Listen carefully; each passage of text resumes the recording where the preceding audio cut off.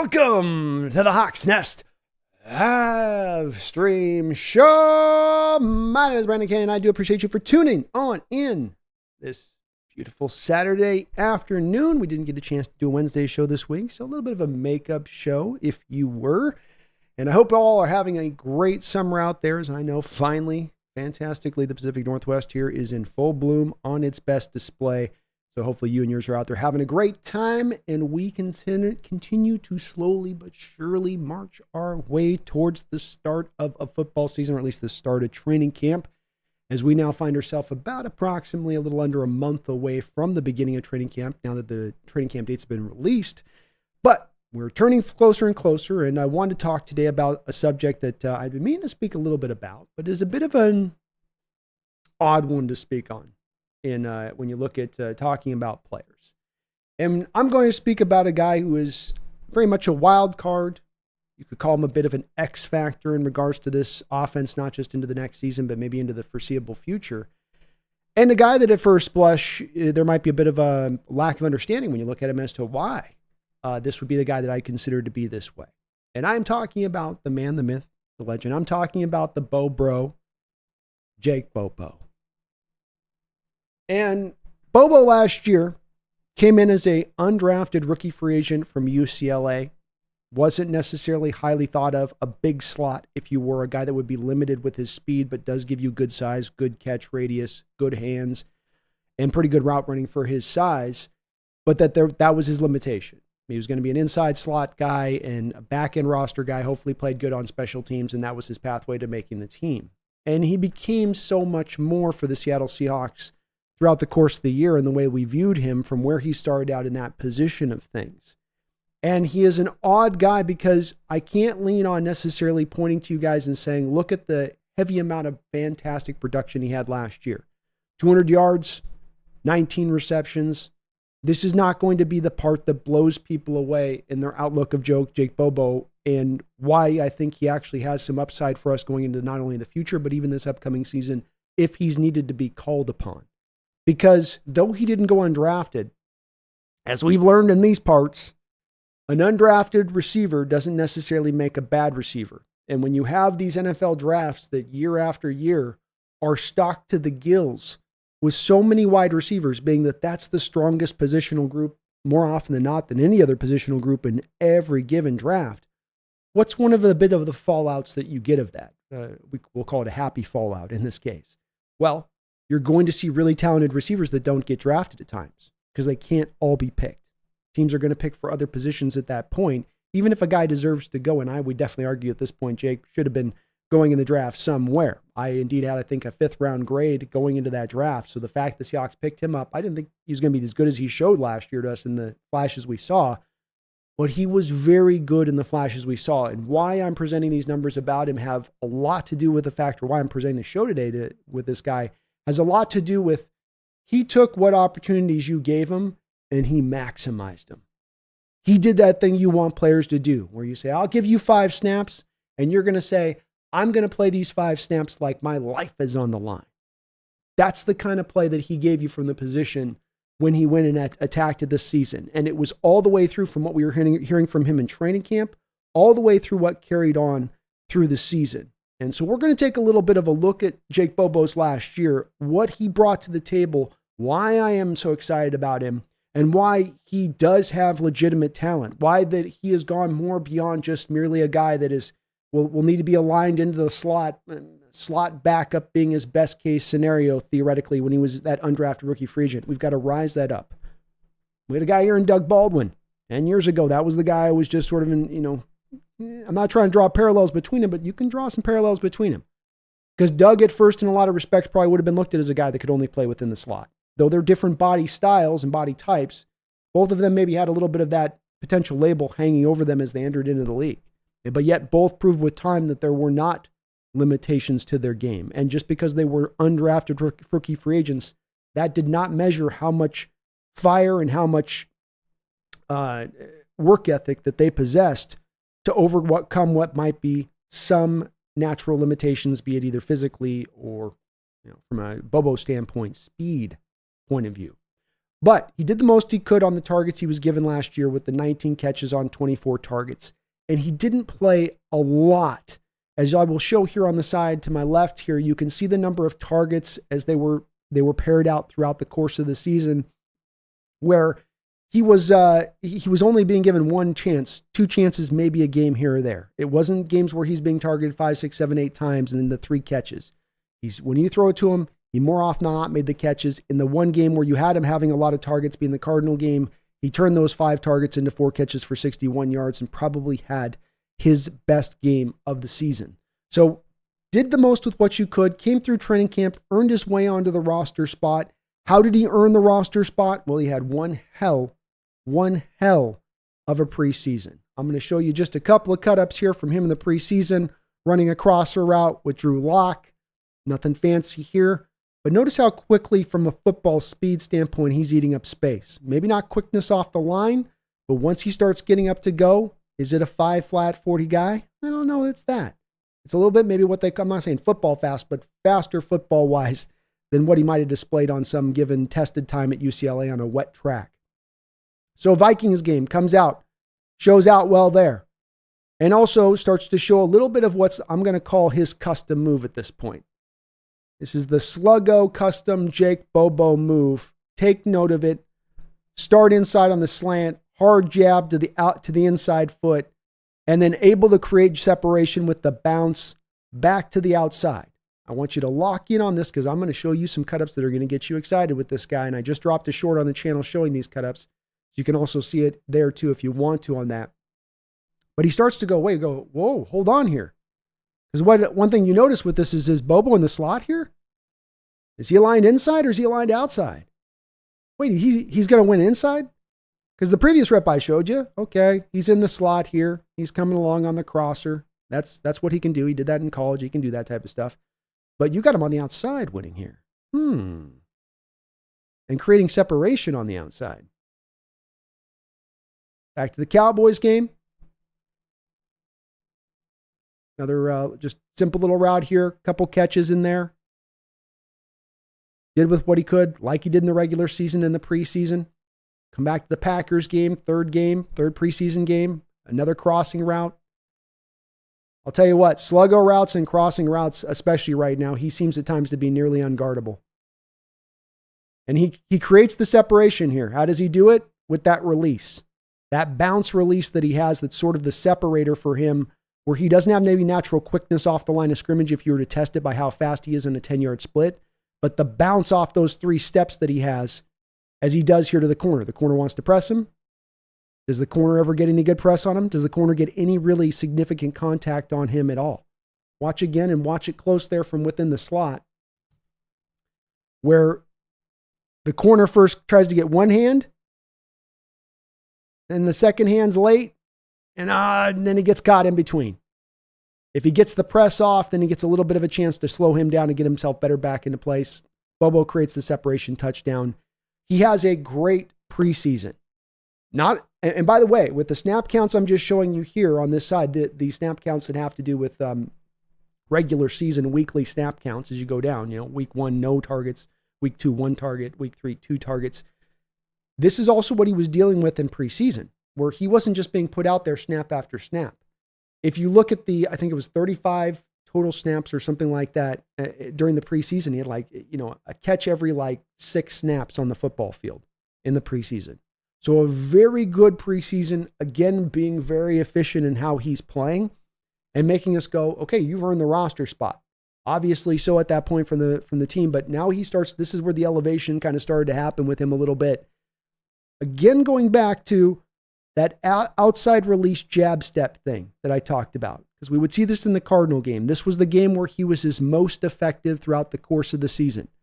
4 catches on 5 targets, 61 yards. This was the game that DK Metcalf was out due to an injury. But notice that jab inside. He can get the defender like we saw with the Viking cut up. I can get that defender to buy into the slant. And I don't know how he kind of does it, because the second he gets him to buy in, he's got 3 yards of separation back to the outside. This is such an easy throw for Geno to make in this situation. In fact, Geno probably could have put this a little more out in front if he wanted to really give him a try, but Geno just wanted to make sure he actually completed the ball because the safety's late coming over the top, Buda Baker. But that jab step, right? Same jab step I showed you with this Vikings cut. Jab, out, separating. Boom. We come back, though, as we get into the first part of the year. No targets in the first week. Lions game, you got a little flat route catch here that they throw. Not being asked to do a whole lot from that standpoint of things. Comes back against Cincy, gets a few more snaps in Cincy and makes something with it. Got a little just in-cutting route here. Notice here, because when you watch him do this, the jab inside and then parry it back to the outside, watch when he's running this slant, how quickly the slant goes, boom, right to the inside. Part of why I think he gets these guys to jump the route is the feeling of, number one, it's indistinguishable from when he's cutting inside to when he's going to break back out on the Sluggo. But also because he really doesn't show you any tells on the route running. There's no indication he's going inside until he goes inside here. And this is opened up. Catches the corner with his eyes in just a little bit of the wrong place. The corner's back there peeking at Geno a little bit too much. But a nice slant route. Comes back with a very tough catch a few plays later in this game where you're going to have him down running up at the top of your screen and just gets blasted. You'll see flags come in because there was a penalty on this play as well. So he's operating from the slot here. Nicely run route to avoid contact, where the defender certainly would like to probably get chucked into him a little bit. He bounces inside, then gets back outside because he wants to get outside here, but he first gets inside on the route a little bit to make sure he's clean and can keep his momentum getting up the field. Creates the separation. Geno puts it up there. He gets blasted, holds on to the ball, makes the catch. Screw my body, make the catch kind of thing, right? But nice game from Cincinnati. We come back to, again, doing what you can. So we showed the first Cardinal one here, which was that jab step inside. Take note, jab, bam, back outside, right? What do we have in that Cardinal game? We have one of the catches of the year, maybe the catch of the year for your Seattle Seahawks. A one-handed grab in the back of the end zone that he reels in and is able to pull in, and then get the toe tag, drag, swag down in time. What did he do on that play? How did he set that play up in the back end of the end zone? Bottom of your screen. Same move. Same bloody move. Don't bite. Don't bite, corner. Oh, you bit. Got him. Off the line, up the field, bounce step, bounce, back outside. Cuts it so sharply, he could slice a diamond in half. And what's wild about this, watching it in slow motion a bit, is I'm not so sure that the corner here doesn't have cover 3 off coverage here. I'm not so certain that the corner didn't just try to jump something here. He doesn't keep his hips totally like a cover 3 drop, but he's kind of dropping at the drop like he's supposed to stay on top. And maybe it's just a lack of threat from Bobo's speed. You know, maybe it's that, where they don't feel like he can run by me, so I can cheat a little bit on him. But he can get you to buy in with this move. And the fact that he's pulling off his custom move here, coming back, and then making the one-handed catch, and then dragging that back foot. Because it's one thing to make a one-handed catch, and then you got to do the toe tag drag as well on top of it. And you had to set the route up. You didn't just run past the guy and burn him, but you actually had to run a route all in within it as well. And there's 1, 2, 3 processes to making that catch there from him. But again, that inside stab on the Sluggo back to the out, and how he can get those corners to take it. And if they don't take it, like I showed on that first Cincy cut as well, he can win that slant all day long, especially if he's in the slot. That is what he did at UCLA, and that was what he did that you had no doubt about when he was going to come to the NFL. If I put him in the slot in the NFL and I ask him to go run a slant route, there's nothing that corners can do. He's too big. It turns into that he can box you out more often than not, and he's too good as a contested catcher and contact catch situations as well, that it just doesn't throw him off. He doesn't care. He'll still make the grab. And this is where maybe corners are a little bit worried about this, and this makes them kind of want to cheat in on that, but then it opens it up on the back outside. And like I showed you on a couple of these cut-ups, where is he doing this from on the bottom of your screen? Is that in the slot, or is he doing it from the outside? Obviously, the answer is from the outside. So the man's not just a slot guy. There's upside that can grow here now with him as we go along in this season to saying that he can actually play outside reps. He can win from that spot. We're not asking him to do it a lot. We're not asking him to do a lot, but he's doing it well with how we do it. All right, that's a different one I want to show there. Browns, another little run and catch out in the flat. Show off maybe a little bit of the tiny bit of yak. He's not a big yak guy, but does what he could not given a lot of opportunities here. Which was cool in the Browns game is that we actually got ballsy Waldron running a fly sweep with him at the goal line. And he gets it in. One of those amazing moments last year where you just go, is this guy pixie dust on him? Like, what is it? This guy's like, is he magical? Is this a unicorn? Like, and he runs fly sweeps at 6'4" at the goal line. And the defense here, you can see, is just so utterly shocked that he got the ball. This shows you how infrequently the Seattle Seahawks ran the fly sweeps and why it's so open to be used more. Is teams just would ignore it. They go, yeah, they're not. It's just to dress it up. It's just dressing. It's all window dressing for us. Well, not on this play. You give Bobo the ball, you get him within 3 yards of the goal line, he's getting in. That's Bobo magic right there. So it continues on through the year. Bottom of the screen here, again, winning outside, stop route. Another good point of route running here where he gets the corner to completely buy into their bail technique here.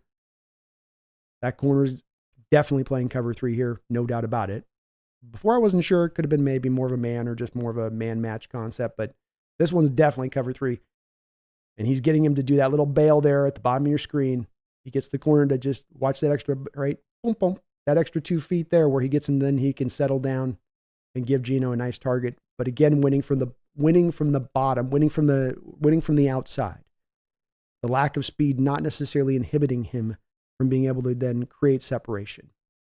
The part that was going in tandem where the guy's on the field much, when he's on the field, he's looking really good and he's doing some great things with the opportunities you give him.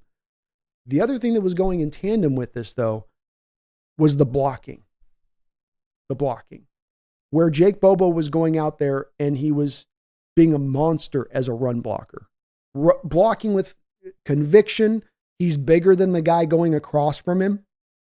So he feels like he can really bully that guy, like we see sometimes DK does. A little bit more under control maybe with Jake. A little bit less as much of the, I'm going to play it to the line, but he's just more of, I'm going to be really nagging on top of you, and I outweigh you by about 20 pounds, and I'm about 3.5 inches bigger than you, and I got longer arms, and there's not a lot you can do about it.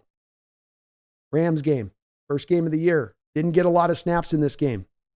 I want you to watch Bobo on this play, and I'll run these a couple times because it's not always easy, I know, to lock in on where the guys are at exactly. Bobo's coming in motion. He's 19. He first tells the defensive end, get out of here. Get out of there. Then he goes and finds another target. Doesn't lay as good a block on the second one, gets enough done, still get the first down. But just look at how he's just kind of mean with it and helping out Fant here on the edge. Like he's trying to knock that guy off his feet. The guy keeps his feet, but he's out of the play. Just misses the second block. I don't think even if he had hit, there was another guy there to kind of help out. But he's doing more than the bare minimum effort. He's doing more than just being a competent blocker at the receiver position when you're asking him to do it. He was doing it great. And one of my absolute favorite snaps of the year, I wouldn't guess it, is going to be this snap right here. This snap right here is one of my favorite last year of any of the Seattle Seahawks snaps. And again, you're going to get Bobo being sent on pre-snap motion here. He takes 2 guys out of the play. He goes and grabs a third guy here. And then he's still not done after that, where you'll see him turn, still comes in, still looking as the guy's trying to make the tackle to go back on that block. So in motion again, defensive end, get out of here. I'm going to go take this guy. I'm going to just go take this linebacker on, heads up. Then I'm going to come back down here, get the safety, stay on the safety. Charbonnet is still running, stay on the safety, putting the shoulder into it, almost gets that extra block laid, but just the pure effort here. And I mean, doing it with some ferocity. I mean, look at that defensive end gets knocked down. Even Disley's like, oh, you do him like that, Bobo? Okay. It's like that. Back in motion. Watch it again. I just like watching the defensive end. Watch what happens. Bye. Defensive end's like, what just happened? Was that a receiver? Was that a receiver? But just staying to the whistle, staying on top of it here. If he lays this block and Charbonnet is able to still keep his feet from the guy that pulls him down there at the end, Charbonnet ends up maybe able to house this. That's what that extra kind of play to the echo of the whistle kind of effort is when you see it and you love it, because it can bring out those kind of plays where a lot of guys will sometimes lean off the stick a little bit as the play goes along and goes, okay, he's about to be wrapped up.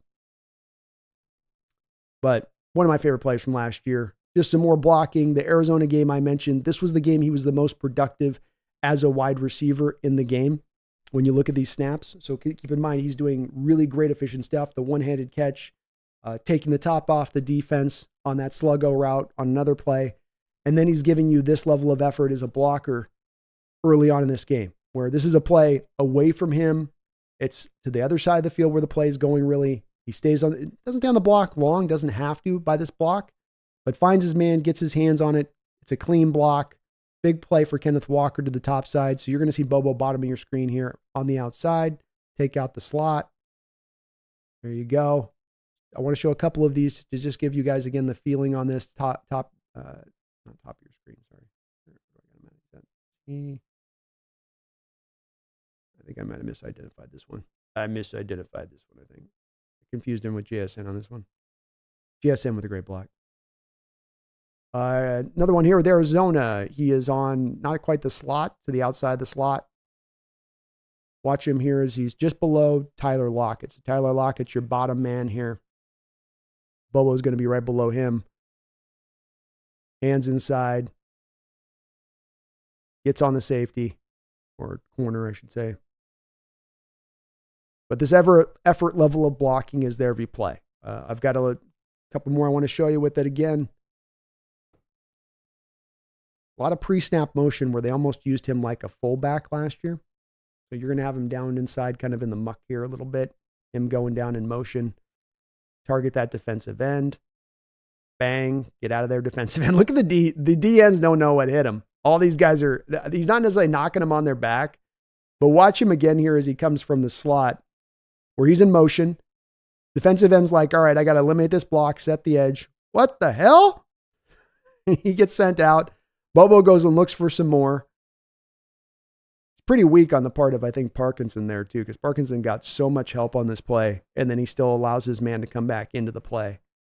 Gardeck, great effort here. Like Parkinson, he just did all the work for you, and you still let this guy get back into it.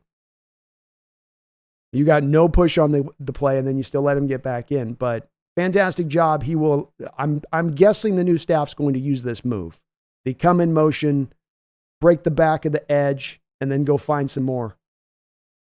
And if Walker gets through this hole and Bobo can come down to this block, this play again it's wherever. If everybody else just kind of does their job a little bit on the play, he looks all that better on the block. Out of the Arizona game here. So these are all, again, getting down to the second level. Gets heads up. Eventually the guy gets off him because there's a little bit of dancing here and there's too much penetration with the rest of the offensive line. But top of your screen, gets targeted in right, gets his hands inside, that's the block you need from a wide receiver to do there. You don't need him to take a guy and drive him 15 yards back. Get in front of yourself, get yourself shielded, get yourself pinned in the right timeline of things. And if everybody does their job at the front end of things, this kind of play would break. But as you'll see on this, there's a few different people that don't do their job here. As Walker on a lot of carries throughout the year just was having to dance and jump and do all that other stuff. Arizona game, though, just to like kind of finalize this Arizona point, just a great game as far as his effort level all the way around and how he run blocked, how he caught the ball. This was his one true real opportunity last year because your receiving core was pretty healthy. And here you have him coming down, taking on a linebacker from in the slot. And that's an elimination block. Yes, the linebacker eventually slides off the block once he's been pushed back 1.5 yards out of the play. Once he's been taken out of the point of attack, he eventually does get back into it. But the block on the bottom of the screen from Bobo, this is what you get excited about.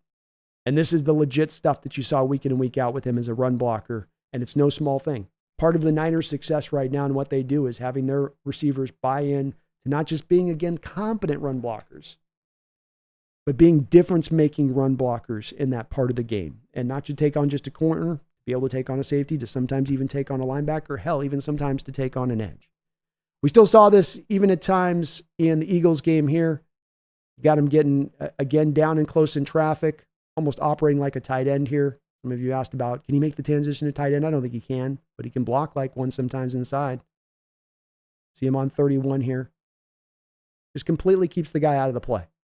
Other things are going on that are problematic here, but they have nothing to do with Bobo. It's why the play doesn't go for more, and he does his job. In fact, it's Disley, I think, who just completely, basically gets thrown off the block. Disley just get tossed aside there. But Bobo comes down and gets the block laid, does his job. I just like these snaps. I love seeing this effort from wide receivers. Again here, just run this a little slower as you guys can see it. Sorry, I know these guys are sometimes a little fast. So we can rerun these if there's one you guys want me to rerun as a clip. But just getting down the middle in between the hash marks, up on the safety. Legal block, not doing too much. Great technique, hands inside, driving, keeping his legs moving. Picture perfect. Picture perfect job on his part here. You guys are kind of getting the point. I won't belabor it much longer here, but I dare say a bit of a difference maker as a run blocker. Top of your screen here. Bang. You're done. Show it again. Watch top of your screen. Bobo starts off, and he really throws the safety off here because the safety thinks he's going to the corner. The safety's initially going, okay, he's not going to block me. He's going to try to block that corner, and then just peels off and surprises the safety. Because he knows here on this play, I'm sure the coaching staff has trained him on this play, Walker's going to have to break one tackle with the numbers game we have here. You just eliminate one of those guys, and he'll neither do his part or not on this kind of play to make that happen. Unfortunately, Walker doesn't just have the one-on-one, though, of course, because Hassan Reddick is, again, neutralized a double team block at the point of attack. Really crappy effort by the tight ends in this game. All right, look at Disley and Parkinson here. You got a double team on Reddick, and that's as good as you can do. Come on, guys. Acting like he's Donald there. I mean, that's miserable there. I hadn't noticed that on the tape before, but Bobo did his job. Last little block here from him. Just one more. Picture perfect. Big run by Walker. Bottom of your screen is where you're going to see Bobo here. Come up. Bradbury neutralized. Big run. So it was there throughout the course of the year, to the point when you look at this as far as, and this is where sometimes people love to toss away the PFF stuff, and I get that to a degree, but then there's also points where the tape can match to what you see from PFF scores. So Jake Bobo last year, this goes without saying, it is a sample size, but this is stuff that also was carrying through even to what you saw from the preseason, was the second highest, because you guys will notice there's numbers there in the rank. Those ranks are the overall ranks of the receivers as far as all of their ratings are concerned. I've got it, though, if you look to the right-hand column there, the RBLK, the run block, it's basically parsing it by that. So he is just behind Puka Nacua as the best run-blocking wide receiver in the entire NFL last year. And I mentioned those Niners. They've got two guys on this list, Juwan Jennings at 3 and Brandon Ayuk at 5. Why do receivers that run block matter? Well, look at how good that run game has been in the 49ers the past couple of years. What happens if we can get moments and situations of both Bobo and DK on the field, blocking like they block on the outside? Well, if you happen to have a team that has corners that don't like to tackle very often, we can target you in a big effing way. So when you look at Bobo, you have this ascent from him, which is not only what he's doing as a pass catcher, showing an ability to win on the outside, showing great route running, showing really strong certain hands, which we knew coming out of college he absolutely did have. Making the most of those moments that you give him, those opportunities that you give him. And then on top of it, you have him as a difference maker, at least showing signs and flashes of a difference maker as a run blocker. And not showing those flashes and signs because he's still just kind of learning to do it, but showing those signs because he just didn't have the snaps on the football field to really put that all out on full display 24/7. Where does this guy's future lie? Who is he going to be as a player? I don't know. I don't know where the finality of him will fit. If he can ascend to being a true starter in this league, a true, even potential strong number 2 maybe. There's been a history in the past in NFL where guys like this can find that footing. Yes, it's like I always say, not the kind of story you want to count on always happening, but it's a story that's happened even here recently in Seattle with the Doug Baldwin, who went on to have one of the greatest careers ever for a Seattle Seahawks wide receiver as an undrafted rookie free agent. And if it's happened once before, it can happen again. You better believe it. So get excited by Jake Bobo, because when you look into the tape of what he did last year, he wasn't doing things where it was gadgety and being manufactured. He was winning. It was made to order to be hard like that one-handed catch, where first you're going to need to create the separation. And then you know what? The throw's going to be just a titch late. And instead of being out in front, it's going to be to your side. And so you're going to need to box the guy away with one hand. You're going to need to catch it and pin it with the other hand. And then because there's so little space on that sideline at that point, because the throw is a little late and you're squeezed, you're going to have to drag that foot on top of it. He can do multiple things good at once on one particular play. And I'm really, really excited for where this kid's coming for in the future. I'm not predicting superstardom or anything like that, but when we do look at the receiving core right now, you have a situation where a year from now, Tyler Lockett looks likely to probably retire. And then you're going to have JSN, and then you're going to have DK probably, hopefully still here and re-signed on a contract extension. But even in the case of JSN, while I think he'll be able to play some on the outside, I don't think that that's where you're going to have him living. And I think you're going to spend more often than not, as long as Grubb is leased here, in 3 wide receiver sets a lot of the time. So there's room for these guys all on the field, both now and into the future. There's room on the field for Bobo to be the guy that can ascend to maybe being that guy as the number 2 guy on the outside. And he is showing you can win a little bit with that. But one of the things we'll be really watching for throughout training camp and what we're seeing from him, and he goes into his second year now, is can he solidify that positioning that he kind of set in that first year? Can he just make it so damn hard for the coaching staff to keep him off the football field because he brings so much to the table when he is out there on the field? And I don't know who goes off at that point. First world problems, good problems to have. But Bobo was legit last year. It wasn't just a catch here or a catch there. And that move, that sluggo route, that bam, get you on the inside. I'll go out.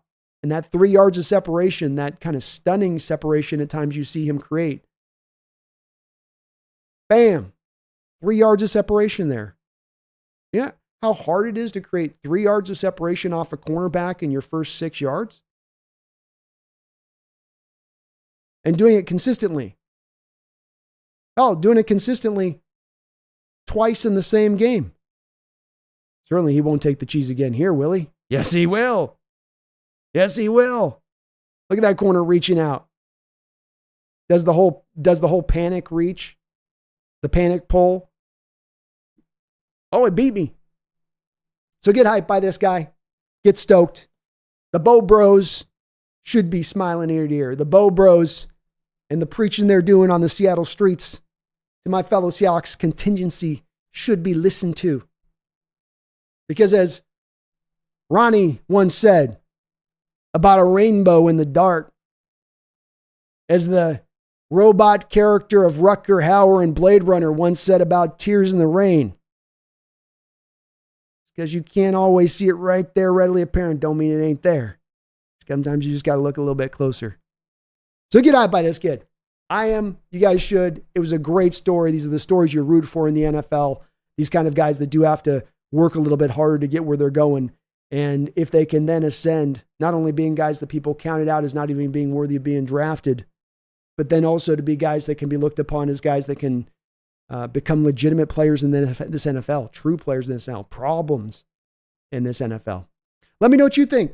Are you hyped by Bobo? Was it just a flash in the pan year? Did he just have these magical moments where, you know, some alignment happened in the stars and his Jupiter was in Virgo or something like that, and it just allowed him to ascend? I don't know. You tell me. But I'm very hyped by this kid. Makes me feel very warm and fuzzy for the receiver corps as we move into the future, into this season, knowing that there's a little bit of development there, knowing that there's a little bit of some upside there without having to necessarily go out there and give up the farm and everything to go get that guy, giving up first round pick to go trade for the guy, or having to put a top 10 pick aside for that guy like the Giants had to with Malik Neighbors.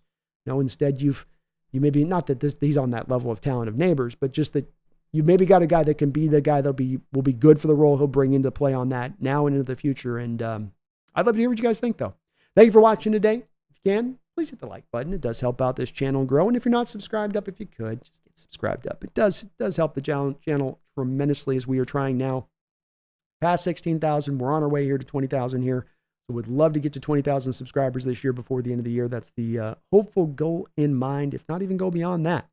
Couple of notes for you guys as well. Just a couple of little programming notes.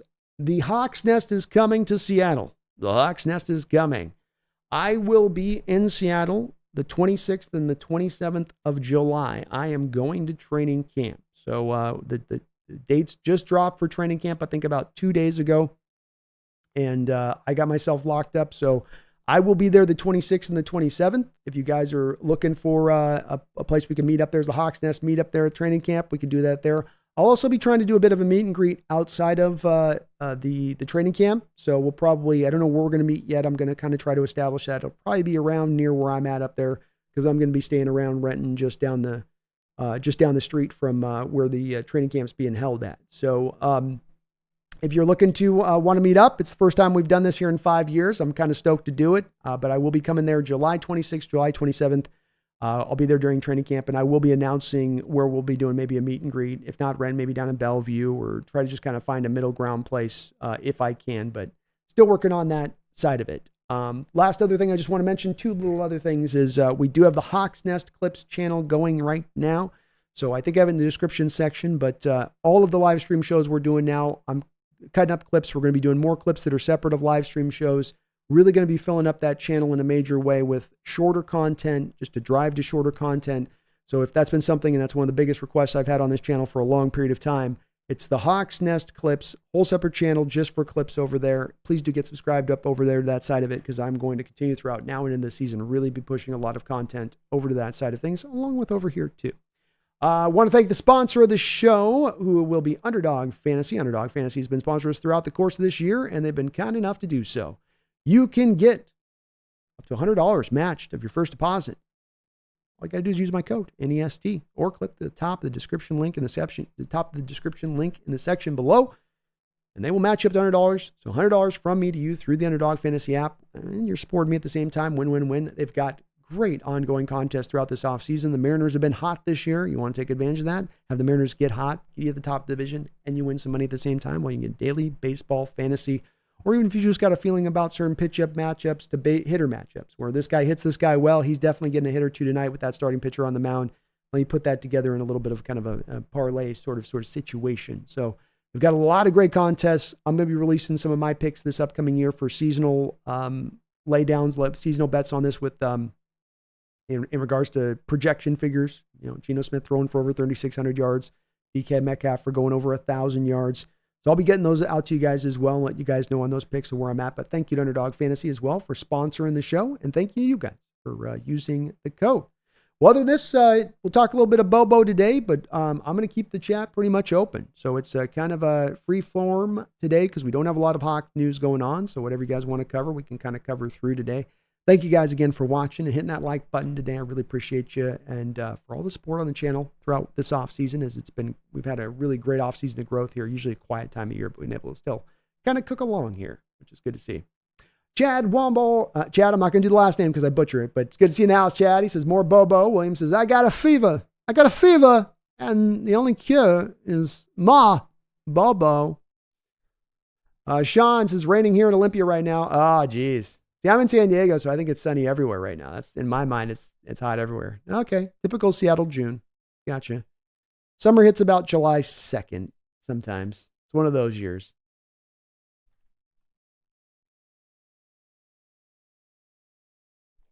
Spaces they need to work him into the mix. I could see him using him in a 4 wide receiver set. Certainly, this coaching staff is going to have more of a prevalence of 4 wide receiver sets than the prior did one. I said that weird.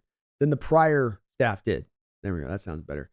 So the prior staff, 3 wide receiver sets, then leaning into more 12, 13 personnel. This staff with Grubb, I think, is going to be more.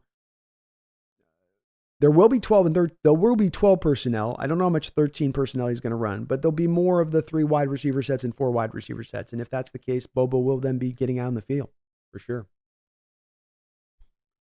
Isaac says a classic Slugbo route. Slugbo, I like that. I was trying to find a good title for the short that I just dropped on it.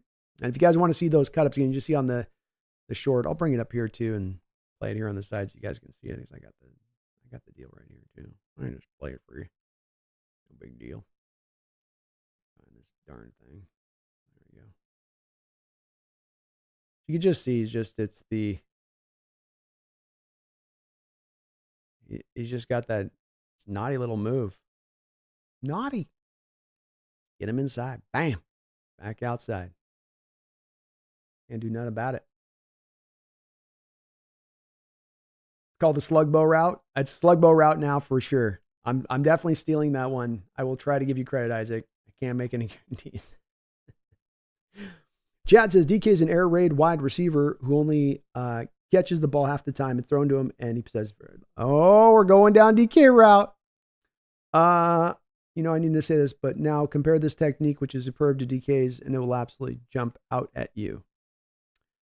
Yeah, I mean, DK outweighs him by 30 pounds. I mean, and Chad, I know where you come from on this. It's you gotta understand from the sanity of my mind on this. On some of these things, when we've had hours of talking or turning over a particular subject, and we both made our points, and we haven't really either made much end-to-end pull on it. I can't rehash him too much, because I think we're kind of both in the camp and the stance where we are. I'm very excited about what Bobo does. I don't think anything of what Bobo does informs me on DK from my standpoint, Chad. I don't look at Jake and go, okay, now that's the answer and we can move on from DK because we got this in the house. I don't think it's an either or. I think we can be excited about Bobo and be excited about DK as well. But I understand where you're coming from. I don't give as much weight and value to those things as you do. There is a difference in these guys and how much they weigh. Bobo's probably about maybe 205, 210 pound guy. DK Metcalf's going to weigh 235, 240. Is he going to make the same kind of cuts that Bobo does at that size? No. For the same reason that a guy who weighs 180 pounds, 20 pounds less, 25 pounds less than Jake Bobo is also going to make a lot of other, is also going to move differently, is also going to cut differently. But I think the DK's route running's improved with time.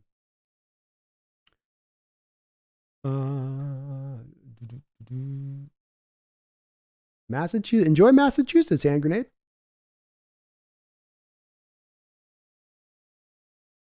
David Moore, why would a 12 ever want to contain Bobo Mania?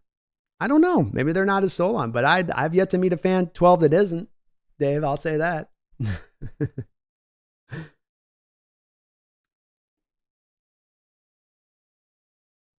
Wonko says, when he reaches his full potential, we will call him a Bobo. A Bobo. Like Walla Walla. Oh, a Bobo. Okay.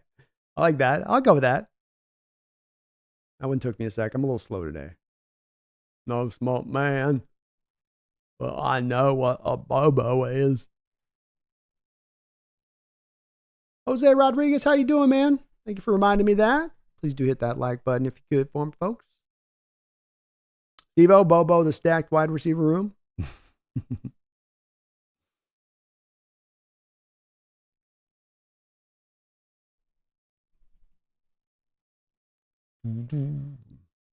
Steve-O, yeah, we got a new head coach and a new OC. 2 new parts. Sentai Ranger Donnie, how you doing? Isaac says also he's got that chemistry with Charbonnet from playing together in college. Yeah, to your point, like this particular run here with this Arizona block, where he's coming back in motion, he knows he's got Sharps behind him because he knows Sharps isn't going to give up. And that's, I think, part of where you see with Bobo, even right after about this block, he kind of gets a little side eye where he realizes Sharp's still going. And he's like, I know, I gotta keep coming here with it. Sharp's going, I gotta keep going. So you see, he knows. He's like, I know how Zach's wired. I know the way he's built. Yeah, good point though about a little bit of the chemistry. Yeah, Chad, it's like definitely like a fullback when they got him in motion like that. I love when they do that with linemen too. I'd love to see like George Fant brought like Niners do that with Trent Williams, where they'll bring the tackle in motion and have him with forward momentum at the snap. Jack says, Bobo a slower version of DK, or would you say he's like former Seahawks David Moore? He's hard to compare, quite honestly. I mean, if I was going to a former Seahawk that Bobo kind of reminds me of, it's more sort of a Joe Jervicius vibe, is the vibe I'm getting from him. Where David Moore, Jose was more of the, 6'1"-ish. And Bobo's legit 6'4". He might be 6'5", just about. And with DK, so much of it too is I was talking about with Chad on that point above there, Jose, is it's not just the size and the length, it's also the extra mass you sort of get with him from the position that makes him unique versus other wide receivers, carrying that extra 25, 30 pounds, and some of these other guys, if not more. Some of these guys go out there at 180 pounds. But I would go more Joe Jervicius, the guy we had back in 2005, really played well for us. It's more a little bit like that. Definitely more different with DK and him. They're just kind of fully different kind of players. Chad says, that's insane that he blocks better than Parkinson. Guess that's why he's not here anymore. Probably why the Hawks weren't as willing to match that money. And then Parkinson came a long way as a blocker from what Chad he showed at Stanford, where he was very skinny and just did not have the sand in the pants, the power, the strength to be able to hold up as a blocker really at all, even though he had the want, the will, and that's part of what helped you. And the Seahawks probably feel like it was going to come forward and get better. And there were games and times it was better with him. And he added a lot of extra really good weight on his body to make sure he could bring that further along. But there were snaps last year with him at times where there was, I'm not going to say regression as the word, but it maybe wasn't quite as strong out there and made you more along the line of go, well, he's, maybe about at best, an average blocker, maybe at best, in what he does out there.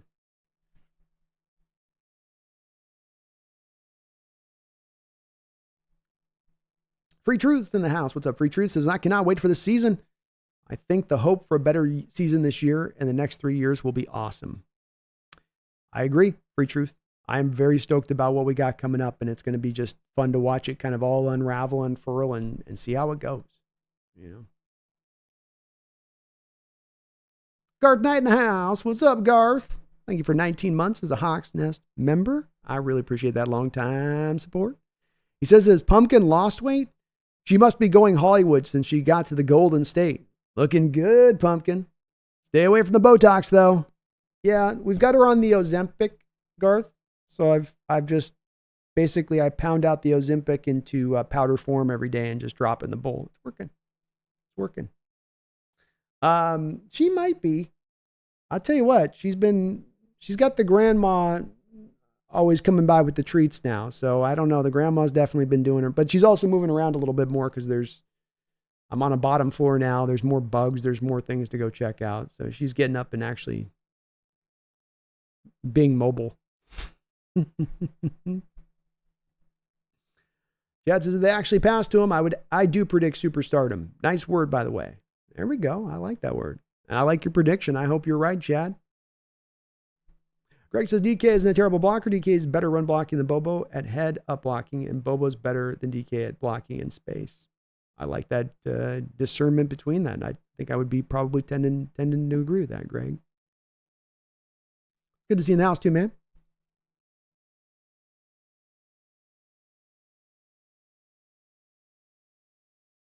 Steve-O says, I see a lot of bad defensive back film. That was a great catch, though. Yes, indeed, the corners on this jumping these routes is not the greatest look on this part. I would imagine, too, that this catch here, especially with the, let me go find it here. Not this one. That one's a little understandable. The one-handed one, though, he's backing off and off coverage and then just the coming to a stop. I think he just decided to do that. And I wouldn't be surprised if he was actually been told it was probably cover 3, maybe minimum man match. Because you notice over the top, he doesn't have any corner help either. It's also what led me to believe it might be a cover 3. Because the safety, yeah, they do have 2 safeties over there, but both safeties go middle of the field. And they both, it's almost like they were instructed to do so. They both did so there. It's hard to know exactly what play was called, but the corner just gets caught in between on the Bobo route. Like he doesn't really try to jump the route, but then he leans too far over and lets the separation happen. Gives Gino the clean hole. Nubalax, the Bo Bros. Hey, Bobos are real, man. Bo Bros are like the Swifties, man. You don't want to cross them.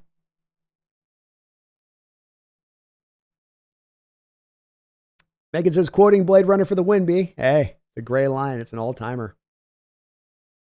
Chad says, that catch in the end zone, man. I cried, no joke. We have so needed that, really never had it. A kind of Michael Irvin wide receiver who would beat you down to catch that ball. Great comp. I like that comp too. That's definitely one that's, I can't go all the way to Irvin with him, but there's certainly shades of what Irvin did in his game with what you see of Bobo.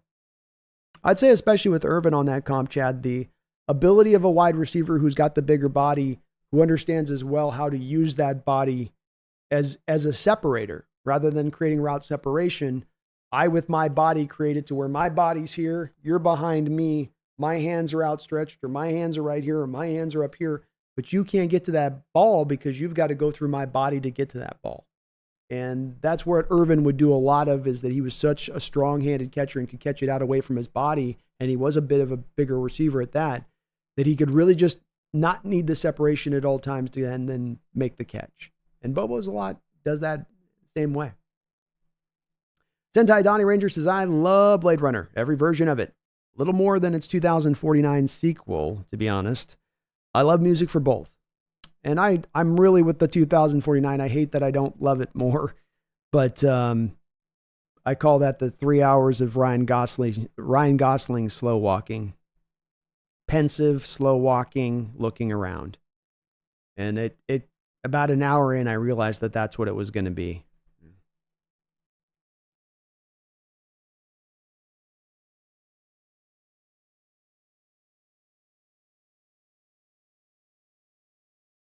I went, this isn't going to be the movie, is it?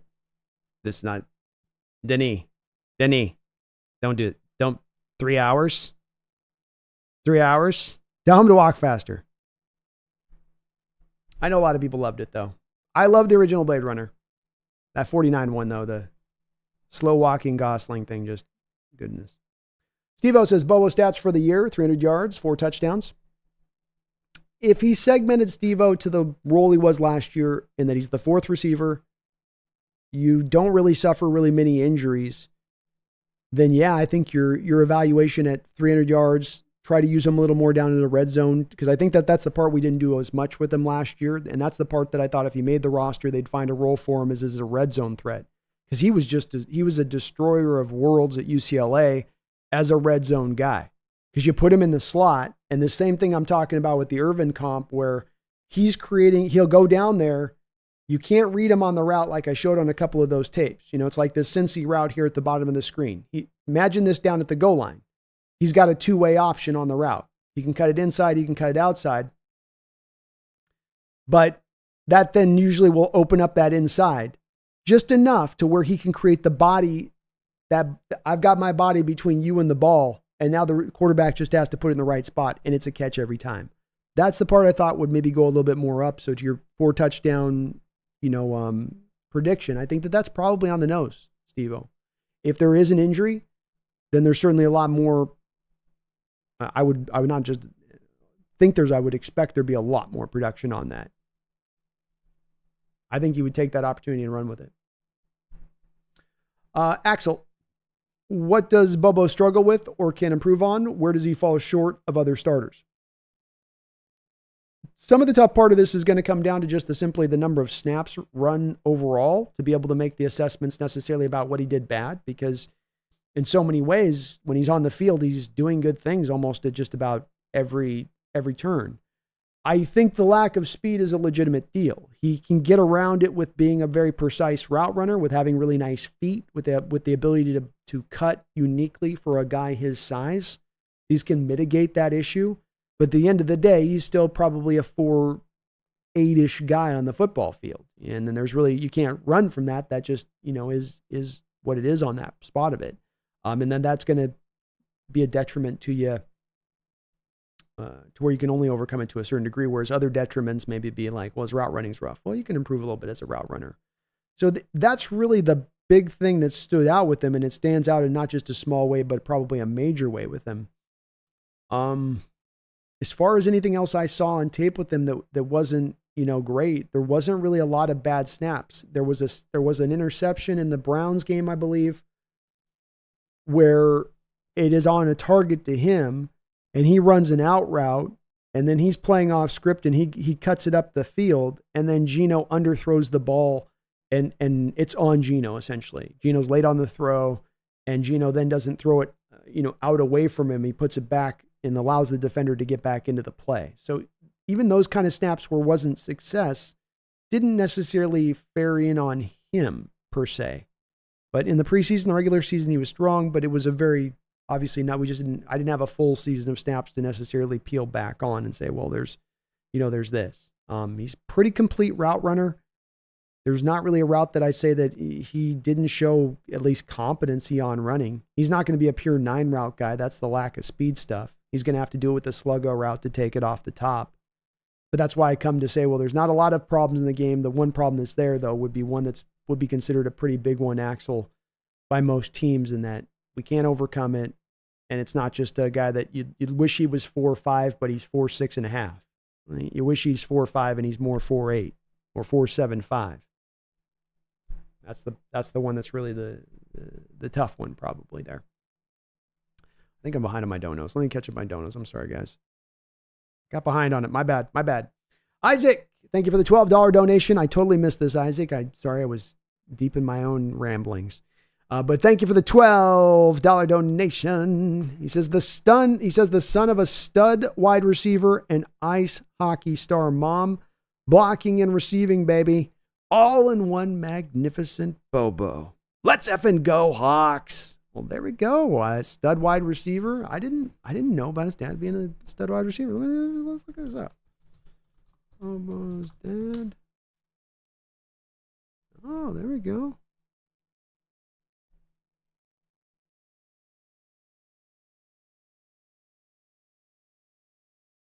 Well, let's go.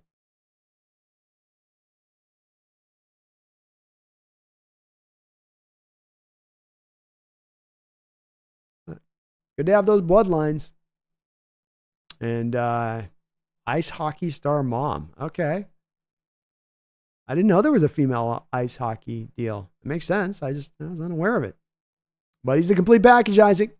Complete package last year. And that's where I'm being asked the question on, where's the weakness from Axel? It's kind of hard drawn necessarily because, ran the stop routes well, doesn't use a lot of extra feet, doesn't use extra steps when he's route running, doesn't show where he's going to go in his route running. He's very hard to read. That's why you get these corners biting into that first move, is they're trying to read what he's doing, and they're reading wrong. And when you get corners and you catch corners guessing on you, that means you're running really good routes. Really strong hands, can catch the ball out away from himself, has a very big catch radius. I think maybe just that speed and maybe a yak is not the greatest would be the two things with him. But I don't know if either of those two things, there's a lot that he's going to really be able to do anything about that. They are probably pretty stuck in place of what they are.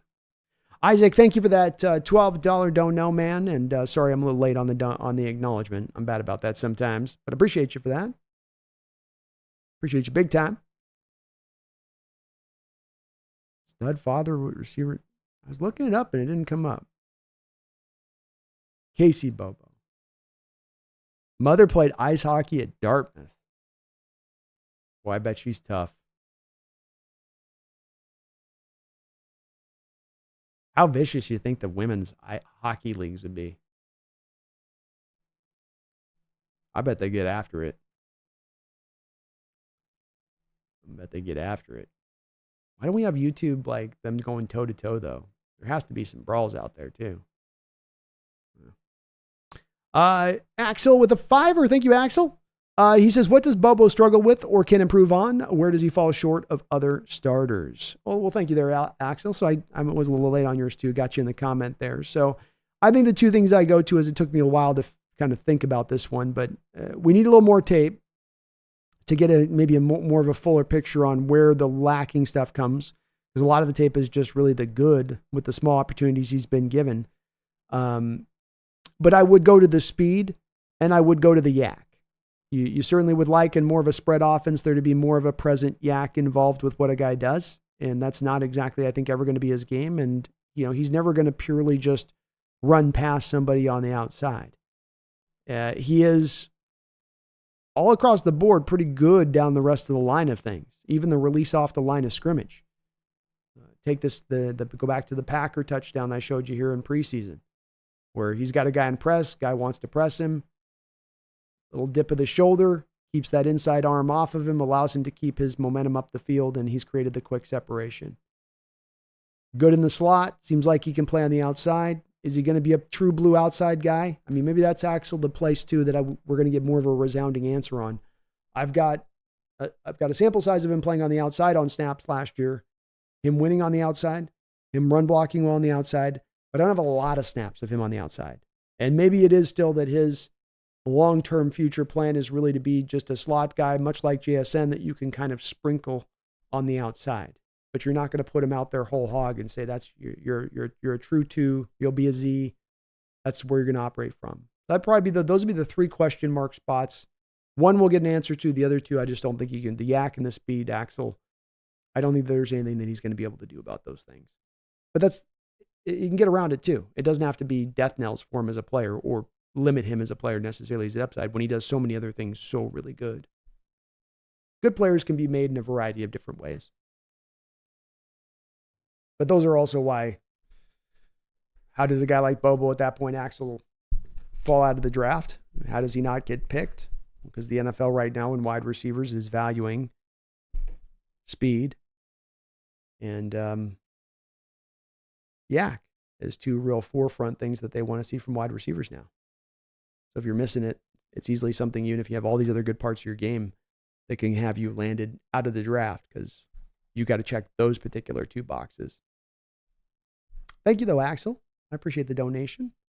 Megan, thank you for the $5 dono. Appreciate you for that. She's dropping in to say hi. Migraine's still severe, so I'm heading out.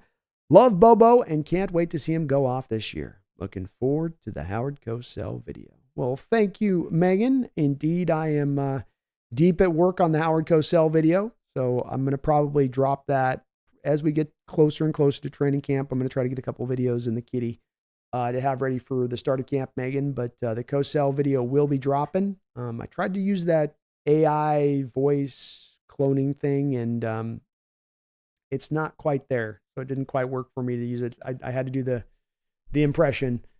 But hopefully we'll nail it. I'm hard at work on that one. Hopefully this will be a good video. We'll try to do a walk-in one again too here. Maybe I can get 2 out here before the season starts.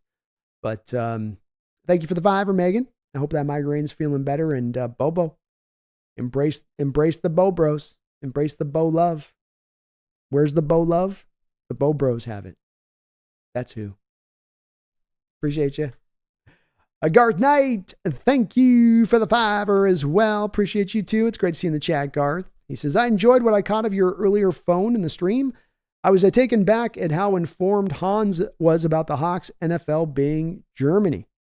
Well, as we were talking on the stream, and we did indeed have a really nice stream earlier today for members of the channel. Do look at your community posts.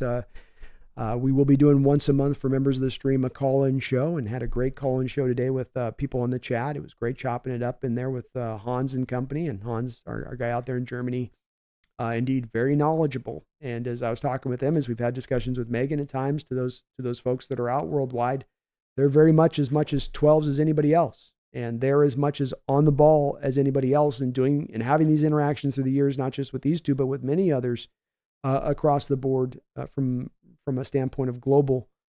I always end up feeling like I'm walking away with somebody that's done their part to do their due diligence, to research stuff and look into it and try to understand it as much as they can, and in an impressive way.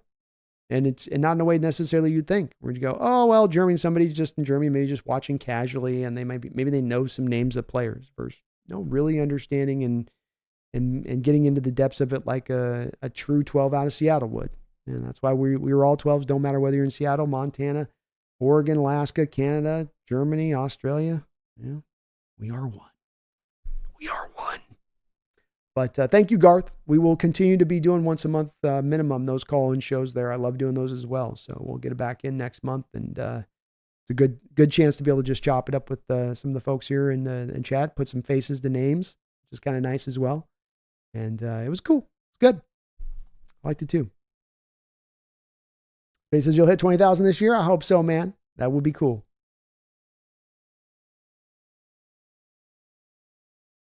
Chad says this was your best presentation, at least in terms of the ones I've watched. Love the focus on the finer nuances of wide receiver blocking. Well, thank you, Chad. I'm definitely an appreciator of it. I've watched through the years plenty of tape with guys that weren't willing to block, didn't have the effort, had no technical skills whatsoever. They're just basically throwing themselves into a corner or a safety, hoping that they can do enough to get the job done. And what you see in a guy like Bobo is way more of a purposeful approach in what he's trying to do. He's trying to come out here and wreck guys. He's trying to come out here and knock you off your feet. He's trying to eliminate you from the play completely. And when you do see that, and I know you and I are a little difference of opinion with the DK thing and where we stand on it, but at least with them, it's, to me, I'm putting my effort out here to do this. That's what I want to see from my guys, and that's the thing that I have no patience for with players. When I see a wide receiver that doesn't want to block, when I see a cornerback that doesn't want to come down and tackle, it drives me crazy. I understand it hurts. You're paid millions of dollars. It's your job. And you might fail at it, and you might miss the tackle, but you certainly shouldn't be missing and failing at the tackle because you didn't put the effort out to try to make it happen. And that's the part where I will always be a little sensitive to that with players, where I won't usually question effort, but when you can see on it, as they call it, business decisions being made, that's where you go.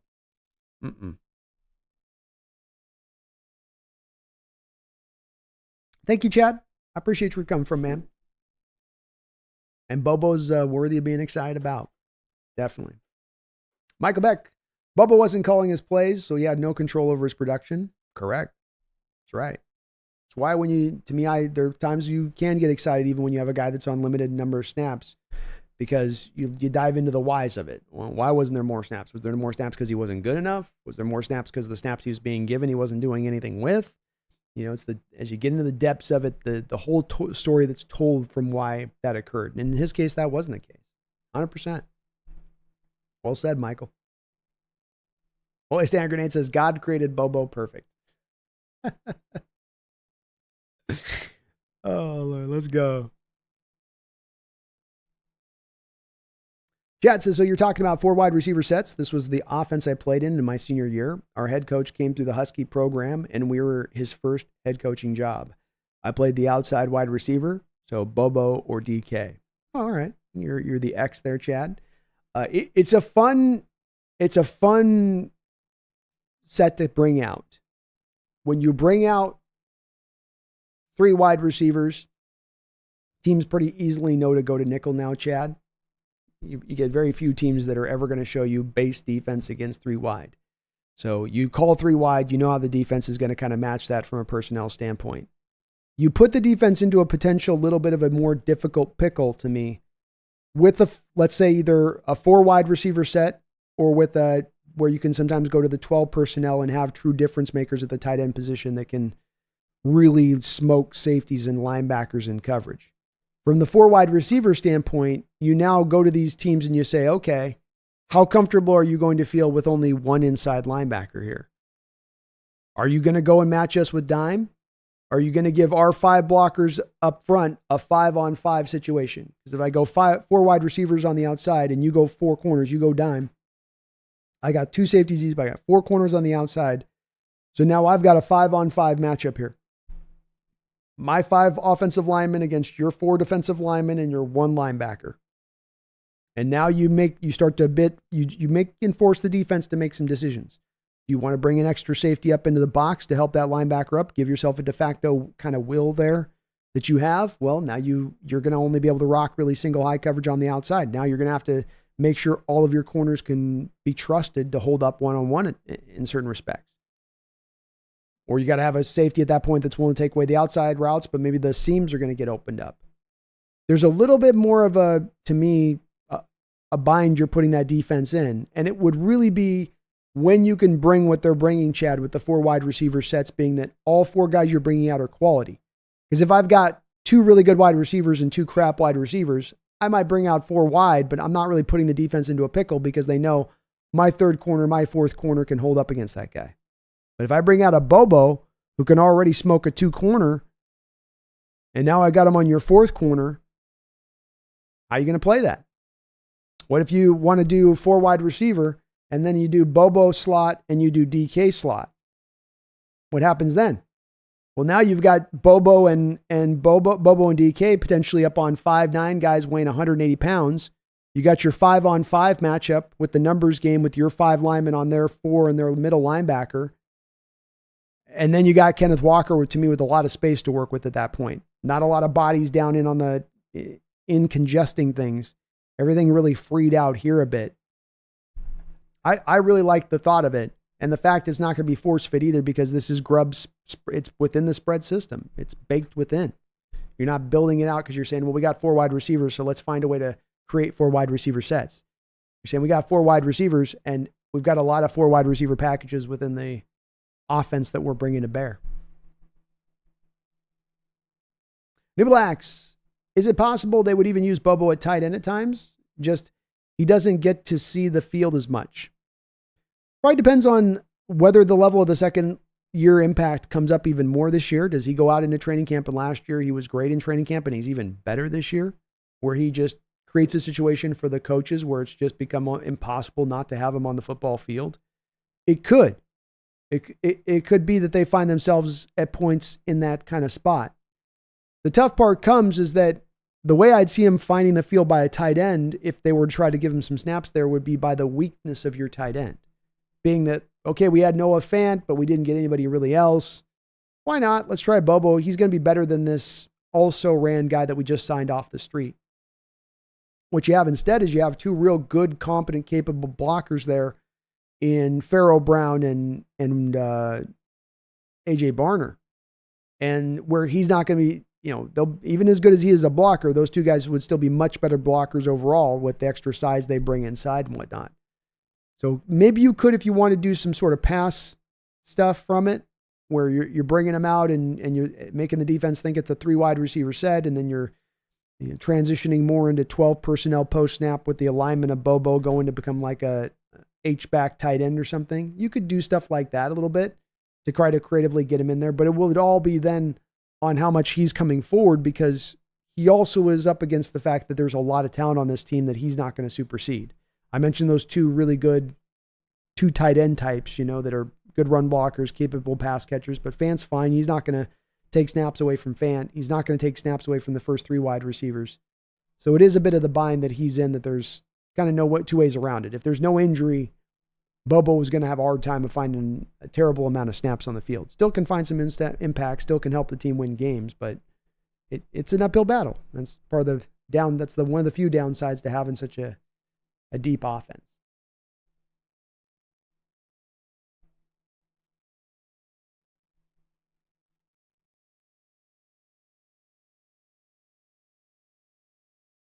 Ricardo says Bobo's got a sick stutter step. Boy, does he ever. He just seems to be able to plant that. When he plants that inside foot, he gets them bought in. Blows me away about it. Something about what he does just makes them, I don't know if they're looking at what they're looking at, but I mean, he gets this Viking completely turned around here. It's how you know you're running. It's the ultimate sign that you've run a great route in the NFL, is if you can get a cornerback to be turned around completely. Just 1 bounce, 2 bounce steps, spins him in a circle. Right round, baby, right round. Sean says, I'm chilling at UFC 303 till the M's come on at 7. Let's go, Sean. Oh, I picked a good time to stream right in between the M's there. Chad says, position because I was fast, but our quarterback at the high school level couldn't throw the ball that far. We ran the exact same offense that Hobart and Brunel ran, and I could watch Husky games and know the place and lineup. Ooh, that'd be cool. That was kind of a fun offense too, Chad, because they would air it out, especially at that time when you still had wishbone offenses like Nebraska running at the time. Huskies were doing some fun things. But that is the troubling part about being the outside receiver, Chad, is that you got to have the guy that can get the ball outside those numbers sometimes. If you don't, you are stuck. Brian Blank says, everybody loves Bobo. I've yet to meet a Bobo hater. I will say that. And that's saying something, because there's always usually somebody that don't like somebody, Ricardo says sometimes that's all you need to get on the field. One move, it can beat coverage. Bobo has that tricky footwork. He does, and it is footwork that gives you also then the encouragement that other routes can work too, Ricardo.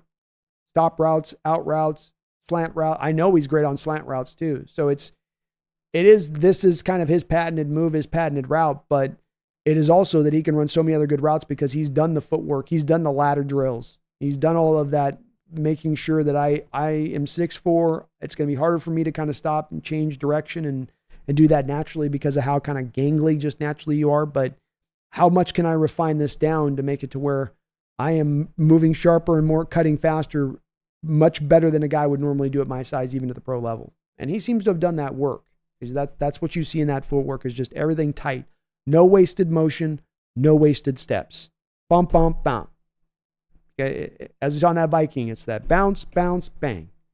There's no bounce, pitter, patter, bounce, bang, which is that little difference between a route being run well and a route being run not well. Holy hand grenade, there's an anime called Bobo. I might have to look that up for a thumbnail at some point, hand grenade. You're going to miss the first 2 games? Ah, that sucks, man. Isaac says, my 2-year-old daughter absolutely loves a granola bar brand called Bobo's. And she says, more Bobo, more than any other human on the planet Earth. Love hearing it every single time. That is awesome. That is awesome. They got to get an advertisement deal with Bobo on that one. It's a lost opportunity waiting to happen. We remember Marshawn having the Skittles thrown on him, Isaac. Could you imagine having granola bars being rained down upon Bobo after he scored a touchdown? And it would be very on brand for the Pacific Northwest to be throwing granola bars at their players. Very on brand. Sean Lee's got 10 touchdowns that year for Joe. Joe Jurvicious was a monster in 2005.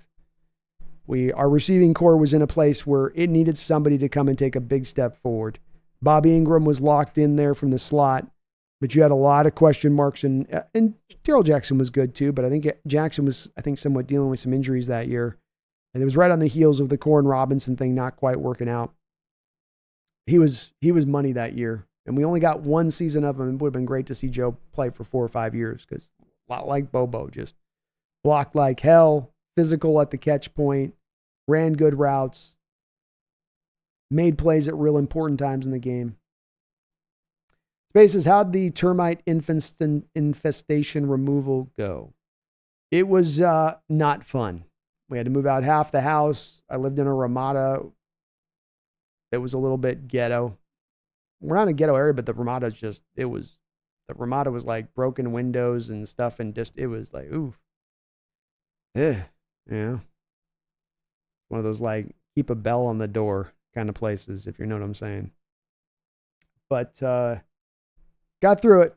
They got it fixed. So got to the other end of it. Don't want to do that again, though. Don't recommend it. Megan says, I'm the same with 2049 boys. Ridley Scott is my hero and cannot be beaten. Yeah, Denny, and I like Denny. Denny does great work as well. I mean, the Dune movies especially were just, that's in many ways an almost impossible story to film, and he knocked it out the park. But I think Blade Runner 2049 is a little overrated. I don't know if it's going to be one that really holds up and people go back to 20 years from now and going, oh no, it was, I think they're going to go back 20 years from now and go, it's a little bit of a yawn fest.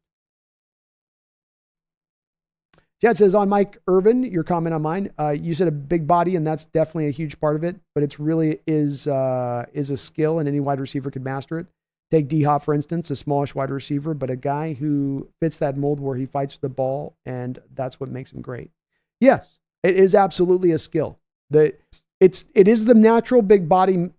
It's sort of, I would say, like the better way for me to put it on this would be, Chad, to say it enhances the skill, I guess. And it is a skill.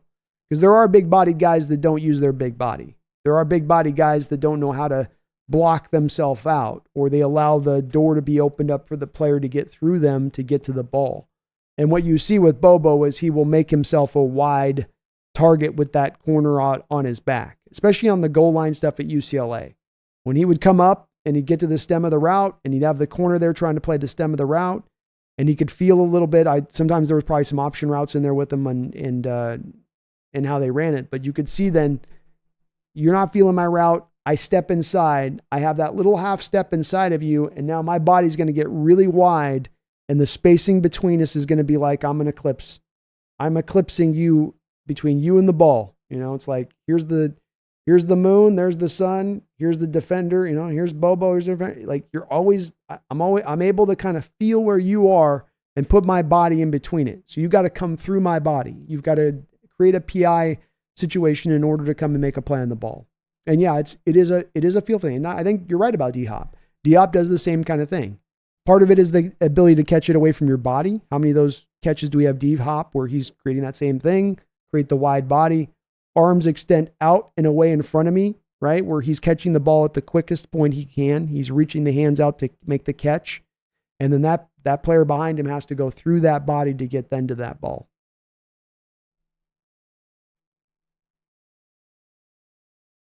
Regardless, his 2049 was a beautiful mess, was visually impressive, but I fell asleep 2 hours in.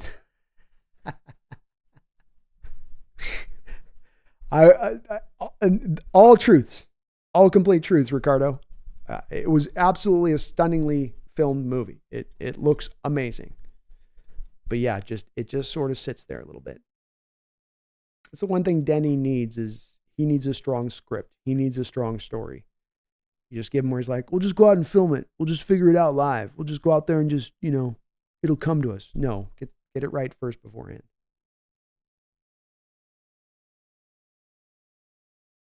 Megan says, saw one of the spinners from the original Blade Runner hanging from the ceiling at M Pop and a script with Scott's handwritten notes. TheSeahawksNest. Ooh, that'd be cool to check out.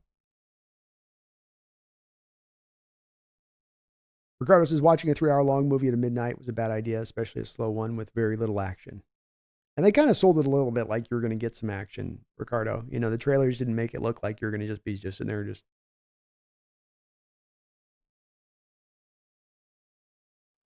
What? Is that Harrison Ford? What happened? It's a little rough on that one to do it from that point. I think at this point I've reached to 3-hour movies in a theater just don't make a lot of sense to me, period. I love 3-hour movies, but I think there's something better for them to be enjoyed at home. Unless it's a true tentpole experience and you're really going to get the crowd vibes in with it. That can add a different level of it too, but it better be a hell of a film. I don't need to be coming in here guessing. Greg says, Brandon, I've always said Bobo reminds me of Brian Finneran, who used to play for the Atlanta with Vic. I remember Brian Finneran. Yeah. Very much the same kind of body style, body type.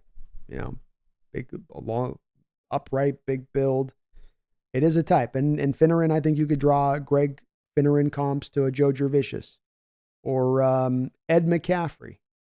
And I know these guys are all white, but it's not just that they're whites, it's that they all have this kind of same build. It's all about 6'4", really long arms, really big catch radius, physical receivers. It wasn't necessarily in their case about being, though I think in Jervicius' case, he ran a really fast 40, I think, coming out. But it's not really just about them and how just purely fast they are. But Finneran's a very good comp too. I mean, what did Finneran do?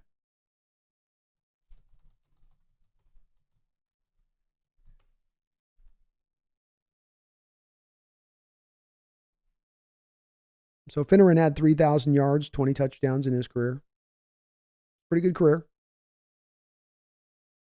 6'2", 210. Bobo's got him by a couple inches. But I like it. It's a good comp. Still a good comp. Megan, thank you for the $2 donation. He says, still waiting for the Zorn video, of course, to be. Don't get greedy, Megan. Someday, Megan. Someday on the Zorn. The Cassell's just going to have to tide you over, I suppose. Just going to have to tide you. Garth, thank you for the $5 donation. Appreciate you, Garth. This is Brando. I dare you to do a Zapruder style look on the tragedy that was the 05 Super Bowl. I'd love to see you break down the inexplicable officiating. I have thought a lot about doing that, Garth. And, the NFL doesn't go too after me much if I use NFL footage. I have wondered at times if I went and did that kind of video, if that would be something that the NFL would look to target to not allow me to show. They'd be like, you can't show Super Bowl footage, just can't show it. Oh, now can't show this now. So I've been hesitant to do that video a little bit for that reason, in that I didn't know if I'd be allowed to really get away with showing what I want to show. Some of it also is too, Garth, of it's a wound that's healed and it's scarred over, and it's a horrible, horrific scar. It was such a bad scar, I had to get a tattoo over the scar and make it look included. And do I want to pick at that and pull that scar off? I don't know if I do. It would be a video where I would be able to at least have then in the kitty to be able to reference for folks who have some questions on that, to be like, look at this, now look at this, right? And I know what angle I'd do it with, Garth. Like, I'd even show the commercials with all the Steeler players through 3 quarters talking about them winning the Super Bowl. Like, why aren't you showing Seahawks players talking about winning the Super Bowl? Why am I 3.5 quarters into this and you show nothing but Steeler players with this super dramatic black and white look? It's when my grandma showed me how to throw a football, and she said, "Someday, son, you're gonna be a champion." Like, why don't I have my guy doing that? They finally did, like, late in the 4th quarter. And it was like, Loaf was like, so if I was to win a Super Bowl, and we're going to cut back to the game. But someday I will do that video, Garth. I gotta nut up and just try to get back into it. But I've got it right off the top of my head. I've got about 15 plays I could pull just right off the top of the rip.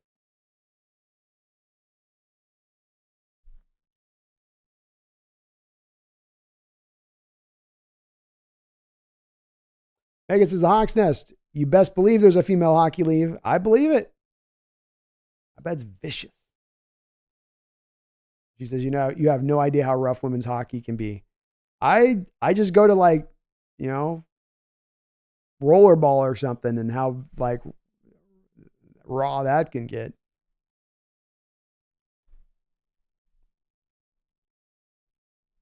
Holy Stand Grenade. Ridley Scott didn't do the first 2 Alien movies. He only did the first Alien movie. And then he did, like, later on the one a couple of years ago. James Cameron did part 2. Chad says, hey, just know that I'm done barking about DK. Every player has their strengths and weaknesses, right? I do absolutely think Grubb will play him appropriately, but you're right about Bobo's speed and yak. And DK has those. If you pick DK inside, he would go absolutely nuts. And my friend, his completion percentage will clearly go up just from less space between quarterback and wide receiver. Yeah, and I hope in your understanding of this too, Chad, because I appreciate the olive branch, and let me drop one just back on the other side of it. As I've said, I do, it's not lip service. I do appreciate where you're coming from on your feeling with the DK deal. And part of what I got to do, because I've gotten into times where, I have debate marks that I'll go through. There'll be certain subjects going through that we just turn through so many times over, or I'll get kind of just expended with it, where it's like I felt like I've gone down the path I've gone down. And I do think there's that spot we reach in the debates we get in the sporting world where maybe there's a thought that we got to get to an ultimate answer between the parties, or there's got to be what's the conclusion? And, sometimes the conclusion is just, you do get a bit of just, there's going to be difference of opinions. We're going to see it differently. It doesn't mean I'm always going to be right on, or even right the huge majority of the time. I'll try to be right. I'm angling to be right, but I could be very much wrong on this point, and we'll come to find on that. I do appreciate where you're coming from, and I do want disagreement on this channel too. There are those subjects I do have with it. And I appreciate you understanding where I just got to go, okay, I can't go in on this one today, or I just don't. If it's one that we've churned over the ground 5 times and we've gone the 4 laps, and you go, okay, we've made our points, we've presented where we kind of stand on it. But I appreciate that you see Bobo the same way on it. And again, I don't think that does limit his upside or what he could be as a player. It's just the things that, he just doesn't necessarily have in his game. But I do appreciate where you're coming from on that. And again, with the DK stuff, there are people that are in kind of the similar camp that you might stand on that, and that I have heard from. That's part of it too, Chad, is it not just, of course, our discussions on the DK thing with this, but also the the collective couple of years of discussions in regards to this given topic on this given lane that you've gone down that gets you to that exhausted point, where it's not just you, but it's that I've done this also the 25 other times with this guy here or that guy there too. Okay. But bottom line on it, Chad, the part that we absolutely agree on, we got a pretty good wide receiver room, and they're going to be a big driver to this season. Whether we can find some success this year, whether we can be a team that now can push itself in a position to contend, or whether it's still going to take another year or two to kind of get there. And there'll be a bit of that engine. There's a couple parts that are part of that engine, but they are certainly right there at the forefront of it. Chad says, Grubb is freaking crazy. He might put DK in a 3-point stance. You never know. DK the tight end.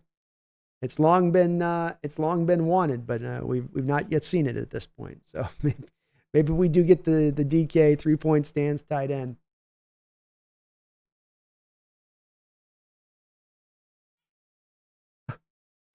Misfit, how you doing, man? It's good to see you in the house.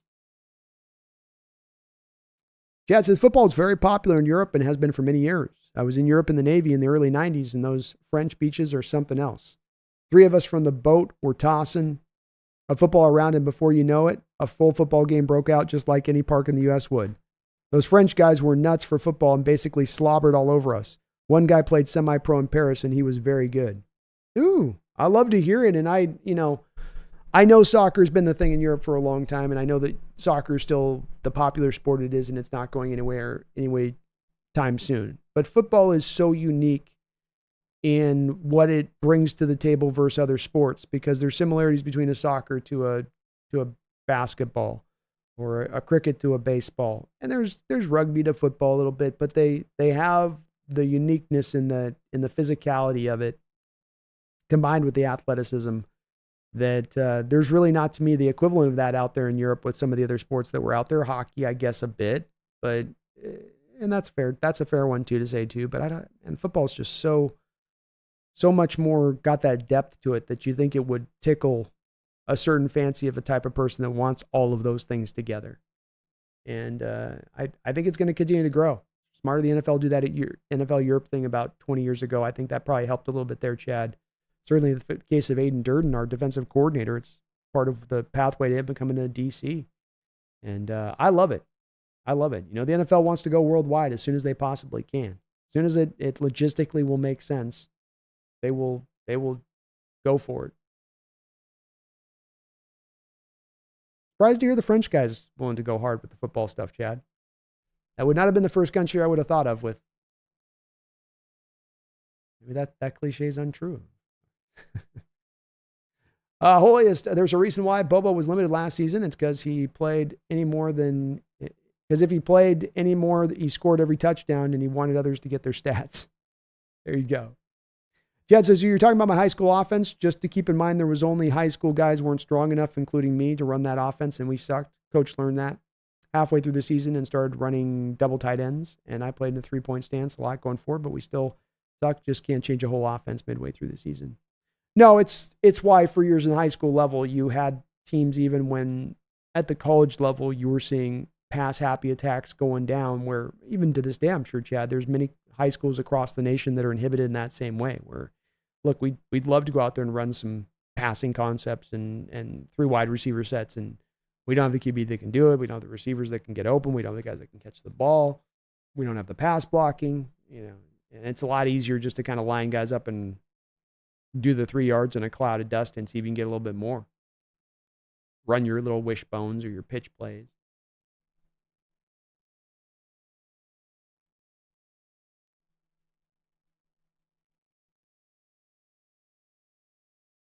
Ricardo says, I don't know if they could do 4 wide receivers on the regular. Our offensive line is going to need help on occasion. Great point, Ricardo. Big part of being able to run 4 wide receivers certainly is going to be a bit on the back on having your offensive linemen hold up front and being able to rely on them. Bit of it is also, I think, just to tandem that a bit here, Ricardo, too, is that you're running the spread concepts, and that's also a part of what helps you in this scenario when you run the 4 wide receiver sets, is you're not going to run the 4 wide receiver sets like you would on a pure run and shoot offense, where you're saying, okay, 5-man protections hold up. We're going to do a 5-7 step drop. We need you guys to stay in the pocket and keep on your man through that time period so the receiver can get into his route. Whereas with this, and a lot of what Grubb did with Penix there at Washington, and a lot of why that he was able to run 4 wide receiver sets at times and still not get Penix hit, is because a big part of the offense is getting the ball out of the quarterback's hands so quickly and not giving that defense the time to get to the quarterback at that point. And we'll see if he can do that at the same thing at the pro level there, Ricardo, but that might be the one place it opens up for them where it's not as just relying on that O-line or giving them that extra chip block, because he knows he's going to have it schemed up in a way to free a guy up to be likely to be open quickly for Geno, and one read and Geno can just go hit it out to that guy. Greg says, Brandon, I like your ideas on 4 wide receivers. I'd love to see it, man. Those 2 guys in the slot, and you got teams that'll do the lazy thing, which is they'll keep their prime corners on the outside, and then you've got the 3 and the 4, and you got the Bobo and the Metcalf inside, 5-on-5. I mean, even if one of those linemen don't get their block laid, Walker still really only has to break the 1 tackle there just to get a 4 or 5, 6 yard gain. Say nothing of maybe busting it. Orange Gasm 29.9.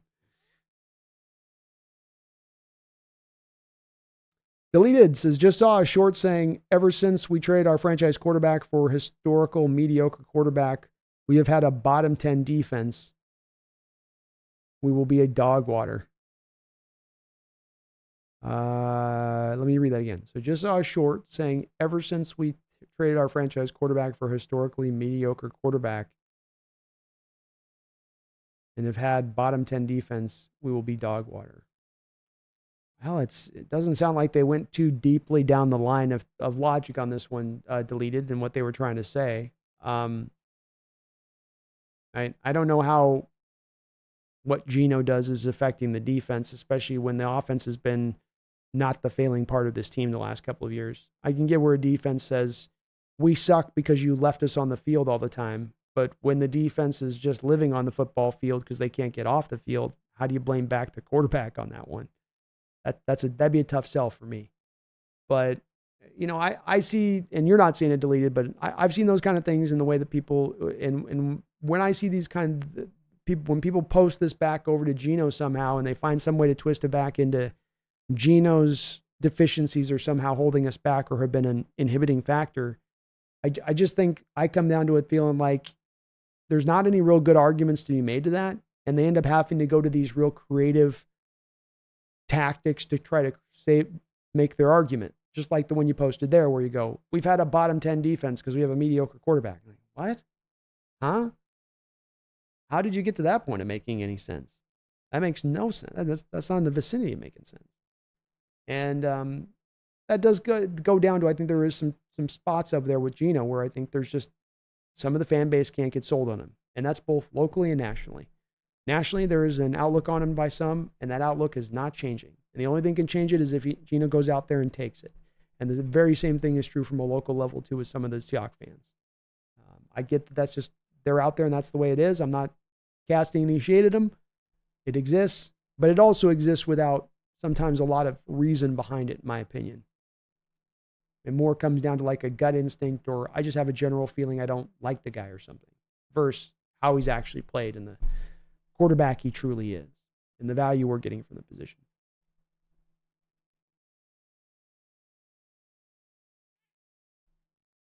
Chad Wolbert. Chad, I can't say your last name. I always butcher it. I know you've told me how to say it a couple times, but I'm just going Chad. Chad W. Keynote. In the clips, watch how Bobo pumps his arms. That's all on purpose and textbook. It helps to control the body in cuts, and that's why he's getting distance without being very fast. Pumping arms here on the out route. Got the Vikings one here. You can really feel it on this one. Bump, bump, bump. Those arms really slide to help him move. Yeah, they're not really close to the side, are they, Chad? Gets them out to really allow them to kind of weave them a bit.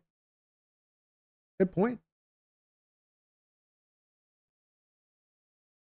Megan says, I'm heading out. Talk to you soon. Have a good one, Megan. Take care. Hope you're feeling a little bit better going forward. Brian says, more Bobo. All he does is get open. Period. Greg says, Brandon, that clip you just showed of Bobo against Vikings reminds me of that play DK had against the Steelers last year versus Porter Jr., where he turned him around. Yeah, it's hard to turn corners around. And when you do it, you've run a crispy route to make it happen. I think DK also did a similar route like this in the Rams week 1. I want to say. Might have that actually. Let me take a look if I got that one.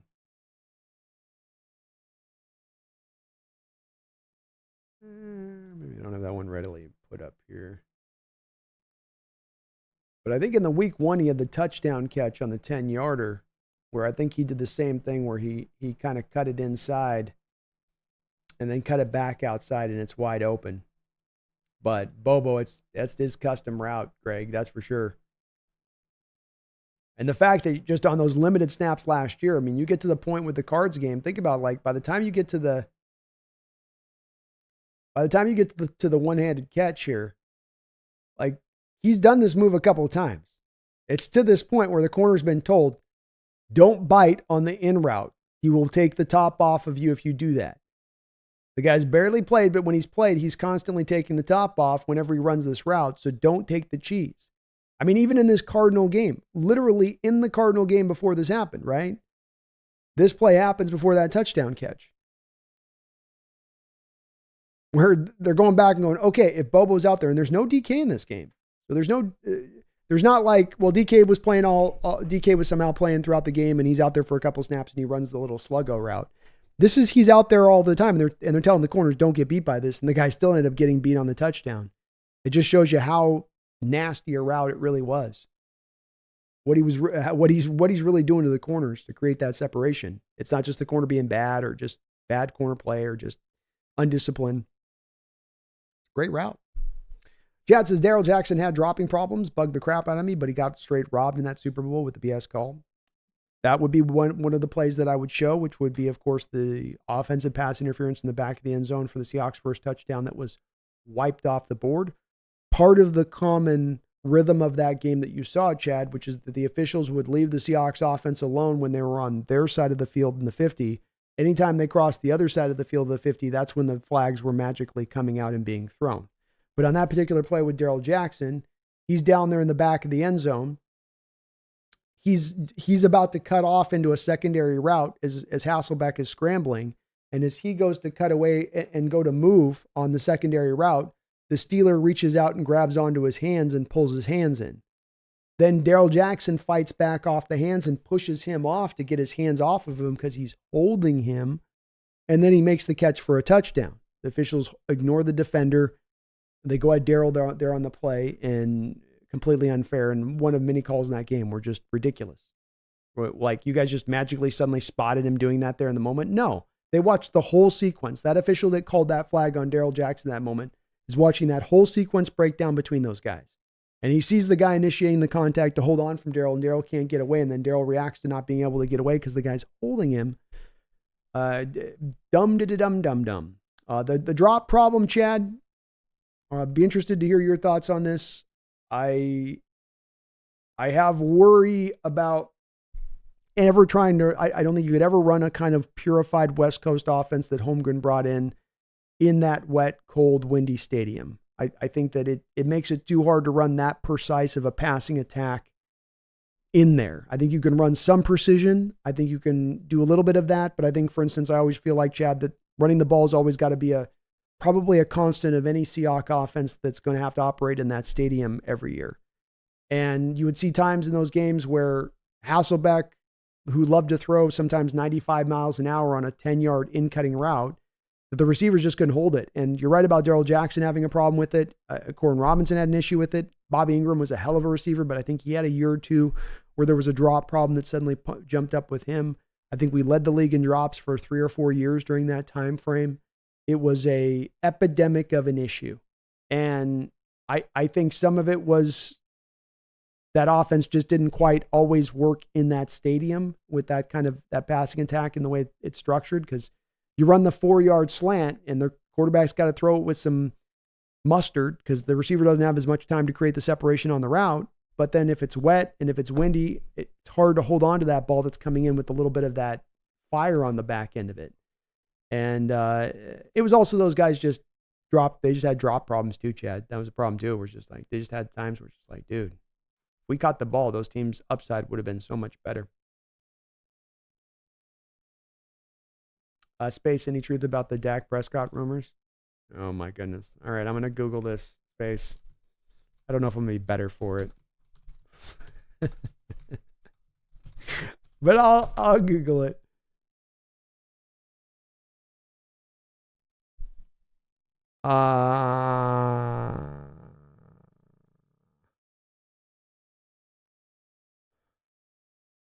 So it looks like June 18th, we had there's nothing to this. There's nothing to this.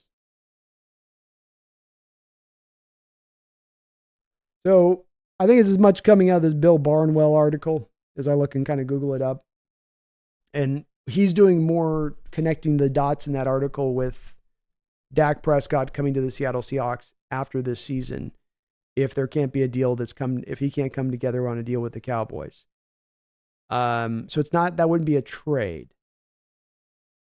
The Seattle Seahawks have 4 different directions that they can go with their quarterback position going into the future. They can stay with Geno and put him on a contract extension and keep him here for another couple of years. They can pivot to Sam Howell and bring another backup quarterback in to compete with Sam Howell. They can pivot to Sam Howell, but also package picks to go get a high draft pick and have those 2 guys compete. The other way of getting this done is to take essentially the Los Angeles Rams route with Matt Stafford, where our team is built up, our team is really good. We like Stafford, not quite good enough, we think, to get us over the top. We need better. Let's go make this move now to onboard this quarterback who's been in the league for a while, but who we think is better than actually, he's not been in a good situation, or we're going to put him in a better situation than he's been in. So that is another option that does exist there to maybe be something that they have on the table to look at. And Dak would fit, even though you wouldn't have to make the trade for Dak like the Rams had to make the trade for Stafford, you'd be doing an equivalent thing where you're bringing the guy on, you're just giving him the contract, and now you don't have to go into the draft and make those picks or have some young guy in there that's got to find his footing through the early part of his years and make it go. I really don't think that this is going to occur.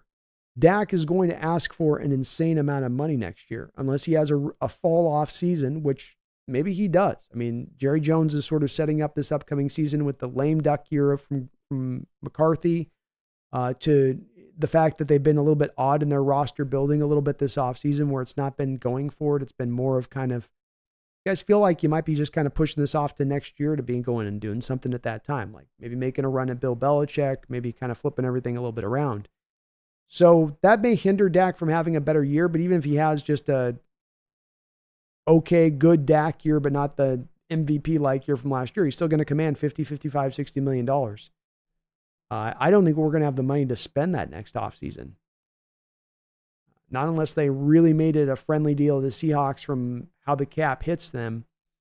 And I don't think that John Schneider is in all that much of a hurry to get back into that same predicament, which so hindered his roster building ability with Russell Wilson. I think it's a pretty baseless rumor. I think that it's just Barnwell being a guy trying to put 2 and 2 together. It's that national perspective I talked about where people don't like Geno Smith. They're not bought in on Geno Smith. So they're already looking at with Seattle and McDonald here, and they're going, okay, you got your coach here. Okay, you've got the young talent in place. Now they just need the quarterback. Who are they going to go get? Well, Dak might be a free agent. What's Dak going to go look to? Well, maybe I'll connect those 2 together. And they're logically kind of trying to put it together, but I don't think that there's a lot to that, though. I don't know if it's clickbait. I think in Barnwell's original article space, he's merely talking about it being what happens when we get to next year and there is no contract with Dak and the Cowboys are not going to franchise him. Where's he going to likely be to go? And there's only so many destinations in football that'll be landing spots that'll be willing to pay Dak. And if you're going to be willing to pay Dak, you got to be a team that's also at that point truly contending. And then you're not sitting on a young quarterback already in your stable. And so you just get down to a limit number, and he's just doing a little bit of advanced math on that. But then maybe people are running with it from there going, Cowboys are going to bail on this season. So maybe they'll be doing it. No. None of that's going to go down. Ricardo says, Dak is Geno with the better publicist. Pretty much, Ricardo. Agreed. There's a lot. I mean, Geno might even have a little bit better arm. Dak's more mobile and able to use legs, but Geno's probably even got a little bit better arm talent. But I like that. And Space, Dune 2 is a badass. I love Space. I love Dune. Dune was great. I like both Dunes, by the way. Not just the part 2. I like the 1 too. Blue Thunder says, do you buy the Seahawks trading cards? Do I buy Seahawks trading cards? No.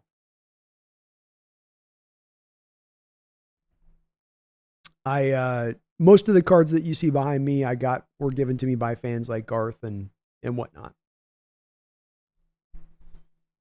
The kindness of people's hearts.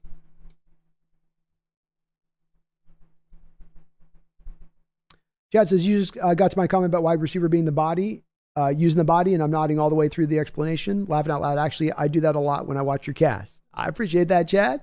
That's one reason I'm too, is our disagreements. I think we'll have way more we agree on down the line, and not to get caught up on the small little tiny thing we might disagree on, you know. But yeah, it is not a thing that just happens by accident. I've seen a lot of receivers in my years, and I'm trying to grab one off the top of my head that would be a good one to go to, who couldn't use their body as well. Kelvin Benjamin was a little bit like this. He had the extended catch radius, but that guy really didn't. 6'4", and you never really saw him as much. His body would get thin on routes, and there would be a pathway to get back into the ball. And that guy like that, there's another guy like that a little bit. I'm trying to think. Judy. I think Jerry Jeudy doesn't do part of his drop problem is I think Jeudy runs the great route, but then Jerry Jeudy becomes completely unaware of his body when the ball's in flight. And so he'll trust his hands to go out and he'll reach the hands out, but the body will kind of stop. And then the defender gets out to where his hands are and he gets a contested catch situation or a contact catch situation that should have been more of a contact, but contact the body rather than contact to your arms. Contact the body, you can still reel the catch in and pull it in. Once you get to the hands, there's much more likely it's getting dislodged. Some of, I think, Judy's drops problems come from there because so much of what they did with Jeudy, Chad, was use him from the slot, where you're going to have the tight confines, where you're going to have the guy going through your body. Dak says, I love 2049. Slow at moments, but I think it's visually stunning, well acted, and has an intriguing story. And definitely on the two parts about well acted and visually stunning, no doubts there. I would absolutely, from that standpoint, if there's a movie that's can get you to watch it just off of those two aspects, even alone, that certainly would be one with it. And I'm a little bit on my own on this one, Dak. I'll own it on this one. There's a lot of people that love that movie, and they might even tell you that that's their favorite Denis Villeneuve film. So it's just one with me. It just got in my head a little bit, Dak, when there'd be these spots where just Gosling gets out of the car, and Gosling's looking around, and snow's softly slow, and even the snow is falling slow. Like even the snow's like, just fall. You're going, come on. Ricardo says, I got to give it to Denis Villeneuve. Many good directors failed to bring Dune to the big screen. Jodorowsky, David Lynch's Dune flopped. Many struggled, and even the ones that flopped or the ones like Jodorowsky who just couldn't get it past kind of the model stage of things. How about all the other ones that just couldn't get past the assembling of the cast, couldn't come to the commonalities of the creator between the studio on what could be cut, what couldn't be cut, how big the budget would be. There's so many parts to making Dune that make it so hard to make as a film and have made it hard to make as a film through the years, that him pulling it off and him sticking the landing on this one is pretty amazing that he could. And he did that. The only part now is Ricardo's going to make this the Messiah as the number 3 movie, and it's just it isn't as rewarding for the audience as like Dune 2 is, where you get the revenge arc completes, and now you're in a little bit of a different, which, you know, maybe he'll find a way to make that work. If he can make number 3 work, Ricardo, because it's not as juicy to me as juicy stuff to work off of as the first 2 books, then that will be a truly feather in his cap to pull that one off. But yeah, he did the Dune films are absolutely fantastic. Chad says, nice comparison to Ed McCaffrey. They kind of feel like they could all be a little bit like brothers, right, Chad? You know, they got a little bit of that. You could see there being some DNA there down the line between all of them. Got a couple of donos. Guard, thank you for the $5 donation. I appreciate you for that. This is Brando. Are you excited for the XFL style kickoffs? I really am. And I hope the choices John made with Chenault and keeping D for the moment work. I really am too, as well, Garth. The special teams as a component, the NFL has been limited throughout the last 10, 15 years on a couple of different bases. You've seen from a punting standpoint that punters have gotten better all the way around. They can kick longer, they can kick higher, they can positionally kick better. And it's even harder, it seems like, now than ever before to even just block a punt. It almost seems just about impossible to pull that off, much less the return game of punting. And then along with that, what's been done with the kicking game, no wedge blocking, right? You're going to kick from up here now. Oh, you can fair catch it now. Oh, you get to the 25-yard line now. All of these things built to basically eliminate the kickoff. And now we're going to get it completely turned around and re-brought back into the game fully.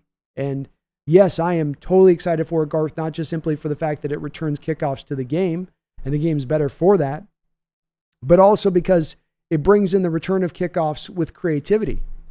Creativity really wasn't there even in the heyday of kickoffs, where it essentially was, okay, get a pile of your guys down here, have them hold hands, and then have them just run at the defenders running at them and then have everybody collide.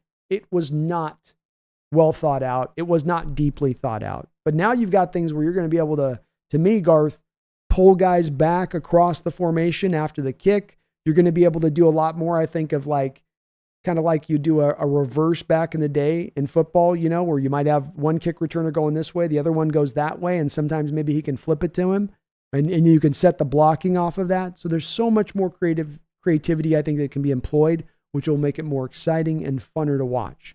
We never want to have automatic plays in football, and that's what the kickoff has become. That's what the punting is sometimes, at times, kind of become a bit. You don't want just nothing burgers. And this is why they, for instance, move back the PATs 15 yards. Make it matter. Make it count. Make it something they've got to earn. Don't just give it to them. So I'd love it. And when it comes to John, I think that he is being a bit of a forerunner on this, Garth, when it comes to Chenault and Eskridge. Be very easy at this point to just cut bait with Eskridge. Be easy to even not bring in a guy like D. Eskridge with how stacked up your wide receiver room, where you just say, you know what, we're going to put Derek Young and Bobo back there or whatever. Or we're going to put Derek Young and Charbonnet back there. But instead, they're really trying to find two guys that should dynamically work within these new rules. Two guys that really can bust some big plays out for you, with the system. So I think that John's made some smart choices here to try to get ahead of this and be at the forefront of this rather than reactionary to it. It may not work, but the driver here, Garth, is to try to be at the forefront of it. And that's what you want this, just like I say with the coaching staff and taking advantage of all the reasonable advantages that are there on the table to take advantage of. I just want you doing all you can that is in your grasp to make the team better. It's not going to cost you substantially more. If it's just you being due diligent about making this a point of emphasis and that's not really taking a lot from your team building in other ways, do it. If you as a coaching staff can help your players out without risking things necessarily in the way that you're helping them, do it.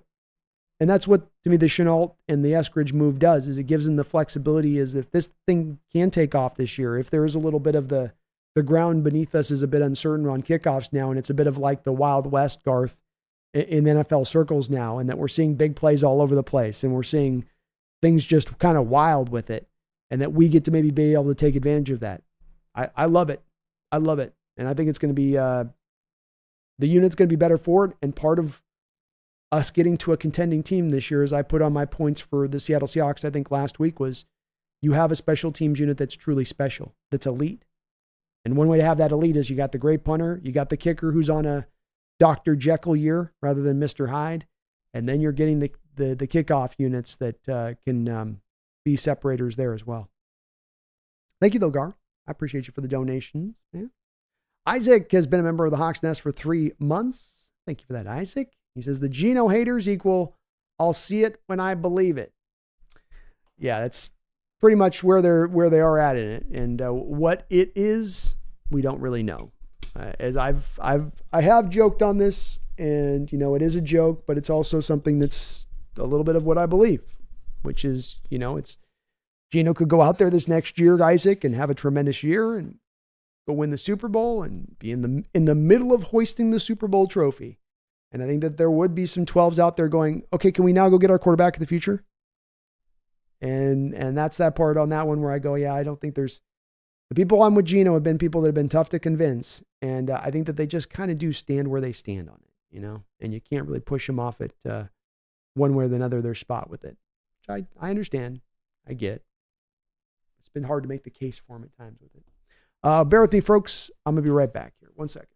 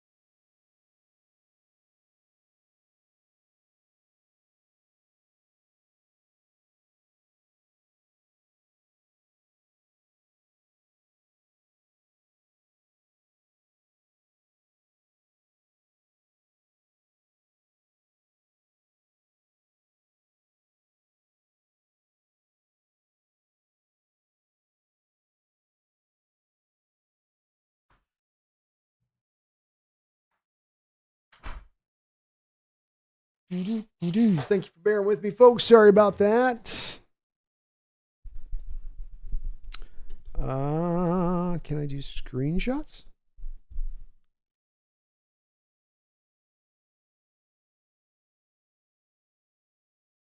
Gar says, Dune 2 is badass. It's actually streaming on HBO Max now. Can you do screenshots? Remind me, Garth, on what you were talking about for screenshots. I'm spacing.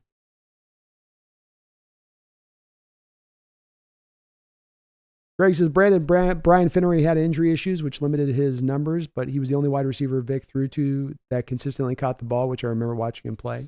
I remember that too, yeah. He was the go-to guy for Vic in that offense. Yeah, was it back injuries? All those big 6'4" receivers always ends up being Greg backs. I think that's what got Ed McCaffrey too eventually.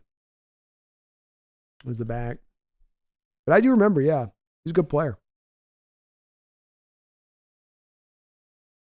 I haven't watched Lynch's Dune. I bet it's super weird like most of his movies. Not the kind of guy for a mass market blockbuster type film, but I dig his weirdness. Definitely a weird dude.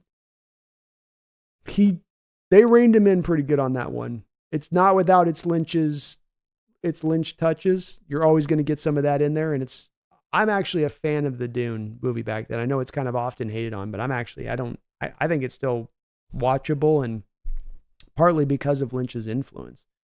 And he's faced with a lot of the challenges Denny was back then, and he didn't have the resources a guy like Denny has now to be able to pull that off. So he had to get a lot more creative with how he put that film together. But it's a little weird, yeah. It's definitely got some moments.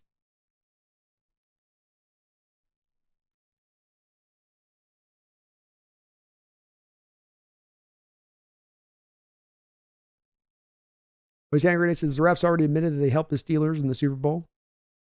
They did. Yeah, they came back and they said they apologized, which you're never going to get official to apologize. So to get a ref to come back a year later and be like, yeah, we kind of screwed you guys.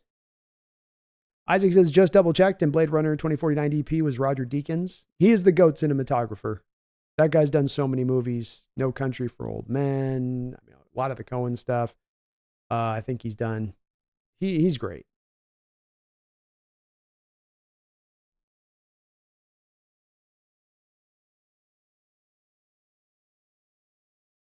Chad says, I get it. We both agree on how Waldron played the offense badly. I've given it plenty of thought, and I'm super excited to see what DK can do now. Also, his last interview was actually very professional, so it seems like the change is already happening. Honestly, I think DK has probably been misused by coaches his whole life because of his speed and strength, but you put him inside, he'll blow up.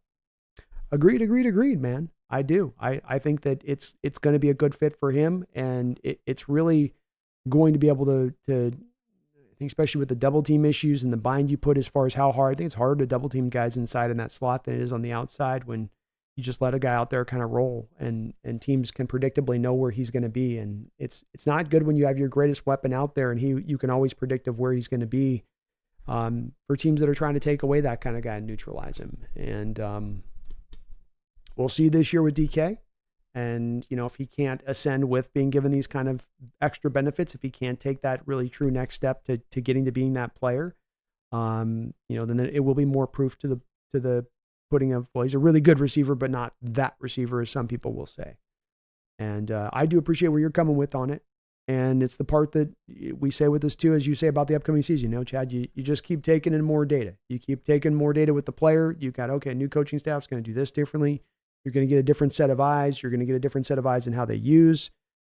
Just more information to bring to the table. And as I always say with this, the more information that we can get, the better that we ultimately can make our determination about what's what and who's who and where the guy really does truly, stand as a player and all that. So I'm glad to hear that you are excited for the insight on that slot usage. And I think it's going to be a good fit for him.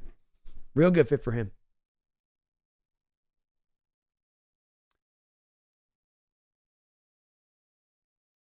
Chad says, no, bro, you're not understanding my last comment about DK. I'm literally telling you that you've turned me. Laughing out loud. Oh, all right. All right, man. I'm just making sure I'm keeping peace with it. I love to hear that, man. That's obviously that's what I'm trying to do at the end of the day with this stuff on this, is that I think even when we get to the passionate side of things on this, Chad, it starts to maybe feel like what are one party or the other trying to dunk on them? Are they trying to, I get my, got him thing. And it's not ever that. It is, even in moments where we might have heated discussions or it's getting, it gets fierce. It really is to, let's have the back and forth. Let's try to refine it down to the truth. And as much as I will be passionate about my thoughts and points, like I am with this DK thing, and I think part of the passion comes, Chad, from all of those discussions I've had prior. And as you say, the more time you think on it and everything else, it makes it more passionate. And so you're just harder on the line with it. But you can absolutely sway me too. I can absolutely have an opinion in here, and I'm not ever putting my flag in the ground saying this is where it's got to sit and this is where it firmly stands and it can never be moved. And a good argument, a good rational discussion on stuff has swayed me in the past before, has moved me in the past before, and will in the future. So open-mindedness, we're gonna have our points. We're right, we're wrong. We're all just trying to get to the same place, which is the heart of the matter on it, Chad. And I'm glad. I have ultimate faith in this position with DK, and that studying and watching the All-22, watching what coaches are doing throughout the league, taking it all into account, the bit of the misuse that you've touched upon here. It's where these stories of players are told, not off of one thing, but off of many items all together. And it's hard to do in this modern age to take in all the information at times in every different place, because there's so little time in this day and age. Everything's trying to be distilled as quickly as possible and come to the quick thinking of things and find the thing that'll tell you the fast story. Then you can categorize it, put it up in the box, then it's set and you move on to the next thing. But the DK one's it's a fun one. And it's, I hopefully this coaching staff can really, tap into that top end that I think is there and readily available. Because I think if they do, on top of Chad, him being more productive and even better as a player, it will equate out to a better overall offense with it too. a more productive offense, a higher scoring offense with it. It won't be merely that you're feeding the guy and he's getting his. He's eating. It'll be that everyone's eating on the back of that, I think, a bit. But I appreciate you, man, for being open-minded on that. I've got to say, it's no small thing, Chad, because there's a lot of folks in here that I will get into with debates on items and topics that I've had guys that have come in here for a couple of years standing on topics that, we've said in the moment, I say this is going to happen and they say that's going to happen. And then, you come back a year later and the thing I said happened and they won't really move, or there's no real willingness to change you through. And I had to be this way. I've had to eat my crow too, or I've had to change my stance on stuff too, like Stafford. I didn't think Stafford was going to be the guy coming in the Rams and was going to be the guy that could take them over the top in that way. That was going to be that difference-making factor, that missing ingredient that they needed to get themselves a Super Bowl win. And he kind of proved to be that.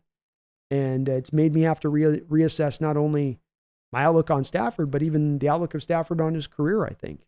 Where that's that more information has also got to instruct you a little bit more further on that pass too. And you go, okay, well, maybe rather than us thinking that it's 15 years ago, it's first-round pick Stafford, stat Padford. He'll get you some scores and great touches and throws when he's behind by 21 points, but he'll never take you anywhere. Versus, well, no, maybe that was just how bad the Detroit franchise was at that time and what they were doing. And there's been plenty of proof for that, certainly. But thank you, man. I appreciate that, Chad. I really do. And thank you for being open-minded on all these topics.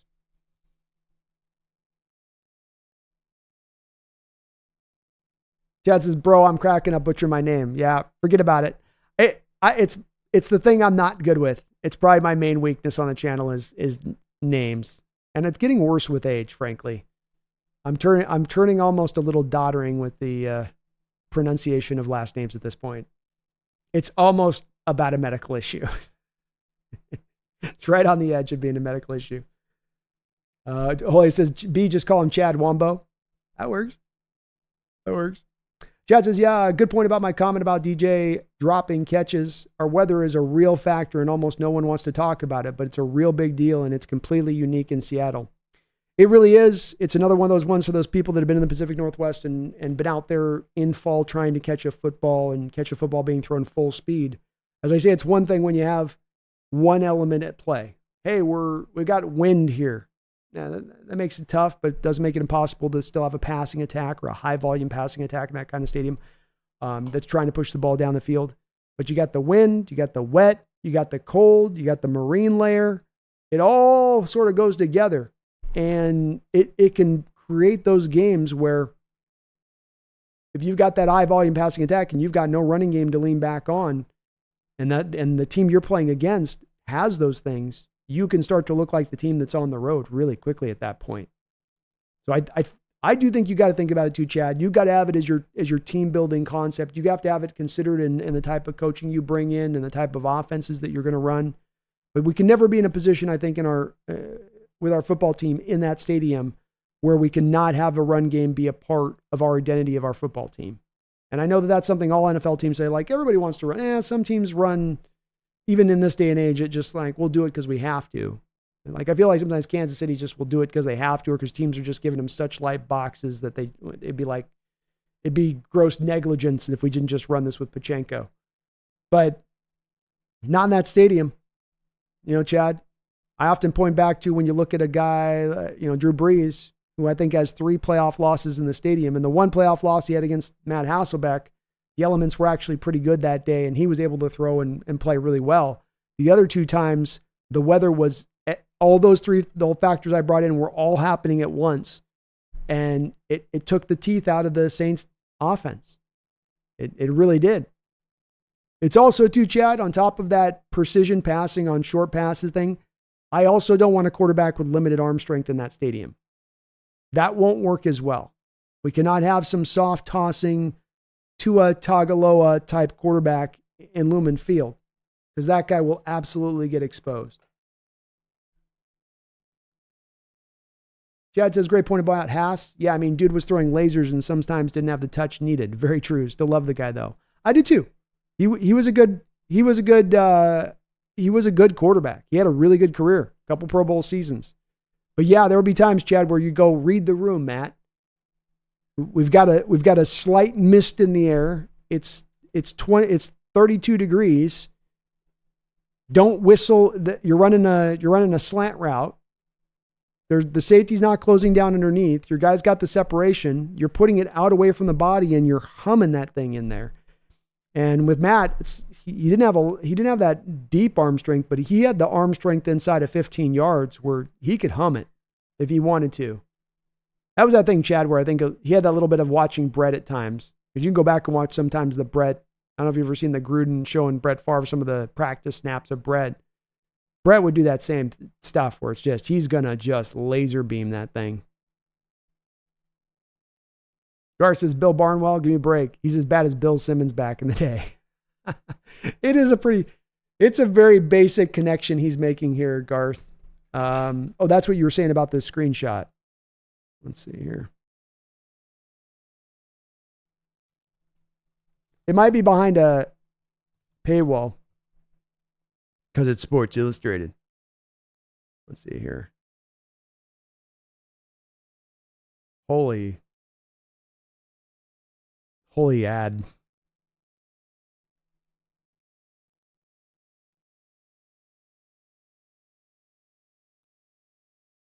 Yeah, if it's Barnwell, it's probably behind. There it is. Yeah, it's Garth. It's behind that paywall.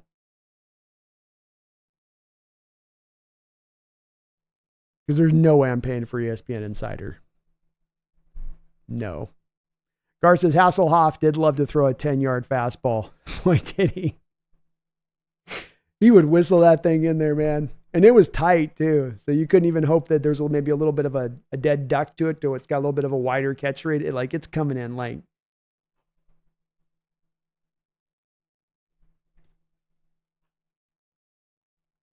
Chris says Dak is whack and so unpredictable. Plus, he'll want a Brinks truck in his next contract. I wouldn't want to do it in any way, shape, or form. $55 million to Dak Prescott. Just say that out loud. A year. There's no way you're making that first year hit economical even. It's going to hurt all the way through the contract. And okay, you didn't have to trade for him, but it's also Dak. I would not want to do that whatsoever. Also comes out like next offseason. Giants are going to move on from Daniel Jones by next offseason. So the Giants have a choice. Who's going to make this? Seattle will be like tacitly maybe a little bit interested in Dak, kind of, but then the sticker shock would wear him off. Or the Giants, who can just walk in there and be like, not only do we sign this guy, we get to take him from our main rival or one of our main rivals.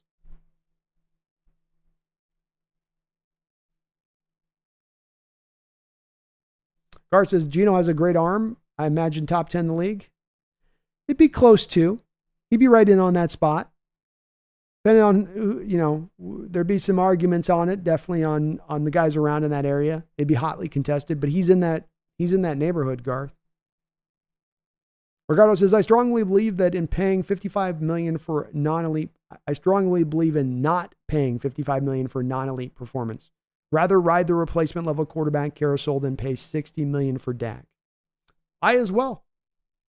I wouldn't want to do it either. It is a substantial amount of money. And this is why the NFL owners are talking about a quarterback salary cap. It's not for any small reason. It's for a big reason, for this.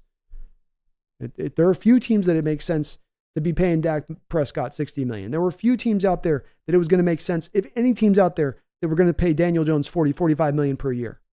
But all it takes is one silly team, one silly bastard team to go out there and mess up the market.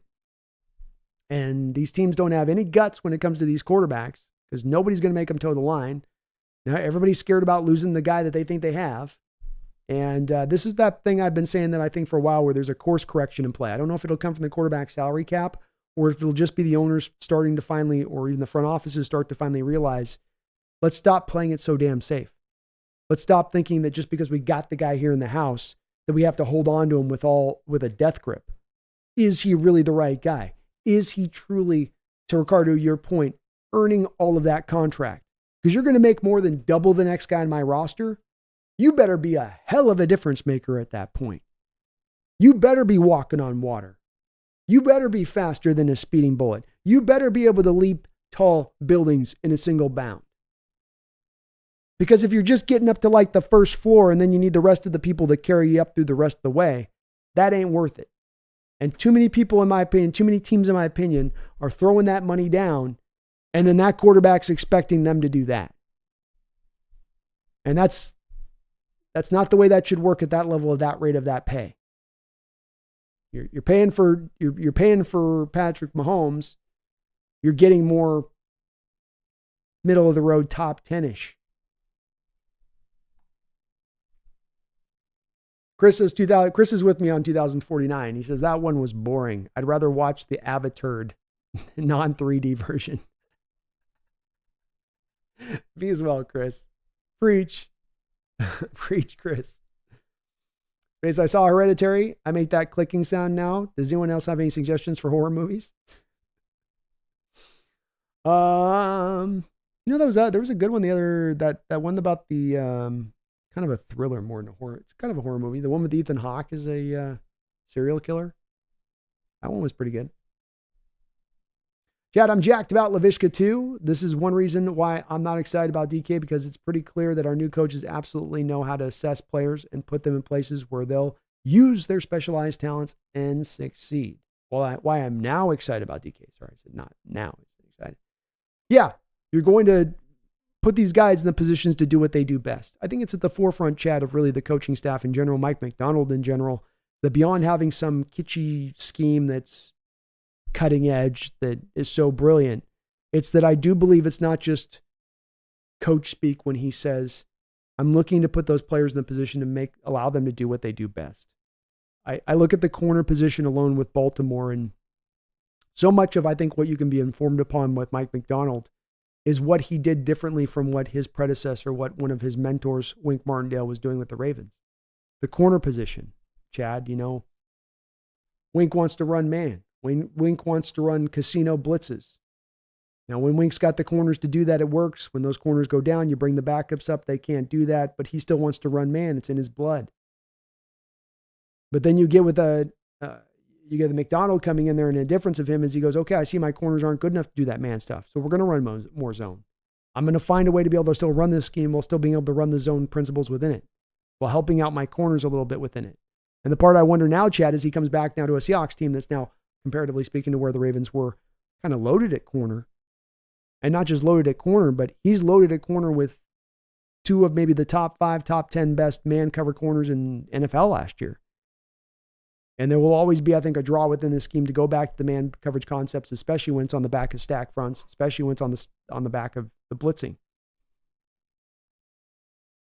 And with Laviska, you see a guy there that never quite used in his career the way you thought he was going to be used coming out of Colorado, which is a gadget guy. And what do you do with a gadget guy? You get him touches. You don't fit him out there and say, become a traditional wide receiver and win on the outside in route running. You say, be a gadget guy. We're going to get the ball in your hands. Hey, there's going to be even some snaps I can see, Chad, where Grubb will take Laviska and put him in the backfield. Absolutely could see that. And that's with a coaching staff that understands, get the most out of the players. It's not getting the most out of your system and your scheme. It's getting the most out of the players. And every team's going to be a little different. Talent's always going to be a little bit different on what they do well and what they don't do well. You can try to seek out certain things to be strong. But at the end of the day, you got to lean into what they do best. That's that difference I always say between the 3 different models I see of coaching, Chad. You have the coaches that just aren't good enough to get you out. They only get 90% out. They have their schemes. They get 90% out of a player. You get your other coaches that are good coaches that'll maximize and get 100% out of a player. He's got this one. What about the coaches that get the 20, 10, 15, 20% extra? They can get even more out of what that player possessed within him because of their ability as a coach to maximize him in that way. Not only in how they train him and refine him, but in how they use him.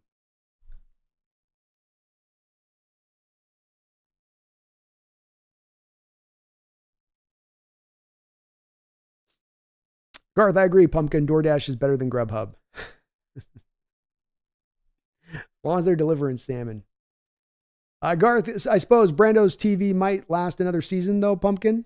Maybe look to upgrade through the holidays. Yeah, we got the TV going here. I got it all set up here, Garth. I actually got a big TV this year. I've been doing it on the laptop the last couple of years, Garth, where I've got the laptop next to me, and I've got the big TV this year. So I'm looking forward to that because I'm going to be able to maybe even at times kind of do like quick record stuff or something like that. Get it up really fast. If we need to do like a replay thing, I'm working on right now, Garth, trying to get the presentation stuff done a little bit better for game day. Working on a couple of things. Ethan Tech World in the house. What's up, Ethan? I didn't order anything from DoorDash, you guys. No, just using the John. Use the John.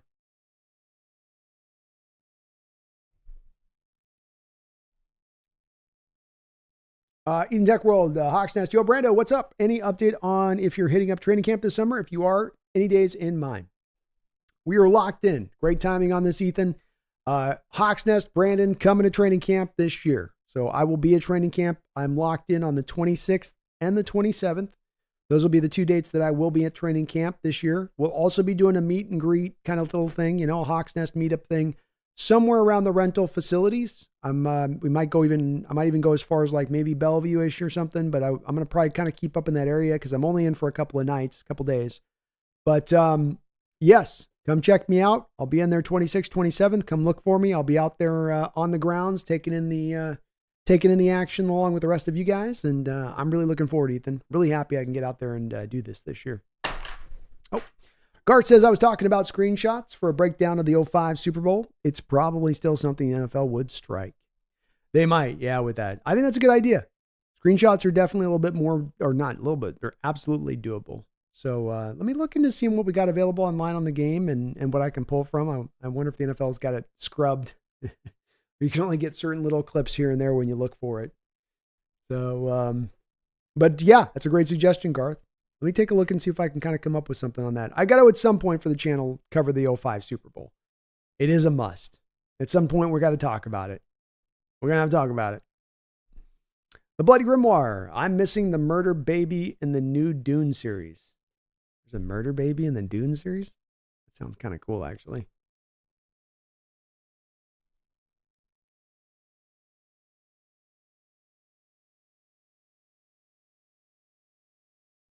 Gar says, I was surprised number 3 struggled in the rain with his big hands.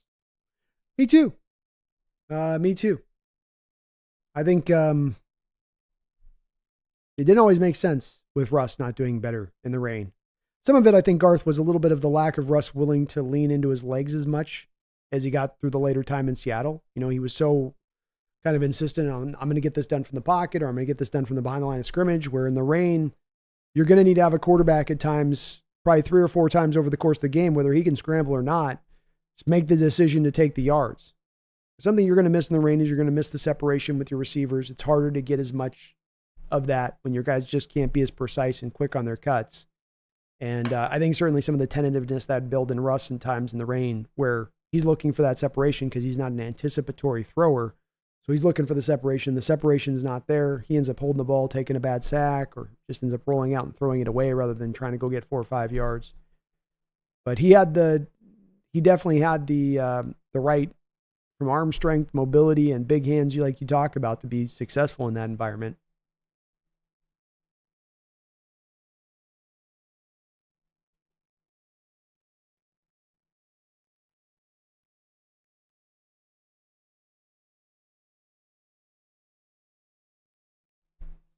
Chad says, on the weather, it was a massive factor in the Green Bay NFC Championship game we won, and both AR and Russell Wilson, 2 truly epic quarterbacks, had such a horrible game, and no one could figure out why. Well, late in the season, Seattle, it really mattered. Literally no one talks about it. It is. It's very rarely mentioned, Chad, and so much when you look across, not just here in Seattle, Chad, but if I think you look across the NFL, and then this informs NFL teams all across the board. Drafting Matt Ryan, the Atlanta Falcons back in the day. Was he a good quarterback? Was he a good quarterback prospect? Yes. Why did they make him the pick they did where they did? It was because they knew that his limitations being with Matt Ryan, arm strength, were going to get mitigated by being able to play not only within a stadium like he was in Atlanta, but being able to play in the NFC South, where if he's not being also playing in another stadium in like New Orleans, he's playing outdoor in warm weather environment where there's not going to be a lot of elements. And that's you have to take that into account. It's one of the rudimentary points. I'm with you 100% where it's a beginning spot in building your team. How do we want to build our team? Well, where do we play half of our games? We're playing 9 games this year in Seattle. To not have a little bit of you're building this team for when we're in mucky rain, when we're in bad weather games. Do you have the ability to survive in those contests? You know, if you're a light defense, not too good to be in a rainy, or snowy weather, and you got a real light defense, because it quickly becomes mano a mano, hat on a hat. And if you're down 25, 30, 40 pounds on a guy, you're probably going to get pushed around a little bit. But it's important, Chad. It is absolutely important. And, Chad, is Green Bay, just like on the other end of the Matt Ryan scale, has Green Bay gone for a quarterback in those 3 that they've taken over the last couple, be it Favre, Rodgers, and Love, all very strong arms, all able to throw it through those elements. Because Green Bay understands that lesson. They know that that's what you need to have to make that work. Chad says probably at the Mariners too, and why they're winning now is because they went big on pitching, which is always affected by the moisture in the air. Think about the spitballs due to baseball. Yeah, I mean, the Mariners are winning. They are doing that. I've thought a little bit with that. It's a bit of a double-edged sword, Chad, because the same point, as great as your pitchers are doing, as bad as your hitters are doing. Where there's the benefit to playing in that stadium with the elements, but there's also the negative on that when you take it to an extreme degree, a little bit like that Mariner Stadium does. Not just because it's wider fences and deeper fences, but because of that marine layer, because the ball doesn't carry as well out there. But yeah, you've got to lean into what your environment is, and making that a center point of how you build your team. Otherwise, you're losing a major advantage, and another one of those advantages that's easy to take advantage of. It just takes a purposeful approach of being cognizant of it and not being, like you say, blind or unaware of it completely. Garth, thank you for the $5 donation. Garth with a couple donos back to back here. Thank you, Garth, for that support. I appreciate you, bro, on that. He says, Brando, could you do screenshots though, 5? Yeah. We could definitely do that. It would be tough on things like the Darrell Jackson play, Garth, just because, with Darrell, you need to see the whole sequence of hands get pushed out. And I can even show probably just even the little clip, even if I just get tight on it. I just go like 300 zoom and just get on the hands where you can see who initiated contact first, who then pushed off contact first. But I think I could probably pull something like that off. They definitely can't come after me for screenshots. I'll say that, Garth. That's definitely free and clear as far as the NFL is concerned.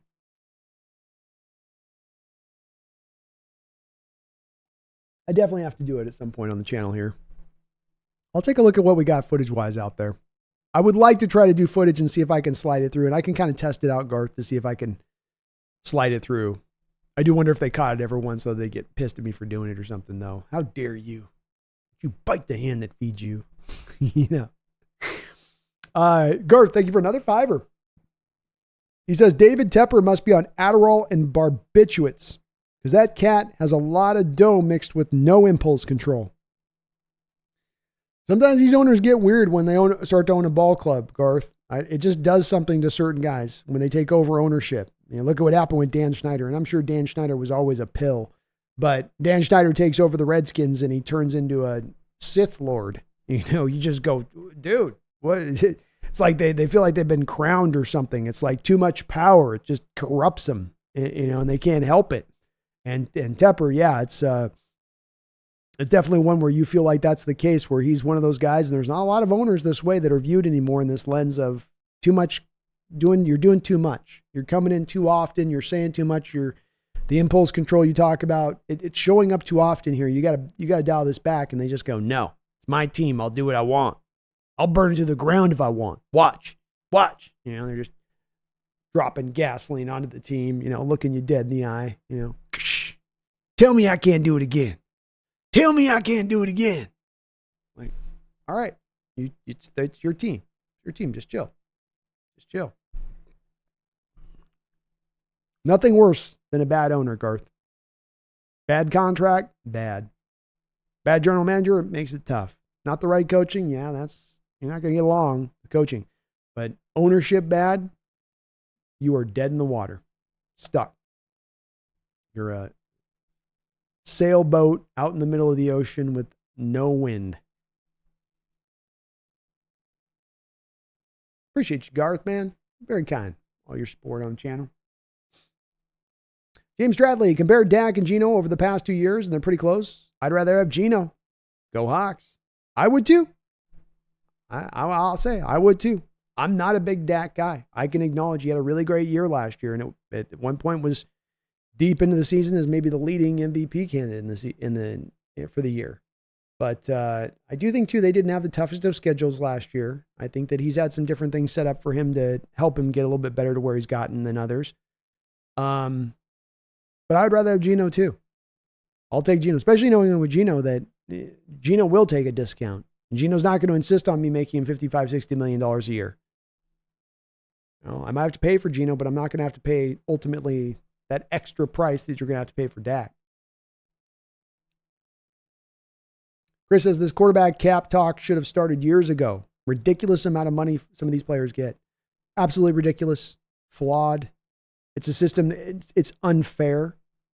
Walk me through how a running back who has like a couple year on average career should be being paid a pittance of what this quarterback who plays at a position where you have guys like Chase Daniel, who's had 27 collective throws in his whole career, and he's made $49 million as a backup. That doesn't add up. That's not right. And already in the NFL, you have the lack of fairness that's involved here because these players' careers are so shortened because they pay such a heavy price for playing the sport, both in the short term and the long term, that they have to then get sort of the short end of the stick on this just because we've determined that the quarterback position is just so important. It's not fair when you have a salary cap, not when that's already in place. And I agree, Chris, it should have happened eons ago. And the NFL should work hard and fast, in my opinion, to try to bring this forward because there's going to be hard to see there being very many people outside of the quarterbacks bitching and moaning about this. Hard to see many others from owners to front offices to coaches to fans who don't say, yes, thank you, do that. And if everybody's in favor of it, then why not do it? That's what I say.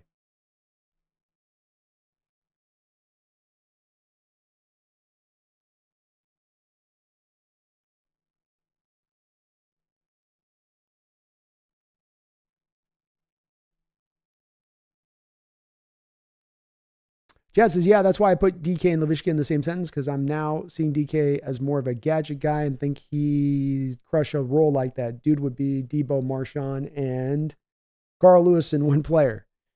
Gonna be fun.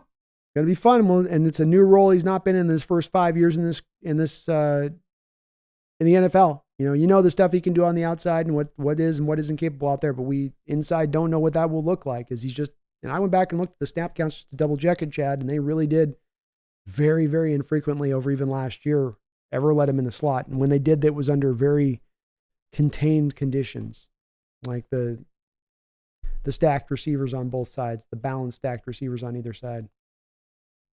Ethan says, Hawks Nest, a good friend of mine recently started our own Seahawks podcast. Our first episode was reminiscing about the Pete Carroll era and the ups and the downs. Favorite moments. Podcasts are fun. They're a great time, man. I love doing it, and it's great to hear that it's got you swept into it as well because it's always awesome to be able to talk Seahawks and just turn it over and it doesn't cost a lot. Just get a mic, get a camera, go live. That's it. There ain't no secret sauce on this. It's just do it a lot, and slowly but surely, as you do, you get better at it, and it's always fun. That's the good part of it. But congrats, man. Let us know what your channel is. I'll give a shout out, and we'll get the folks over there to sub up. Cameron, what's up, B? Why does Bobo look as big as B-Wags on the thumbnail? Laughing out loud. Keep pushing positive, my dude. Love your content as always. Cameron caught me.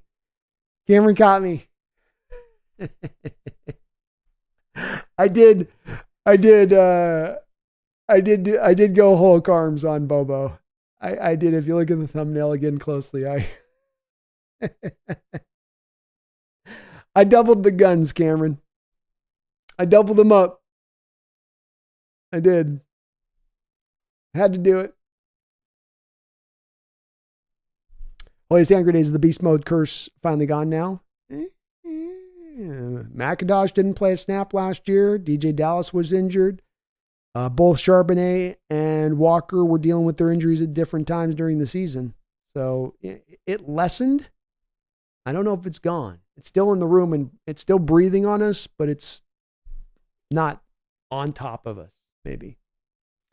Chad says that 05 Super Bowl was bad, but we were still in the game and should have been winning by the fourth quarter. But then they called Haas for an illegal block on a play where he threw an INT and then tackled the guy who caught it, turned the effing thing right off then, and didn't watch football literally for 3 years after. Nodding feverishly, laughing out loud. So the water vapor that we can't see condenses on balls, especially leather, obviously. So it weighs balls down and it makes them moderately erratic in the air. Yeah, right.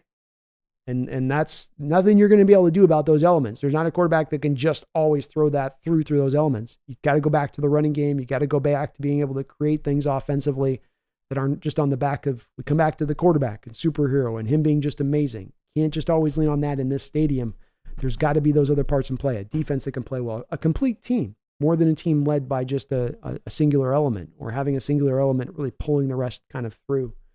And yeah, in regards to the Super Bowl deal, the thing about that play too, if you remember, Chad, is it's also these plays that get led up to it that happen. So we go back a couple of plays there.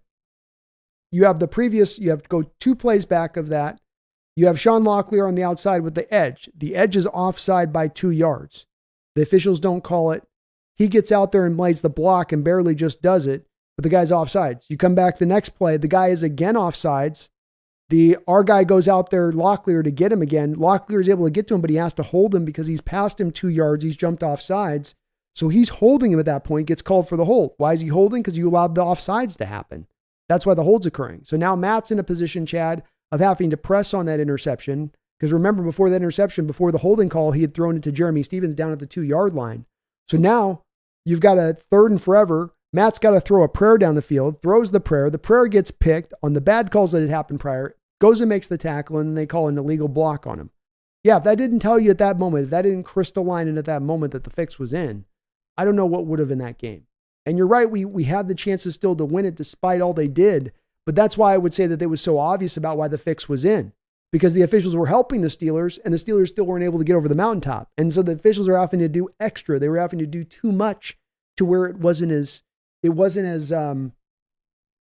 able to kind of hide it between the notes.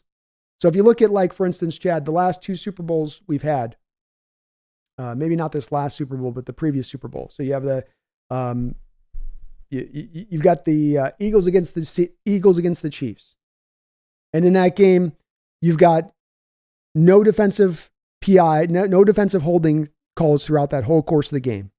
Then you finally get the first defensive holding call at the end of the game on the final drive on a play that would be maximally impactful. Here suddenly comes the call at the end of the game. You then go a year later and you've got the Rams against the Bengals. Another game where throughout the whole course of the game, not one on either team called defensive holding call. And as you know, as a guy who's played this sport, Chad, when you play in the game and you're going throughout 3/4 of the game and the officials are not calling defensive holding, what does that make the players do? Well, it makes them get a little bit more like, hey, I can play up on that line. They're not calling it today. You adjust how the officials are calling the game. But what did they do then in that Bengals and Rams game? Rams are driving down the final drive. Suddenly now here on the very final drive of the game, for the first time, we get a defensive holding call. That's the subtle way of doing it, where it's not as obvious that the fix is in. But with the Hawks and the Steelers, we were such a better team than them. They had to kind of go overboard in order for it to make it work, which then just made it that much more obvious that they had skewed the results. That this was being done with a premeditation. And I'll go to my deathbed believing that that's the case. I really will. Chris says, that was one of my first gripes I had when the stadium opened. It's not a hitter's park. Yeah, I didn't like it as well because it was the forefront of what the Kingdome was. I mean, the Kingdome was a hitter's park. It made going to games in the Kingdome fun. It was awesome watching that. It was weird that the team just made this sudden transition to this other way that they wanted to go about it. And I get that they did it at first as a tryout thing. The part that I don't get is that your offense has been anemic for decades and you don't make the adjustment. You keep coming back at it going, no, it's a hitter issue. You don't think it's maybe that this park gets in hitters' heads and that maybe that's a bit of the problem? And I was relating this earlier to, we were on the other stream, the member stream of, you imagine being a right-handed hitter in that park and you barrel a ball up and you hit it with 106 mile an hour velocity, exit velocity. absolutely just crush it. But it happens to be on a given day where it's a little bit colder in the stadium. There's just a tiny little bit of wind pushing in. And you're looking at a ball that would have gone 10, 15, 20 rows deep in another stadium that's dying at the warning track or even at the front grass of the warning track. And what that starts to do to you as a hitter, if you're facing that on a daily basis, how that makes you change your swing, how that makes you change your approach at the plate. Because one hit before you get the ultimate reward for is now just a easy can of corn fly out. They got to change it eventually, but I don't know if they will. Randall McDaniel in the house. What's up, Randall? Good to see you, brother. Yeah, thank you for the $5. He says, what's up, dog? What are you talking about tonight? About 3 weeks and change until camp. About 3 weeks and change until camp. The dog days of summer are upon us. Well, we're just talking a little bit about our guy today, Jake Bobo, and just discussing a little bit of what he's bringing to play. At the forefront here, Randall, you can see over my shoulder, showing a little bit of this custom route that he runs, this Sluggo route that he is just so nasty with. And even in the course of his sample size snaps over the course of last year, unveiled it a couple of different times to devastating effect, taking the top off the defense each time, taking the top off the defense on the outside. And just speaking a little bit about him as a wild card X factor type here on this team and what he could potentially do here, especially once he does potentially truly maybe be given his chance, his try, his shot here, Randall.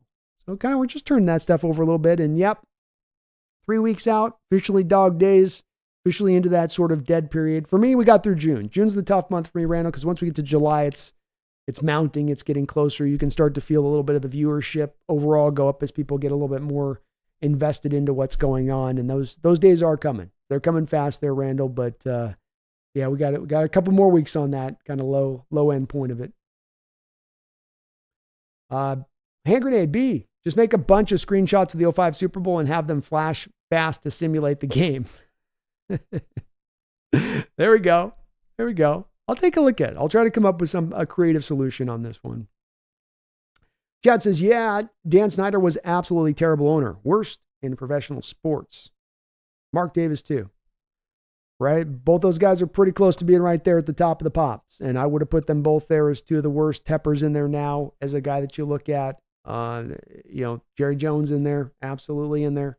So it's not a lot of these guys, but when they get into that camp, Chad, they do a lot to earn their way in that place. And then they do a lot of follow-up moves to help continue to reinforce them in that spot of being looked at as an owner that's really a detriment to the team more than a helping factor.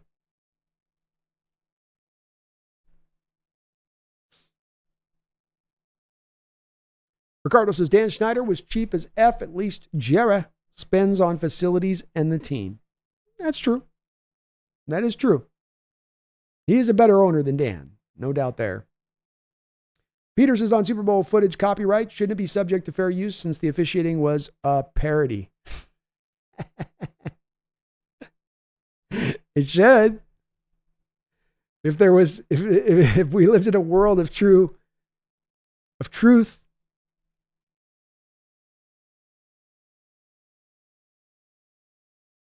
Chad says, yeah, I wouldn't take Dak over Geno, not even remotely, but Dak does have to deal with Jerry Jones, and that's a cancer we do not have, thank goodness. So who knows if he goes somewhere else. Talent is there. He is a talent. He can play. He can play, and he's going to deserve that contract he's given. I mean, he signed that other contract, and he's not fallen into a shell of himself. I mean, last year you could make an argument he had maybe his best year as a quarterback and was legitimately rolling out there as an MVP kind of favorite there through a lot of the year. But yeah, dealing with Jerry Jones would not be fun. And I don't know if they are making a change there with the Cowboys this year, where every year they always felt like they're at least partially going for it, even if they're not fully going for it, where this year Dak's not on a contract extension. I don't think they've even signed CeeDee Lamb yet. You got McCarthy as a lame duck coach. There seems to be a little bit of a wait and see thing going on here a bit. A little bit. Ethan says, Hawks Nest, all right. Got training camp ticket for the 26th. Finally going to meet you. The legend. I'll be the guy in the retro B-Wags jersey. Let's get it. Hyped. I may go on the 27th as well. Bet, man. Please do. Please do. I'm hoping I'm going to be able to meet up with a lot of folks from the channel and be able to just shake a lot of hands and be like, dab a lot of guys up. And hey, so it's going to be good to finally put some faces to names out there like we're able to do at times with the members-only streams and stuff. And I'm really looking forward to this. Never done a training camp before in my life, so first training camp. Can't wait.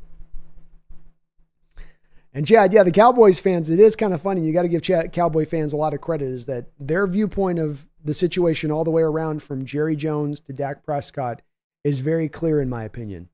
I think that they see their team very, very, and that's saying something. There's times where Cowboy fans have been a little bit out of control with you, when you, especially if you have to deal with a Cowboy fan in a bar. Anybody who's dealt with a Cowboy fan in the bar, you know what I'm talking about. But when I deal with them online and discussions I've had with Cowboy fans who've come into my chat, is their view on this is very clear on both sides of it. They know what they're kind of up against. Brian says, I wanted to keep DJ Dallas so we could keep the thumbnail photo of him staring at the camera like a mad serial killer. It's a funny picture. I used that for my short on that one, Brian. Regardless, Jerry talks a lot, but I don't get the sense he has much decision-making power anymore. His son is running things now, I believe. I think his son has definitely taken over a big part of it, and I think his son's done some good things. I think there's some things there with what his son has also done where it's still a little bit of a part of the issue at play. And that being that your owner, the son of the owner, should never be the general manager. That's not a smart dynamic to set up. Owners should be the owners. GMs should be the GMs. Coaches should be the coaches. And the world makes sense. Isaac says it might be the doldrums of the offseason, but the Hawks Nest thumbnail game is mid-season form. Laughing my ass off. I'm telling you guys, I have too much fun like 2 a.m. when I'm putting these together. I'm like, what if I made his arms twice as big? You think people will notice? Just because it makes me laugh. Chad, I don't think Marshawn created a curse. He was very special with not getting injured, so we all got very spoiled with him. Yeah, I totally agree on 05, but dude, this was my life's religion at that point. So all of those horrible calls prior to the illegal block kind of could have been arguable, but man, that illegal block just plain ended it for me. It definitely was a push it over the top. And Chad, I was in the same place, and I've never in my life been close to giving up football as a fan. The 05 Super Bowl and the way that lost, that had me very close to being in a spot of never wanting to watch the sport again. So it's just because it did not feel legit to me. It was so egregious. It was just so egregious. And I can get where it took you some time to take a step away. I mean, I didn't come back the next season with the same interest, and even the next couple of years on that, I think even I was probably in a bit of a, listless place.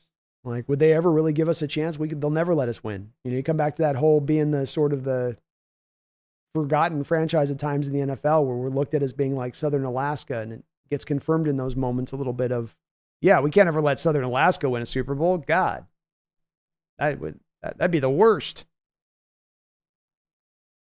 And yeah, with Marshawn, Marshawn didn't create the curse or anything, Chad. I just reference it that way to kind of encapsulate it. And it's more just about how strange it's been when you look Marshawn leaving and you look through the years of the running back game through that time period, Chad. You've had your running back room through many years, not just where your number one guy gets knocked out, but your running back room gets devastated, where you're very often in these years having to get a guy off the street, having to go back and get Alex Collins or get this guy that was out there bagging groceries the previous week, and now he's toting the rock 20 times over the course of a couple games because you're just so thin at the position. And so I reference it as a beast mode curse, but it's more of the timing of it is just that since that beast mode season, our running backs have just not been able to keep it together. Remember the CJ Procise years, the Chris Carson, Eddie Lacy, when you brought him in, fell apart over the course of that year. It's just one guy after another that just could not stay together. I mean, even a guy like a Travis Homer type, that would be your fourth running back on the roster. He was always good to have multiple injuries occur over every season, just being a kick returner and as your fourth guy. But I just call it that. It's just kind of a fun way to term it. It's nothing on beast. Marshawn didn't do no voodoo or nothing. Chad says Mariner Stadium. I honestly think that's why both A-Rod and Ken Griffey Jr. bounced. the park is not favorable to long ball hitters. Ichiro and Edgar weren't those types of hitters, really. No, they weren't. And the one place, it's funny with Griffey, is the one place you made the park somewhat economical was the right field porch, where you have that in there. I mean, that's the Griffey porch in there, but even then it still plays like a very pitcher-friendly park. Even then there's certain days where the gusts aren't going to help you out there to right field. And I think A-Rod's case, absolutely that was the case, Chad, because A-Rod at that time was probably doing a little bit of looking at in advance at the Babe Ruth record and thinking that maybe he has a chance to take that record on. And, I get the making the pitcher's park, and it has benefited us to be able to develop pitching probably better and easier, and why these young guys are able to come along faster. But the price you've also paid for that is you've brought in hitters in here who just absolutely collapse within themselves because they don't know how to deal with it. And you're also in a day and age when you talk about this kind of park is going to reward those hitters that are going to be professional hitters that can spray the ball all around and it can work every part of the field and where they can put the ball, as much as those are guys that are on their back foot trying to kind of just, the modern baseball approach for hitters is that steroid era fallout where guys are kind of swinging from their heels. And so they don't have as much the bat controlled as they once did. Nobody's choking up on the bat to spray a ball out to the side. Now look at the way the shift absolutely stuttered offenses, where guys would just be able to absolutely have no skill to be able to hit the opposite way. And you've got a ballpark that's requiring hitters to have to hit like that in order to be successful, and guys don't do it in this day and age. It's just not going to work. And it's where to me, the organization's got to make an adjustment there. But they seem pretty dead set on keeping the fences where they are. Ricardo says, and A-Rod said he wanted to play for a winner, so he signed with the Texas Rangers. Laughing out loud. Yeah, Oh, A-Rod. Oh, A-Rod. Yeah, I'm going to play for a winner, and I'm going to go sign with the last place team. Huh? Huh?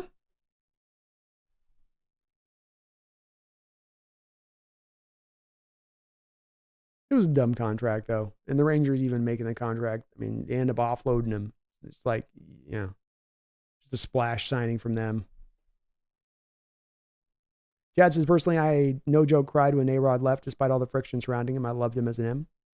I did too.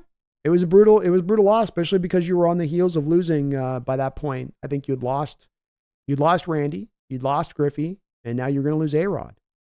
And you're just like, man, it was a special time of Mariner baseball, and three centerpieces of those teams. It really did sting. You knew with A-Rod and Griffey that you were going to get talents like that were just going to come rolling down every 10 years like we kind of had with those two guys. You're going to have to probably wait a long time to have players like that again. Yeah. Chris says, just before he left, I saw A-Rod at a Cedar bar called the J&M Cafe. He sat at a table in the middle of the bar with two people and 10 other empty seats. Barely acknowledged anyone. Sat with a smirk. Jad P. Carroll made me want to watch football again. So glad that happened. Mora was just so horrible, and I did off and on at least try to get back into football that season, but it was very clear that the team was quitting on him. Made me even more depressed, laughing out loud. Yeah, the Mora year was a tough one. And likewise, trying to get in on Mora and the whole situation they set that up with having him a year out advanced is announced as is going to be the new guy. And he was a local guy. And so there was, former UW. There was a lot of hope there that could work. But it obviously didn't work. A little bit of why, Chad, I give so much credit to a guy like Paul Allen, being that, he was going to recognize at that point that, everyone in the NFL would tell him, you can't fire a guy after one season. You can't fire a guy after one season. But he came and said, no, not the right guy. Going to go find the right guy. And it's really that commitment that's more than it's the hiring of just the Coach Carroll. It's the commitment to finding the right guy. Sometimes that might mean you hire the wrong guy, but then you don't hold on to that guy. Sunk cost fallacy. Pivot. Get to the one that does work if that's not the right one. Brian says, that's one reason why I want this next season where Kansas City is going for the three-peat to be too big to rig. Teams need to really do their best to kick the crap out of the Chiefs every weekend. Yeah, going to go for the 3 in a row, and, you got the Swifties and all that, and, how much is that going to factor in on this? And we'll see. So, yeah, the Chiefs are going to go for it this year. That hopefully that AFC West will be stronger and provide them a little bit more challenge than it has in recent years. And we'll see where they're at as far as they've been pretty deep into this window themselves. They're like the Niners, they're deep into the window. They've got guys like Kelsey and Jones, key position guys that are getting older. Can they pull out another season on this? Do they have another one in the tank with those guys, or is it going to be a bit of a time for turnover on that? We'll see. Brandon McDaniel, thank you for another $5 donation. Sorry, a little late on that one. Just oh no, I'm not bad behind here. So thank you for the $5, man. He says, do you think Mac will run a hard and physical camp? Seems like guys tend to do that as first-year coaches. Thoughts on joint practices? I like the idea.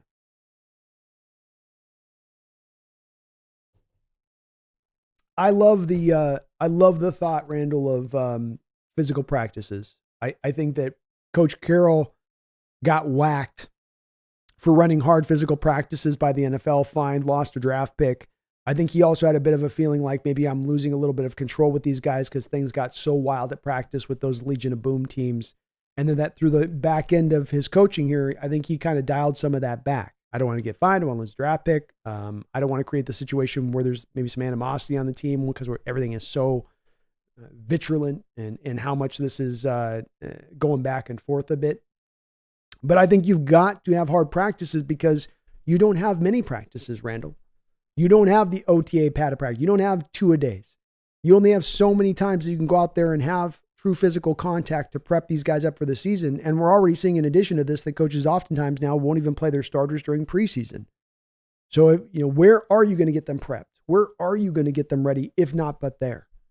And when it comes to joint practices, that was one where, for a while, I had some hesitancy in believing that that was a good thing because you have so many of these joint practices where we all see it. There's always some crazy ass fight that breaks out, and it just starts to feel like you're not getting a lot good done. But again, you are creating a physicality that's hard to replicate in practice. And I do think that it's that kind of fierce physicality that better prepares a team to be able to play when you come to the actual games. And it's such a unique problem in this day and age, Randall, and prepping these guys right. I think the NFL and coaches had really tried and true systems of prepping players up from off-season programs to the 2-a-days, to the padded practices, to the drills that they ran, that got them ready from a body perspective wise come game one of the NFL. And that we're in a bit of a new dawn now where all coaches are kind of scrambling of how do I prep a guy with half the time I had before? How do I prep a guy when I don't have the padded practices, when I can't work on tackling? How do I prep that guy? And joint practices, harder practices, to me, this would be a logical way of dealing with it a bit, Randall, on the other end of it, of trying to kind of combat that. Much better than just sort of sitting there just trying to be like, well, we'll just go soft and hope we can turn it up and ramp it up come game day 100 miles an hour, which is, I think, a bit of what we've been trying to do, for my feeling on it. Randall McDaniel with another $2 dono. Thank you, Randall. I appreciate you, man. He says, I got a prediction. Charles Cross and Abe start 30 games, and that would equal the playoffs. I love your prediction, Randall. Absolutely do love it. And yes, I would agree with you on that. You've got your guys playing 16 games this year apiece, basically, or 15 games this year apiece.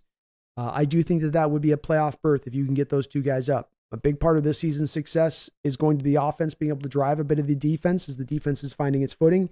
And a big part of the offense's success is going to be able to have those two pillars in place throughout a good portion of the year. Go back to that first 10 games with Gino and his comeback year award. You had Cross and Lucas rolling strong, rolling good before Cross hit the rookie wall and Abe had his knee thing start to act up. They were really helping to be drivers on your offense for that success you were able to have. So yeah, I love it, man. 30 games, absolutely. You would be in the playoffs if those two guys can start that, I would think too. Chad says this team has ruined a lot of hitters over the last 20 years who did well elsewhere before and after. This stadium, kind of hard to point fingers at the organization, I guess, but just finally glad they went all in on pitching over the last few years. Yeah, the hitting problem is one that's a tough one to deal with in general, Chad.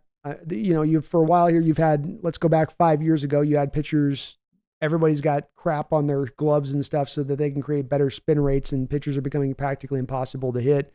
combined with you then being in the most extreme pitcher's park in the league, and it makes everything feel and look a little bit worse.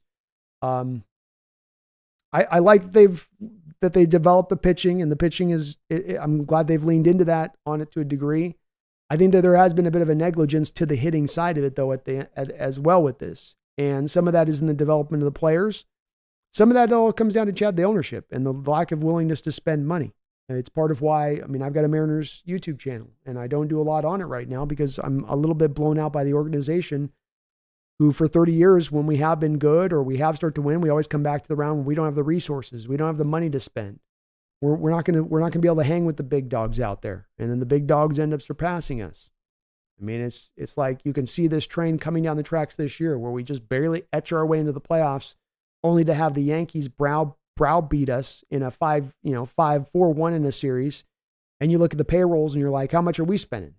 How much are they spending? 150 million more. Oh, what a shocker that team spending 150 million more on their payroll beat us. And with the hitters and the stuff like that, you haven't been able to spend the money on the good guys. You haven't developed from within. I would argue it's a little bit of the development within comes, Chad, like you say. You have guys who come in here, hit badly, then leave here, and then they're able to regain their footing. And that's that thing where I think the stadium gets into hitters' heads in a big way, and it really inhibits them. And then that does come back to the organization. It's one thing, Chad, if it's a 5-year run of this. We're talking about since 2001 through 2024, every single year the offense is a major problem. And that's so many different regimes and so many different Zarenzik and Depotos, and it's too many different ones coming through for it not to be that there's maybe a larger issue at play over this that's hanging over it.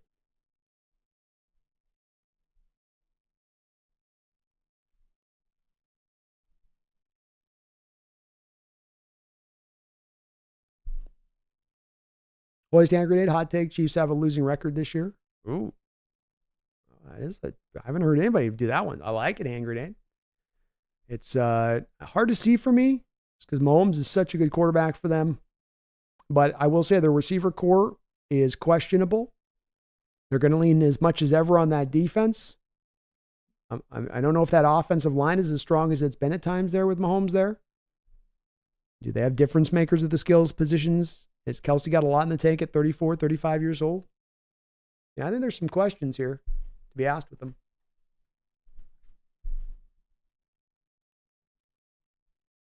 Ricardo says, I can't think of a single hitter that came from outside the Mariners and maintained their level of production in the past 20 years. Maybe I'm exaggerating, but it feels like that.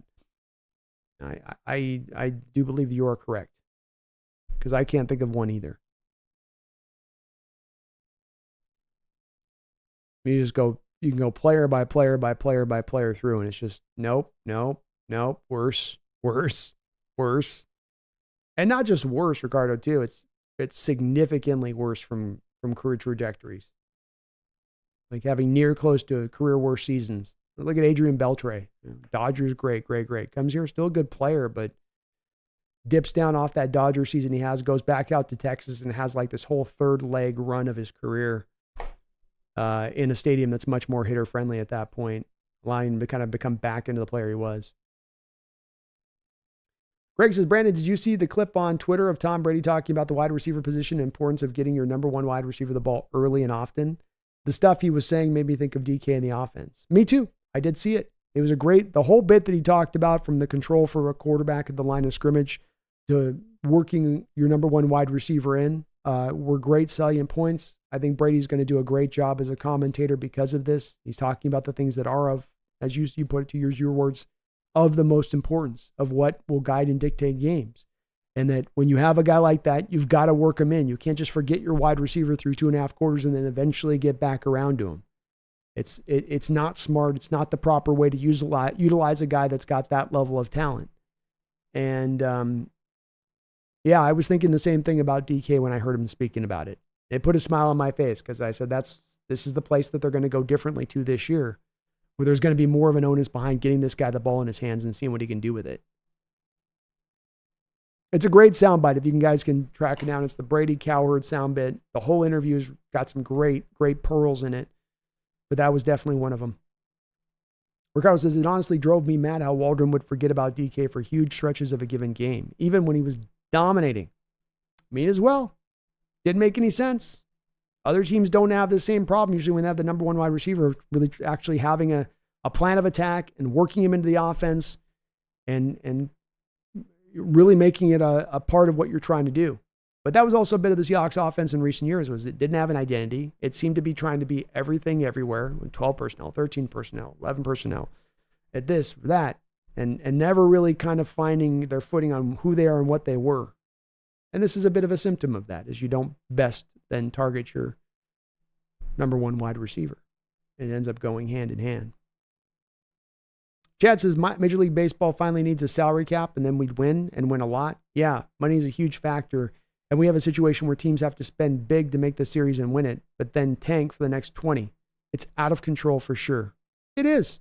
It's not for the betterment of the sport. And one of the great things football did by instituting their salary cap is make every team, even the crappiest of teams in every given year, get to feel like day one, game one, we got a chance. And in baseball and in basketball and some of these sports, I mean, basketball's got the cap that still is this way too, where it's just you have teams that walk into the season going, not only do we not have a chance at the playoffs, we have no chance. Not only do we not have a chance at the championship, we have no chance at the playoffs. And, unfortunately, the Major League Baseball union is so strong, they would never allow for the cap to come into play. But it would be so much for the betterment of the sport and fan engagement. Keeping fans engaged throughout the course of that long-ass season that Major League Baseball insists on running. And I just, it gets to a point with me on the betterment part of it, Chad, because it is a 30-year thing. I'm in 95, 96, 97 with the run of that Mariners. And you run into that Yankees team. How much more was that Yankees team, not 95 where we were able to edge them out, but then when the Yankees, after that 95 season, the Yankees with Steinbrenner really arched up, really clicked in the we're going to spend more than anybody and we're going to spend more than anybody by a lot. So then you come back, what was it in, might have been 96 or 98, I forget. But you're coming back in those years and you get in the playoffs against the Yankees. I think you win the first round against Cleveland. You go back to the Yankees. Yankees beat you. They're outpacing you on their payroll at that time by what, 100 million, 120 million? So we're going to get to the playoffs this year. We advance 30 years later, back to the playoffs with our best chance since that last time. Going to get beat, again by a big market team that's outpacing us by 130, 140, 150 million. How does a fan not look at that and go, there's a connection from that to that? And it's the same connective tissue from one end to the other. How is that not the case? And I may be just being a little bit of a bitter about it and need to get over that kind of thing with it. But it drives me absurd because to believe that a team can spend that kind of money and it does not give them a monster advantage in putting together a baseball team that can compete just seems idiotic. Randall McDaniel, thank you for the $2 donation. I appreciate you for that, Randall. The Safeco, home plate should be where left field is. I like that. I like that. When would we be blowing out to the water? Makes more sense than Randall. We'd have days where the stadium would play like. I like that idea, Randall, because then there's days where the stadium plays hitter friendly. I mean, you could keep the same dimensions, and now you just have the wind flow playing in a bit better. So now there's days where it will play like a hitter's park, and then there's going to be days where it plays like a pitcher's park, which is a little more fair. Yeah, that makes sense. It's such a beautiful stadium outside, but there's also the part to me that wonders at times with the Safeco too, whether or not it was for the betterment in the conditions in this where not always do we have the right stadium for playing. I know we got the roof comes over the top and all that, but like with the marine layer and just how the ball will carry in that stadium at times, it's best to have it outdoor. I know it is beautiful. It's a great place to go check a game out, but I miss the Kingdom in certain respects and how that park played. Don't miss the turf. Chad says Colton Wong is a perfect example. He was a guaranteed 250 hitter, which really was all we needed to get us over the top. Then his average dropped 100 points with the M's. Now guess what? He's batting 253 with the O's right now. 256. My bad. No, there you go. And I think, Chad, we can find countless examples of this in the last 20 years. Countless. And in Colton's case, you couldn't blame it on Colton to say, well, he came in here and, he lost all his power and that didn't know how to deal with it. He's a slap hitter. He's going to try to spray the ball around the field as a slap hitter. Really, theoretically, the deep park dimensions shouldn't have really inhibited his game that much because he's not going to be able to really drive the ball in general. But it did. It does. As weird as it is, and maybe it's inexplicable maybe to some degree. But when it's gone this many decades as an issue and a given issue, it becomes way more beyond sample size. It becomes a trend. And when it becomes a trend, it's when you go, well, is it a trend working in our favor or is it working against us? And while recently the pitching aspect has really worked in our favor, Chad, I think you'd say the same thing over the last 20 years. You haven't really been, like you said, they just kind of finally figured out the pitching thing. You haven't really been able to benefit on the other inverse side of it, on that pitching aspect of it, in the way you've been able to develop pitchers. It's not like you've been a pitching factory over these past 20 years. So that's the thing where you go, well, as a trend, we're not really benefiting from the other side of it over these last 2 decades. And we, at like a 99% rate, are on the losing end of it on the other side of it when it comes to hitting. Maybe this is time for us to put an adjustment into place then. And mirror management goes, no, no, it's not. No, it's not. Like, it's not. Nope. Stadium play is fine. It's good.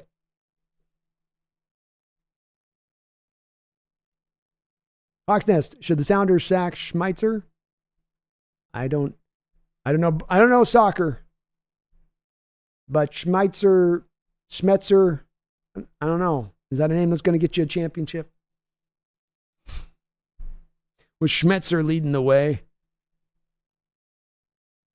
Nodding ridiculously. Honestly, with the Safeco Field curse, spending more money on hitting might not fix the problem.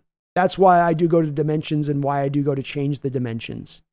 Because I think this becomes it's a psychological problem as much as it is a lack of talent problem. Spending more money helps. It certainly will bridge some of the gap to actually bring in legitimate hitters rather than always trying to bring reclamation, like going Mitch Haniger again. Did any of us believe Mitch Haniger was going to work this year? Did any of us? Right? So you're rather than you kind of going, because you're going, well, we don't have the budget, so we're just going to try to like roll some dice and see if we can come up with some guys who can come out with a career year inexplicably. So it helps if you could go and actually pay for true value of hitter. But it will always come back to, like you say, you can bring the value of hitter in and the psychological implements are still in place that restrict hitters in this ballpark. And if that's the case, then, well, let's open this up a bit, you know? Jet says, I got to bounce, but my last comment, Wong was benched about a third of the way, and rightfully so. However, early in the season in the spring, there's more water in the atmosphere, so he wasn't really given an opportunity to play in better weather. No, and it was a bit of the desperation from the rest of the things too, right, Chad? If he was the only problem on that lineup and you weren't trying to scramble across the board, maybe he gets more of a chance to kind of settle in there. But because the top end on him was limited and because you were just throwing whoever you could get out there that you thought could even muster up a little bit of some pushback, you scrambled in that way. But it's part of that also. This situation seems to bleed from one year to the next, Chad, and not making some more major adjustment than just thinking, well, it's one hitter or it's a couple hitters from us doing this, rather than it being something is fundamentally flawed that we need to fix. Could it be the stadium? Could it be the dimensions? Could it be this park a bit? Let's really look at that. Let's really consider that. And up until this point, I would argue that they moved the fences up about 15 years ago slightly, but they really haven't put much consideration into this part of it specifically being the dimensions of the park in recent years as much as should be. It always comes down to just purely the spend more money. Why can't you guys develop hitters? Fire the hitting coach. It becomes that sort of thing.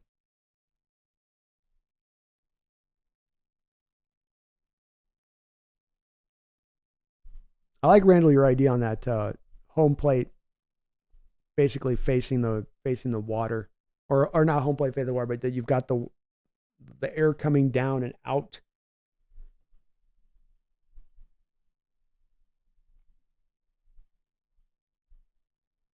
As we see with San Francisco, it's cool having a backdrop with the water there. So I'm sure that's probably why they did part of the flipping of it is like, well, then you get the Seattle backdrop framed, which I get that, but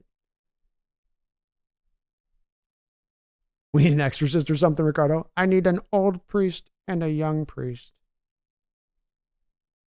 News and analysis with Arturo. TheSeahawksNest. I think they should also, the Sanders need to invest in a back-to-goal center forward. Well, maybe it's the proper time. I wish I knew a little bit more about soccer. I've always had a hard time in that, Arturo. I've tried to get into soccer a few times. I just couldn't quite get into it. But I know the Sounders are really big here and really well loved in Seattle. So, if it's time, it's time. As we saw with Carroll in this, Arturo, it's not always easy moving on from coaches, but when it's the right time, it's the right time. And if people kind of get usually the general right sense of when it is time, it's not usually one where you need some voice in the wilderness to call out to everybody's eyes that, hey, this guy isn't getting the job done. Like, no, we can all see it. Ricardo, is the marine layer a real thing or a myth? No, it's a real thing. It's heavier air down by the water. That's basically what it is. It's just a heavier, more condensation in the air, less of what you would get in places where you'd have like a dry heat. Let's say we're down in Texas and the Ranger Stadium. It doesn't play like a hitter's park necessarily because the dimensions are so small. It plays like a hitter's park because that ball is going to leap off that bat in the middle of summer in that heat. And that's a bit of that factor. But with Safeco, it becomes, you have the dimensions are really big naturally. Then you got the marine layer. Then you get some wind at times, which will blow up against, which will basically be hitting the hitters in the face a lot of the time.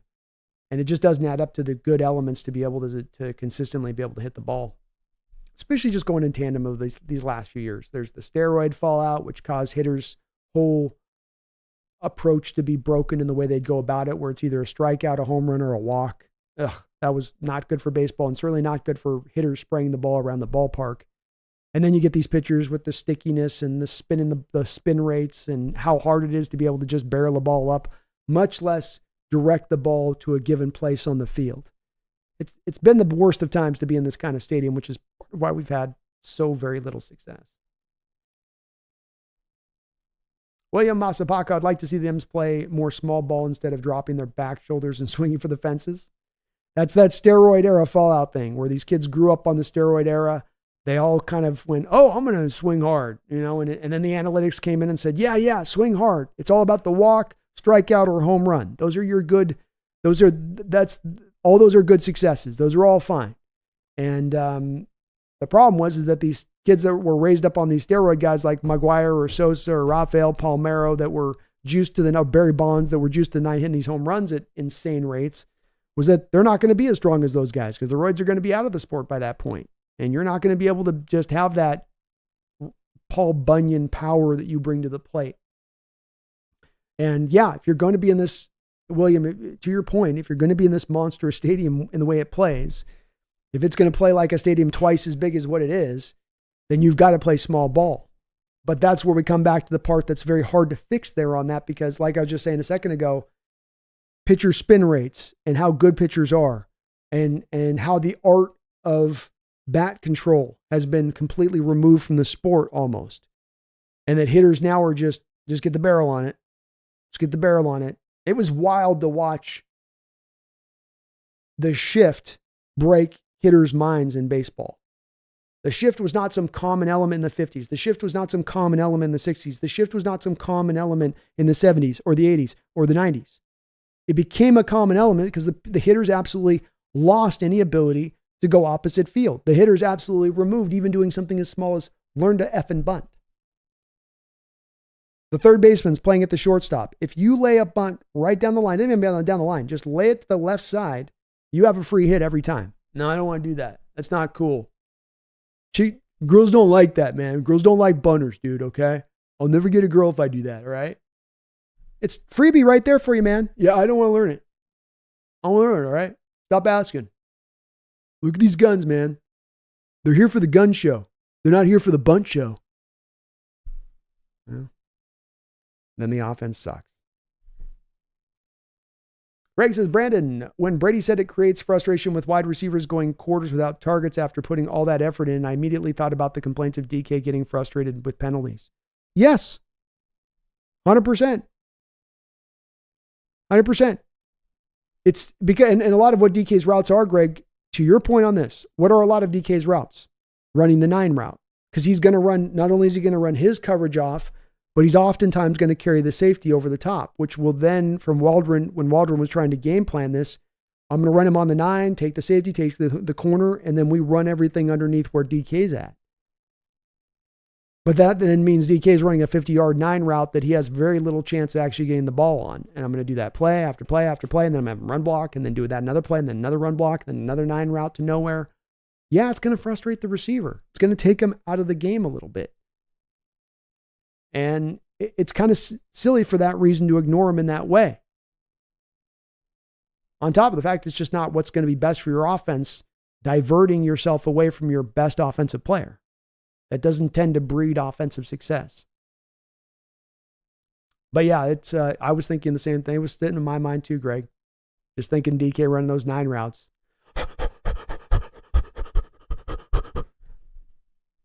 Oh, he checked you down. All right. 1682 on block. Break. Back out. Here we go. Hey.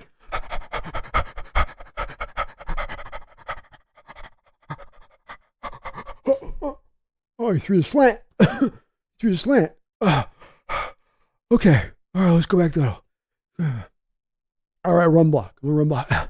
Here we go. All right. Run block.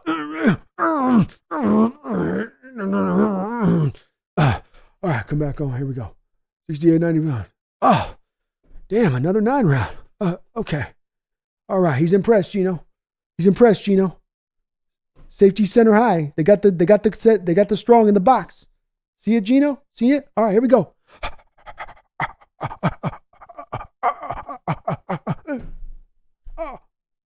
Even doing the hand raise. Nothing. Yeah. You do 3/4 of that, you get to the other side of that, and you're like, for who? For what?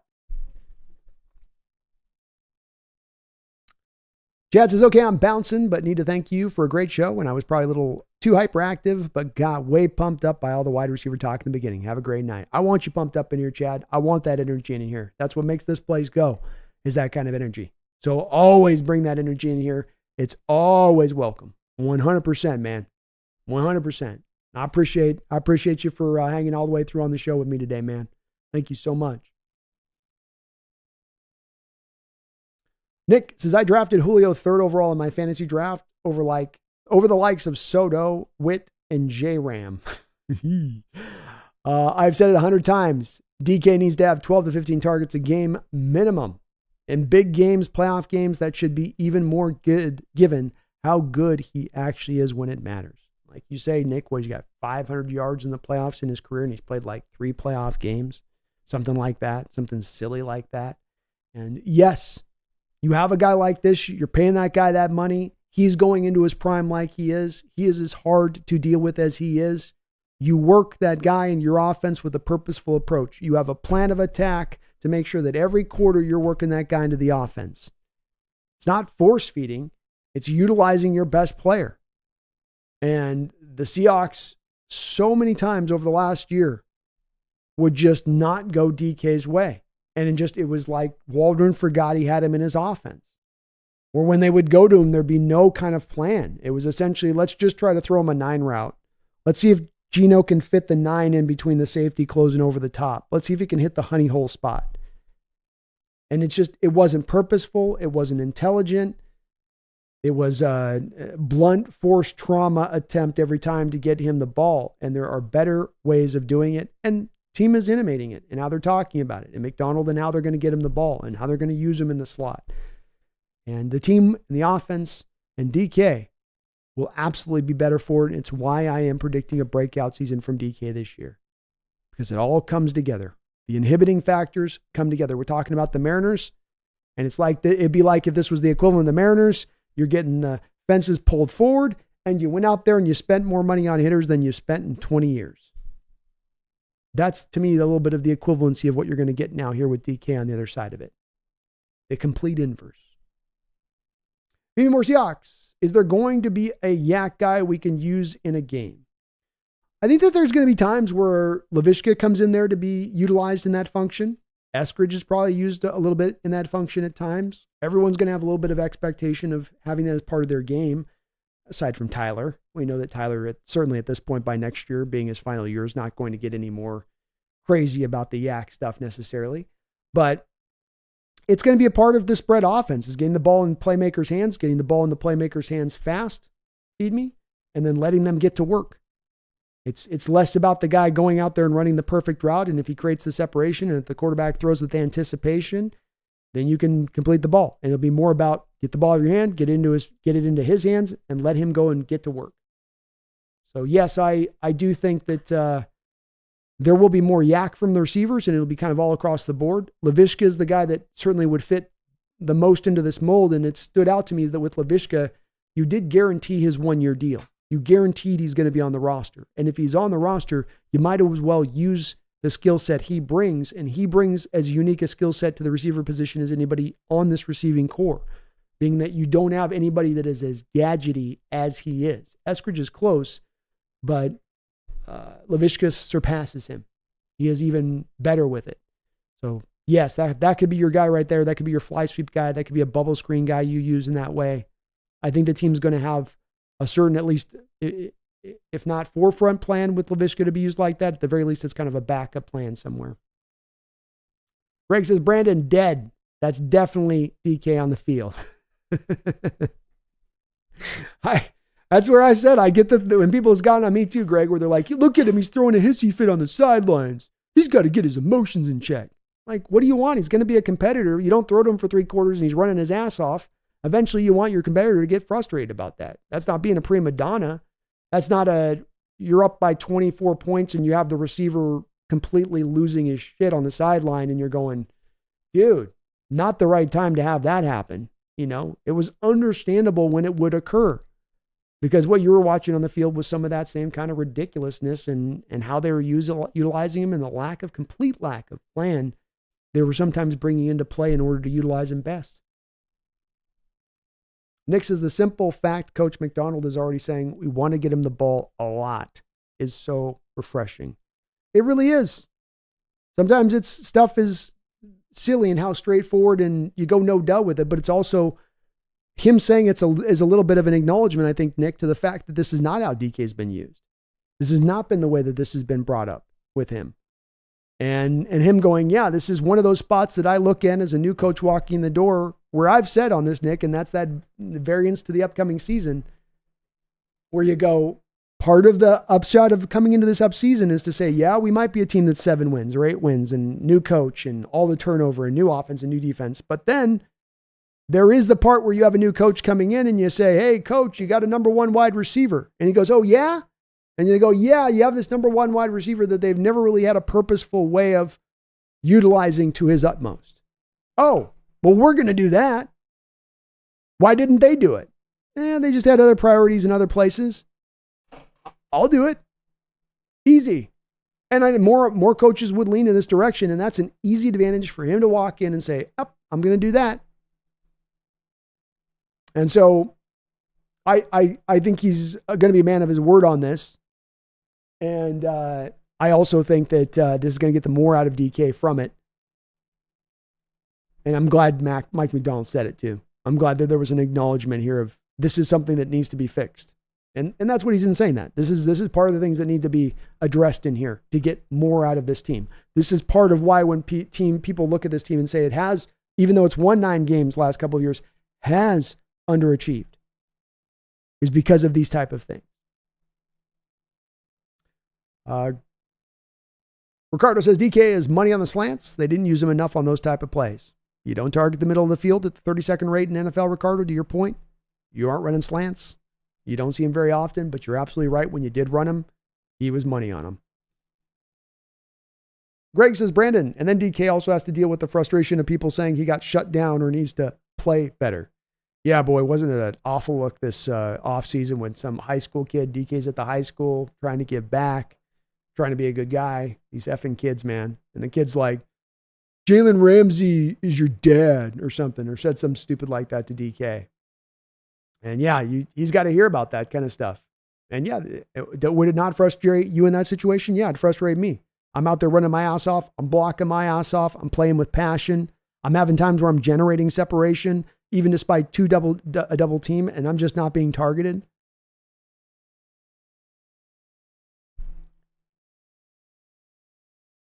Everybody's going to get a little bit frustrated in those kind of, not everybody, many people will be frustrated in that kind of situation. Regardless, as DK might be good in screenplays as well, don't recall if he's ever been used that way. Very rarely has he been used that way. I can actually pretty much grab out the 2 moments in his career where he was used that way and he actually had success. There is the Miami Dolphins game back a few years ago in Miami where he caught a screen and I think he just about housed it. And then remember there was the Cardinal game from 3 years ago where it's a tight game where at the end of the game, we run a bubble screen.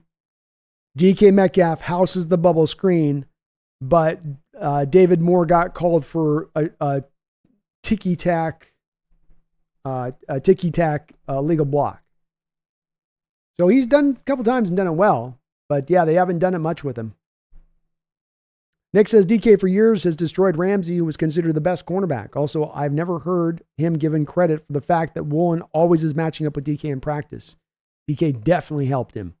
You got to think it does. The iron sharpens iron thing. And yeah, again, to your point, the last matchup you had between Jalen Ramsey. I mean, that's what, to me, with this kid saying that, it's like, yeah, kid, did you watch football? Because the last time these two guys faced, DK won a game winner on Ramsey's face. 1-on-1. How is he his dad if he's beating him on game winners? That doesn't add up. And yeah, it's one of the places I don't like about some fans in following the game where there's the quick thing to want to label a battle that's gone between two pros as one guy completely decimated the other guy. We should probably rarely use those words when it comes to two pros matching up on a given Sunday. You know, one guy's going to win some reps, the other guy's going to win his reps. One guy may win more reps, but it doesn't mean he destroyed him. It means there was back and forth and the other guy got the upper hand maybe. But yeah, that got way overstated, the whole Ramsey DK thing. And it frustrated me too. If it's things outside my control, and that's like in that fight at times of I'm not getting the ball in time, I'm not getting the ball in the right space. You get to a spot a little bit where there's understandable why it starts to get a bit frustrating. Space, I spewed my guts out. Hang in there, man. It was the chocolates. Dude, that'll do it to you sometimes. Regardless, usually they have him block for the other guy in screens, but he's the fastest guy. They do, yeah. He's usually the lead blocker out there on there where they try to take advantage of that part of DK. What about giving DK Bobo blocking in front of him? That'd be pretty nice. Showed this stat earlier in the game, earlier today,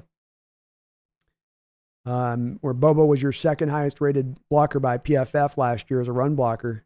What if you get him out there leading for DK next year?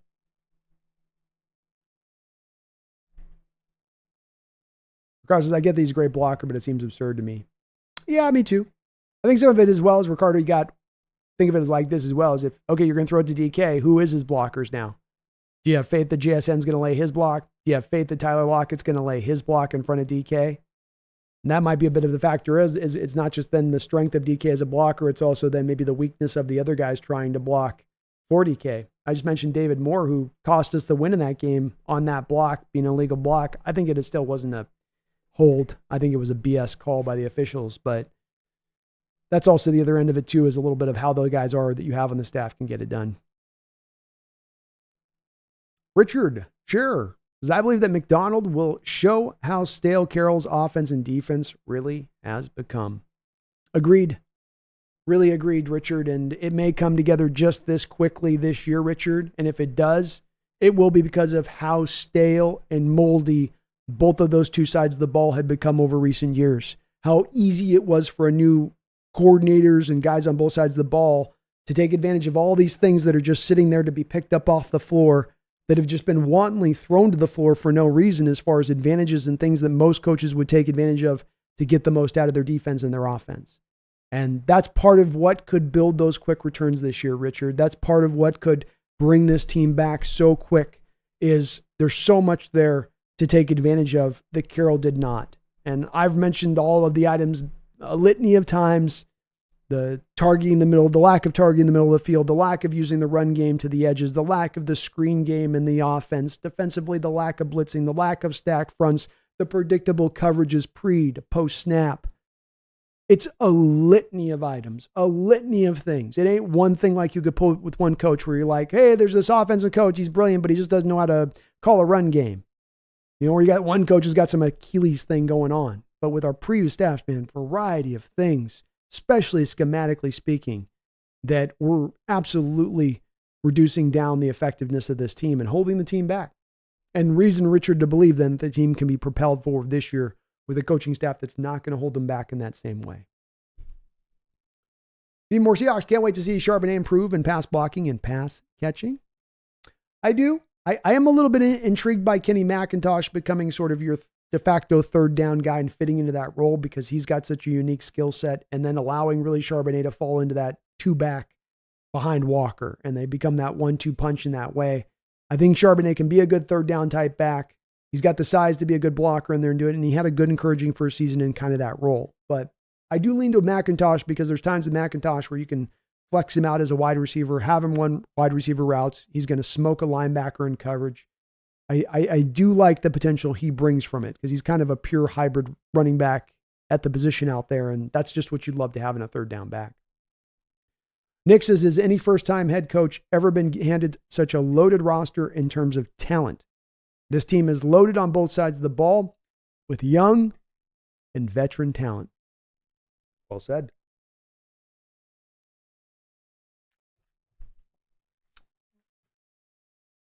If I was to go to recent years and say, has there been a coach that I can go to that's gotten this level of talent taking over in that way? I don't know if there's a guy that I could go to in recent years to say that they've walked in a good situation, because it is a very extreme number to where if coach is moving on, it tends to be both, we're not getting the best out of our coaching, and then also we don't have enough talent. Now, it tends to be a bit of a both situation when that goes on. The coach might take the full brunt of the force at that point, but it also could be the talent, and a lot of times it's the talent with it. I've been thinking a little bit about this recently, and it's hard to quite go exactly to this spot of it, but I think it's a close place to it. If you look at Bill Walsh moving on in San Francisco, George Seifert came in and was able to take over a team that was still very talented. You know, I think that was right around the time they were flirting with moving on from Montana, but you still had everything Bill Walsh had built there on that football team at that time. So Seifert taking over for Walsh certainly would be a spot that's equivalent. Look at Jimmy Johnson moving on and then Barry Switzer taking on for Jimmy Johnson. Those would probably be two situations where it was probably even a little bit better because those were championship caliber teams is talent wise, where the head coach was moving on, not because of, Walsh was retiring and Jimmy Johnson had the fallout with Jerry Jones. So that was why that went down that way. But those would be the only other two that you could say maybe outpace it where we've seen it in recent years.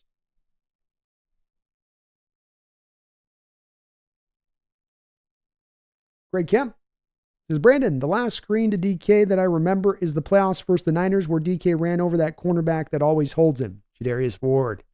Yeah. That was the last time. That's definitely the last one you ran, Greg. You didn't run into any to him last year. There were no bubble screens to DK had even attempted. And if it has been, if he's gotten more than 3 in his career, he's gotten 4, like 4-ish, something like that. So just not done it a lot. But he's had some success when he's done it, which also speaks to Greg. That's that thing we come back to where another thing the previous coaching staff would do is if you showed something that you did well, they wouldn't necessarily efficiently lean into it. Oh, DK, we never ask you to run bubble screens. You run a bubble screen in Miami, you house it for a touchdown. You run a bubble screen with the Cardinals, you house it for a touchdown. Now, let's never go back to that again. Let's not have you do that anymore.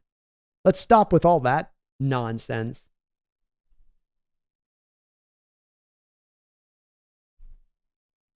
Randall, thank you for another $5, brother. I appreciate you for that. Very kind of you, man. Because after a rookie year, Woolen was a future All-Pro. Had the knee deal. Teams ran at him. Dropped a few INTs. Still good in coverage. Can Mac get him back to 22? Yes. The tackling issues were still an issue the first season with him, Randall. And the tackling issues are the part that are impossible to predict.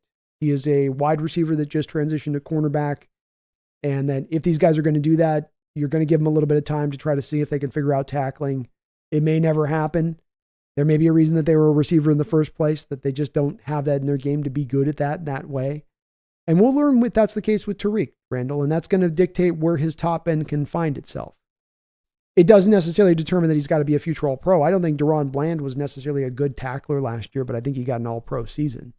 You can get a 7, 8, 9 interception year, Randall, and you can be an All-Pro on the back of that.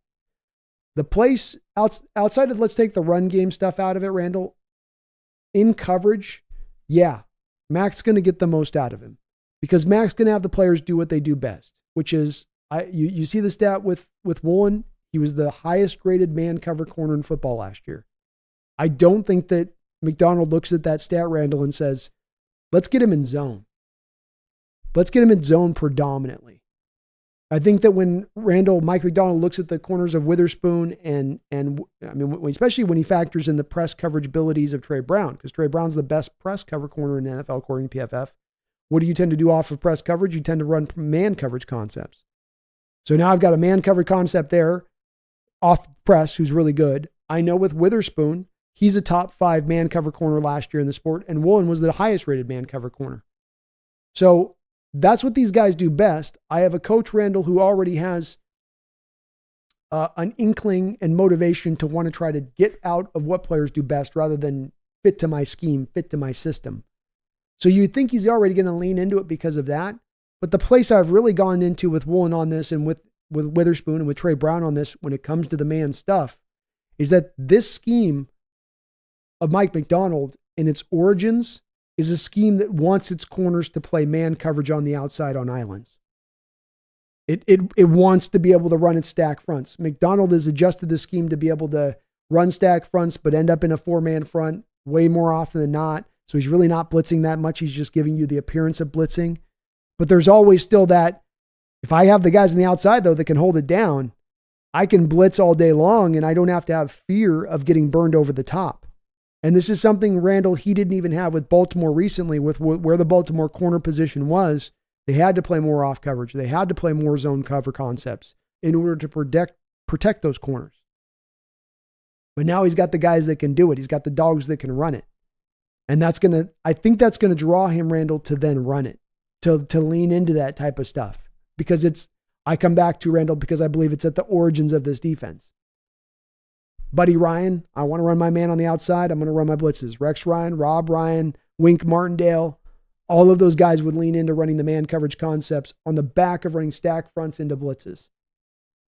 And that there's always, I think, as much as he's at times leaned away from it smartly in order to advance the system, Randall, I still think that there's always that general pull to go back to that side of the fence in the system. And if you got the guys that aren't just good at doing it, but are at like almost a league-like best level of doing it, all the much more of the pull to go in there and do it all that much more often. Why wouldn't you? So yeah, he will get back to 22. He still had a very good coverage year last year overall in coverage. The issues really were down to tackling, getting off blocks, Randall. It really is clearly that. And some of that's just going to come down to how much he takes as far as the onus on his shoulders to make this a point of emphasis to improve. Because when it comes to tackling, it's about want, will, technique. You bring all of that together. And we'll see with him. And some of it could have been the shoulder injury holding him back last year. The knee he had to recover from with the surgery in the offseason. Maybe some of those things were the kind of impinging to advancing. But that will be the part I'm watching very closely into this year if that can start to step forward. And the good part is with the two Randall is he is 6'3", long arms. He's got the kind of build where when he goes up to tackle a guy, he's going to tend to at least be damn near close to that guy's size. So it does just become technique, want, will. BB More Seahawks, do you think, and thank you, Randall, for all your donations today on the channel. BB, do you think Spoon's game could be figured out kind of like Woolen or just a little bit? Well, I don't think Woolen's game has been figured out. I think teams have just attacked the weakness of Woolen, and his weakness has been a large weakness in tackling. And that's been the big issue there. He was still every bit as good as he was the prior year in coverage, was Woolen last year. He really hadn't gone far. He didn't go further back. In fact, if you look at it, he gave up less yards in coverage last year in the air than he did in his rookie year. The interceptions were down a little bit, but he was just as good in coverage. It was just merely the tackling stuff. Spoon doesn't have any holes to his game. And remember what these two guys feed me. Woolen was a 5th round pick. Witherspoon's a top 5 pick. One of the reasons Witherspoon's a top 5 pick is this is a complete meal deal player. This is a guy that you have to account for, who can attack in every way. Slot, outside, he can do it all. Tackler, can take the ball away in coverage, can get his share of picks. There's no weakness to Spoon's game. It's why he has superstar potential. There's nothing to figure out with him. He's just a problem. Especially the way McDonald's going to use him feed me, which is even beyond Woolen. You're going to have him all over the field and all that much more harder to account for, all that much harder to attack if you thought you could do so. Space says, did you know that you can buy subscribers for YouTube? I did, but I didn't quite understand the reason for it, Space. When it comes down to subscriber count, at the end of the day, it's really an ego thing for it. Like, subscribers don't affect what you get paid out in ad revenue. And it doesn't mean anything extra for you to have more subscribers, just especially if they're empty subscribers. And in fact, it really hurts you, because when you release a video out and your video is released out to your subscribers, if you have a smaller subsection of your subscribers watching that video, YouTube is not going to push that video out on the algorithm to other watchers of the channel. So I've always thought I didn't like it on the surface of it, just to pay for it anyway, rather than to earn it. And then the other part of it being is that you're paying for subscribers who aren't going to watch your channel. So you're only really going to get dinged on the algorithm at the end of the day on it. There really didn't ever seem an upside to me on doing it. I couldn't, so I'm not sure. I don't know how you do it, but I would never do it. Unless I knew that there was some real tangible reason too, I guess. Nick says, Woolen top-rated man corner. So, of course, Pete and Clint had him play 10 yards off wide receivers in zone coverage. That's right, Nick. You go and watch catches he gives up. It's not him in man coverage giving up those catches. It's him in off coverage, usually playing cover 3, or even when he's playing cover 3 man match. Because cover 3 man matches, you're in off coverage, you drop to bail.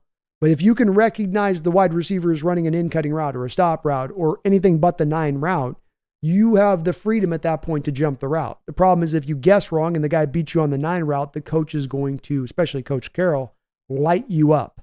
So you have to be damn sure if you're going to jump that route to get up on top of it if it is a man match concept. And it's hard, even if you're running man match concepts, to then get on top of the man match after you determine he hasn't run the 9 route when you're in off coverage. Because you're having to cover up the 9, you're having to come up the 8 yards of space to get to the receiver on the in-cutting route after you already took that half a beat just to determine that he wasn't going deep. It's a lot to ask a corner to kind of balance. It's a way of getting a player caught, to me, in between land a little bit. And that's something the coaching staff did over and over again, Nick. I mean, they did this across the board. It's with Trey Brown. Trey Brown's the best press cover corner in football last year. Did you have him impress a majority of his snaps? Did you even have him impress close to 50% of his snaps? No, you didn't. You brought Jamal Adams back on the field. Jamal Adams blitzed at over a 6% rate in his time with the Jets. Do you bring Jamal back and have him blitz? Do you have him blitz at the rate that you had him at with the Jets that caused you to make that trade for him in the first place? No, he's below 5% last year on his blitz rate. It was the wild thing about the previous coaching staff. And I know we all know it at this point, but you have guys do something good and you say, no, we're not going to have you do that because it doesn't fit to our effing plan. Who cares what your effing plan is? This is the player you got. Use him for what he does best. And there'd be an utter refusal to do so because the team was married to the scheme. The team was married to the system, not married to getting the most out of the players. Ricardo, with a strong defensive line against the run, Woolen's run D woes won't be as relevant. He'll be able to focus on pass coverage. Well said. Well said, Ricardo. I agree. Randall with a couple of other donations here. Thank you, Randall.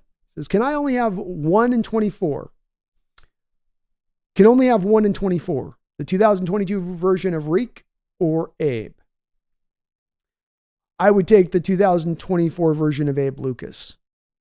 Abe is more of a beginning point to me on this team for success, partly because I don't think you're quite as strong behind him.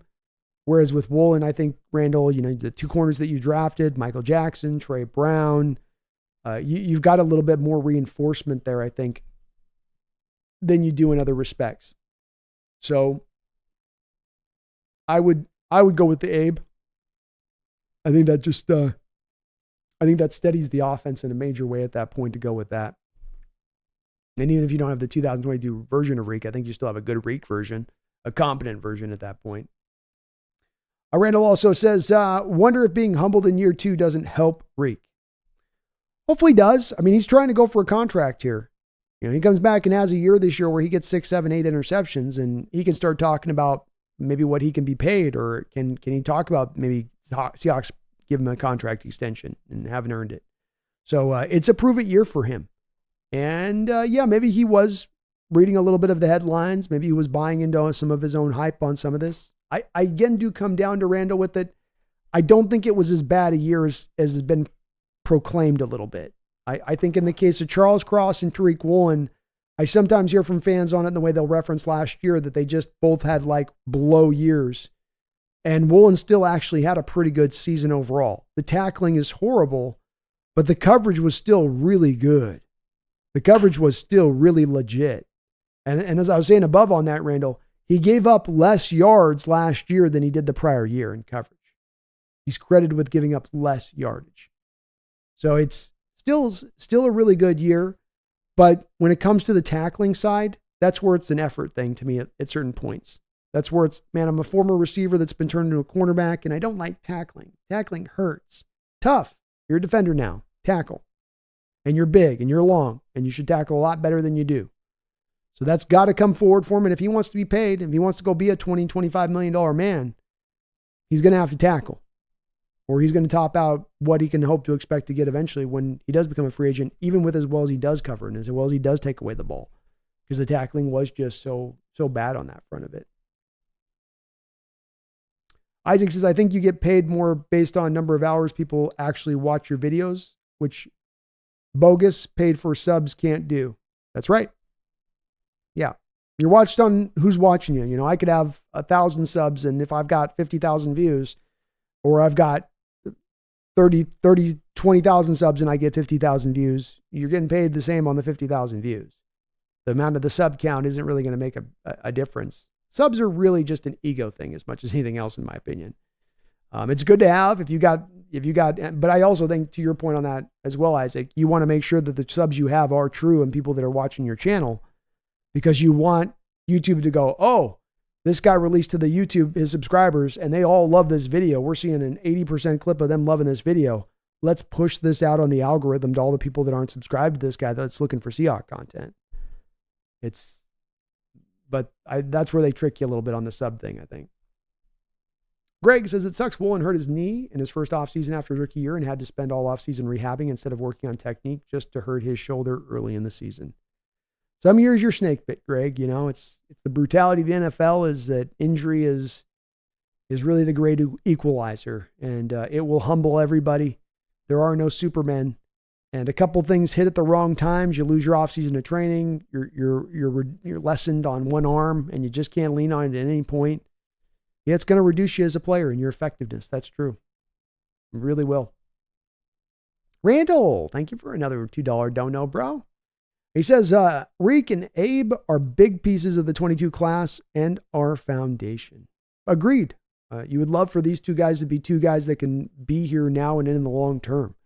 If you've got Reek and Witherspoon and then on the other side, Cross and Abraham Lucas is two real, like you say, cornerstone foundational points that you can lay into bear. Those are two of the hardest positions to find good players at in the league. So being able to lock down those two positions in that way and allowing you to kind of cast your eye and elsewhere to fill out the rest of the team would be mighty helpful. They're going to be expensive if they can click back into place and to being the players that they sort of teased into that first year.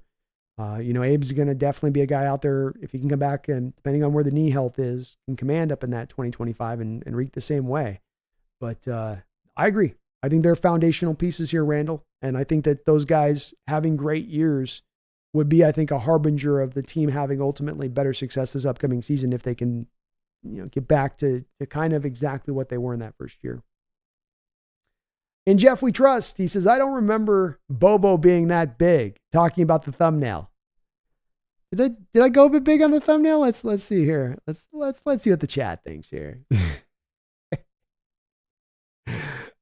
Good catch on your part. Very good catch on your part. I indeed might have swole up just a little bit. I might have swollen Bobo just a little bit with the thumbnail. I might have gotten the arms a little bit bigger. At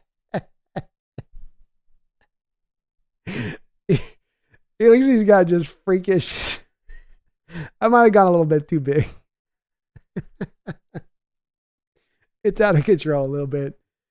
It was making me laugh, Jeff. I kept going bigger and bigger.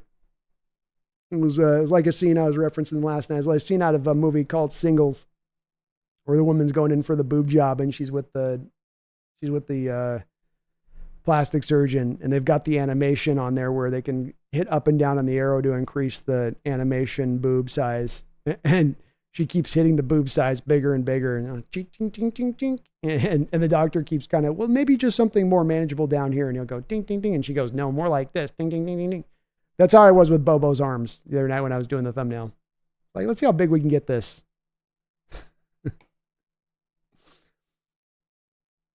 Riggs says, Tariq is tall and lanky like Randy Moss. He's never going to be good at tackling.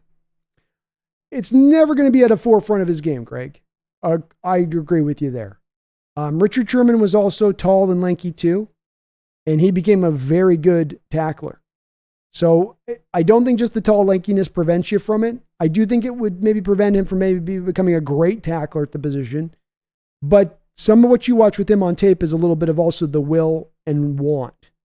Do I want to get off this block? Do I want to be a part of the run game and be in on it? When you watch Witherspoon, he's fighting like mad to get off blocks. He's fighting like mad to find the pathway to the ball carrier to get in on the play. When it comes to Woolen, on a lot of his tape, there's a lot of willingness to not be physical and to be very finesse in the way that he wants to go about playing the corner position.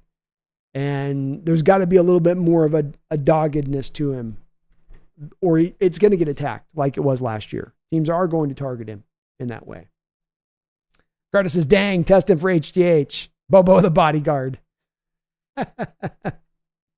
Just as Bobo must have been on that DK workout plan this summer. Hey, Bobo breakout coming. Tell me that's not break. That guy with those arms isn't going to break out. He can catch it with his bicep, man. Brandon McDaniel with a $2 donation. Is Woolen a better tackler than Darrell Taylor? Yes. But Darrell Taylor might be the worst tackler in the NFL. At least with Woolen, you can go, like Greg said, he's tall, he's lanky. I can buy into that. And Darrell Taylor, you're like, what's your excuse? I can watch Darrell Taylor have a wide receiver a yard in front of him and then not lay a hand on the wide receiver. Kitty, what are we doing? Okay. We're not doing this. No. I'll go with Woolen, Randall. I'll go with Woolen. Will Valdez, Bobo's built like Kane in that thumbnail, laughing out loud. I'm telling you guys, I have too much fun with these thumbnails in the middle of the night. I'm out here in the middle of the night just giggling to myself. I think it's hilarious when I'm doing it. Like, let's see if anybody catches it. Richard says, first time in a while, I'm super excited to see the Seahawks preseason games with new coaching and a quarterback battle. Very much interested in Sam Howell. You should be. Sam put together a very good initial season out there for his first starting season. Yes, there were the ups and downs. Yes, there's things for him to clean up, but he's 23 years old and the kid's got some upside to him. No doubt about that, Richard. And I think that not only do you share the opinion of a lot of 12s, but a lot of just Seahawks fans about not just the preseason, but this team in general, and that there's been a bit of I think a languishing, a static feeling amongst Hawk fans on this team being stuck in place. Not necessarily bad, but not necessarily progressing forward and taking those steps to becoming a contender once again. And now we're in a spot where maybe that we're back to a place of a team taking steps forward and getting itself assembled back to a place where it can again truly contend. And that is exciting. And that's got, I think, fans engaged Richard in a way that they not necessarily have been as force of the last couple of years. Ricardo says, I don't think so either, but he can still be worked around as long as he puts more effort into it. Yes. He just needs to not be a huge failing part of his game. Doesn't have to be a dominant part of his game, but just don't be a failing part of your game so that teams can attack you and go after you in that way. Because offensive coordinators are very smart, and they will do so, as we saw last season. Phoebe says, out of all the people in contract seasons, who do you think most likely signs a long-term deal? Ooh. Well, we don't have anybody that's really in a place right now that's going to be a free agent due to go off the books that I think we're re-signing. Julian Love, if you're going to press me for it, I would say Julian Love as far as a guy that you would probably end up bringing back on the contract. But as far as a guy that's a real notable name, that a guy that you probably end up signing a contract extension for after this year, who still has a year left on his deal, would be DK Metcalf. I think the team will eventually end up signing him to a contract extension, especially if he goes out and has basically a career year, 1,500 yards. I don't think at that point they're going to be looking to move him. But Julian Love, as far as there's not really any free agents you have on the books coming off the books that you're looking at are going to in any way, shape, or form be priorities. And so he's really the only guy of any real pretty good value that you would lean to go, okay, well, maybe this guy you'd say, yeah, with this one. That'd probably be it, though.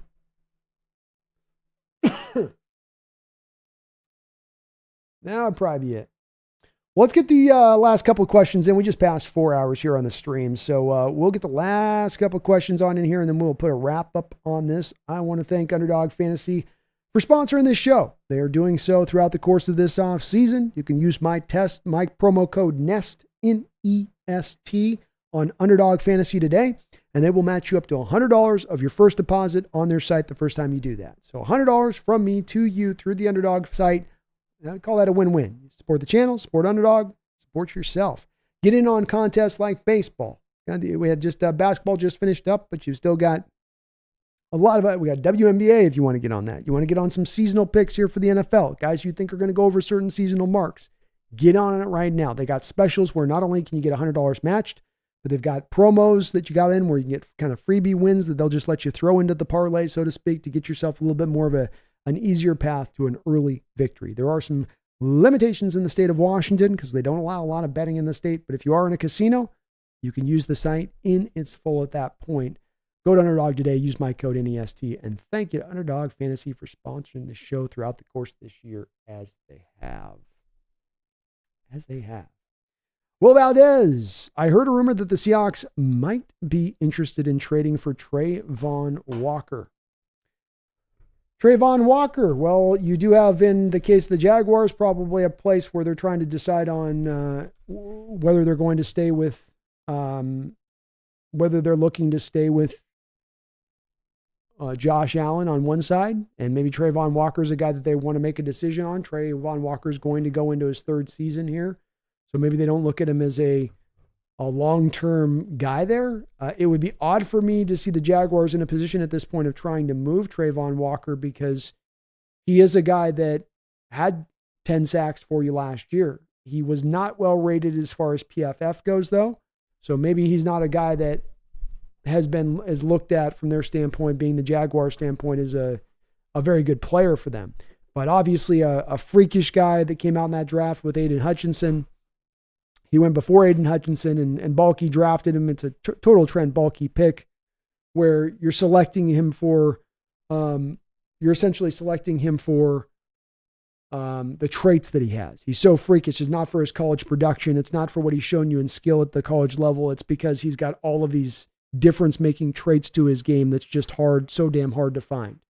But I can't really see there being a fit there, Will. What's it going to cost? Who are you going to move? How does that deal work out? The Jaguars giving up after 2 years when he did take a step forward, at least as far as the sack productivity and as a pass rusher last year on the surface of it. Again, not well graded, so maybe he's a bit of a negative when it comes to being a run defender. But hard to find the fit on that. Seattle giving up Derek Hall and flipping him for Walker, and you're thinking you're getting a little bit more upside on the Walker, and then Jaguars get to feel like they're getting a prospect to fill in at that point. I don't know how that deal would work. If you brought in Walker, then what does that mean for, the Uchenna and Hall, and how that rotation is going to work?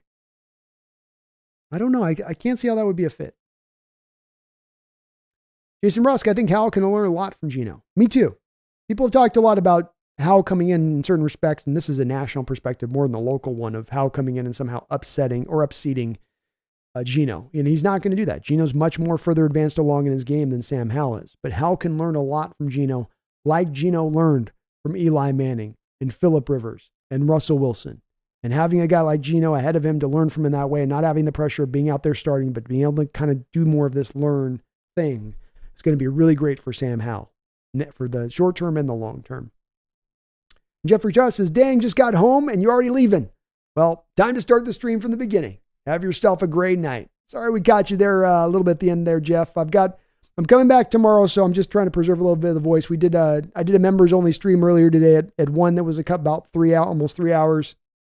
We've had this show here at 4 hours, and then I got to come back tomorrow. We're going to do a 5 o'clock collab with the Seahawks podcast and Brandon Schultz. So we're going to be bouncing back again tomorrow at 5 o'clock. So just keeping the voice a little bit fresh on that. But thank you for going back and watching from the beginning, man. You're awesome for doing that. I really appreciate that. Don, you have yourself a great night. I really do appreciate you as well.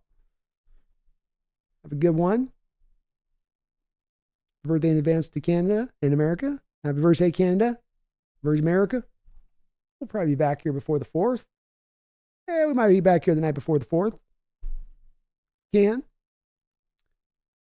Will says, I heard it would involve a 2025 second round pick. Wow. Well, if you're just able to get it for a second round pick and bring him in, sign me up, Will. I've long said I want to see this edge group be built up strong and reinforced and not just going the bare minimum. I think they tried to do that a little bit last year. They just didn't get any development from Darrell Taylor. They didn't get any returns back from Frank Clark, and Derek Hall was slow in his development. And so this is maybe them, if they were to make this move, trying as much as anything to reinforce. We're going to have Boye Mafe. We're going to have Uchenna Nwosu. We're going to have Derek Hall. We're going to have Trayvon Walker. We are going to have a good edge group. And I could understand John Schneider taking that extreme jump, even to give up the future second round pick, Will, because it has been a group that's not been able to quite fully bring it over the course of a season in recent years. You always feel like you're a little weak over there. I mean, that's why you got a guy like Draymond Jones moved out the outside edge last season. It's because you just weren't having the guys to get it done that were your starters or your backups. So pretty crazy to be able to pull him in at that point on a second round pick like that. The other part of this that works into this is Trayvon Walker and his history comes from the Georgia defense. And that Georgia defense, one of the reasons he had a lack of production coming out was so much of the Georgia defense is a defense that does all the blitz games and sometimes asks its even star players, guys that be high picks, to do dirty work on the play to free the other pass rushers to come up there and get home. And so maybe that's all, and which has got some similarities to Mike McDonald's system in that way a little bit. So maybe that's where they also see it as a good fit, Will, for what we do in our scheme here and how we do what we do.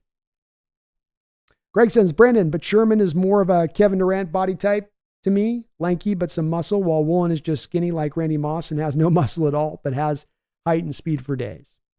That's a fair point. And I do think that the responsibility that I'm asking for Woolen to take on with this, both with the willingness to get after it and also the willingness to work on it, are the two parts I might also offer onto this, Greg, that Sherman was able to build into his game. He was not going to be a weak link as far as a tackler goes. He was going to be fierce with it. He was going to improve with it. He was going to take those steps and whatever it took to do it. But you're right about the body types. There's a little bit of a different body type there. And how they're kind of put together and all of that. I think that's valid. I think it is also a little bit hard though too with when the guy's got 35-inch long arms. Like Sherman's got 33-inch, but I think like, if I'm not mistaken, I think that Woolen's got like 35 or.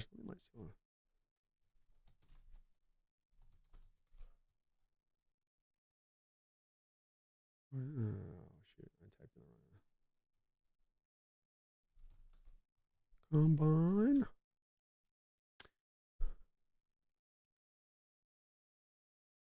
Yeah. Oh, he's only 33 and 5/8, so it ain't that long. It ain't that much. It's long, but it ain't. I thought it was 35 for some reason. But it's true.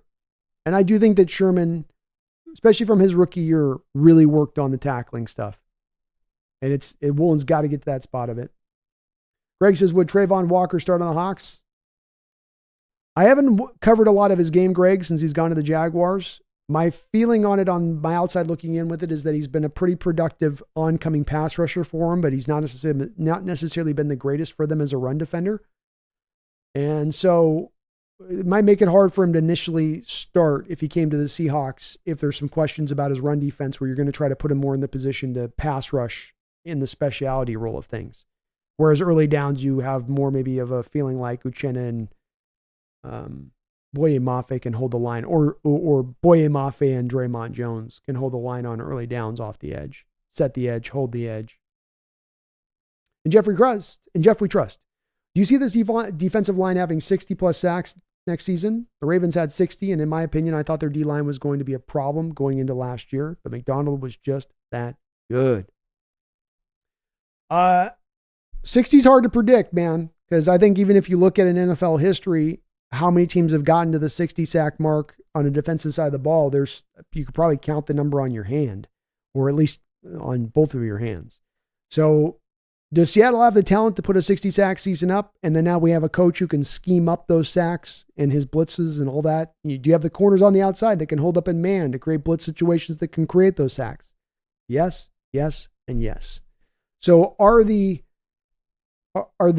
ingredients in play, Jeff, to create that kind of productivity from the pass rushers? It is.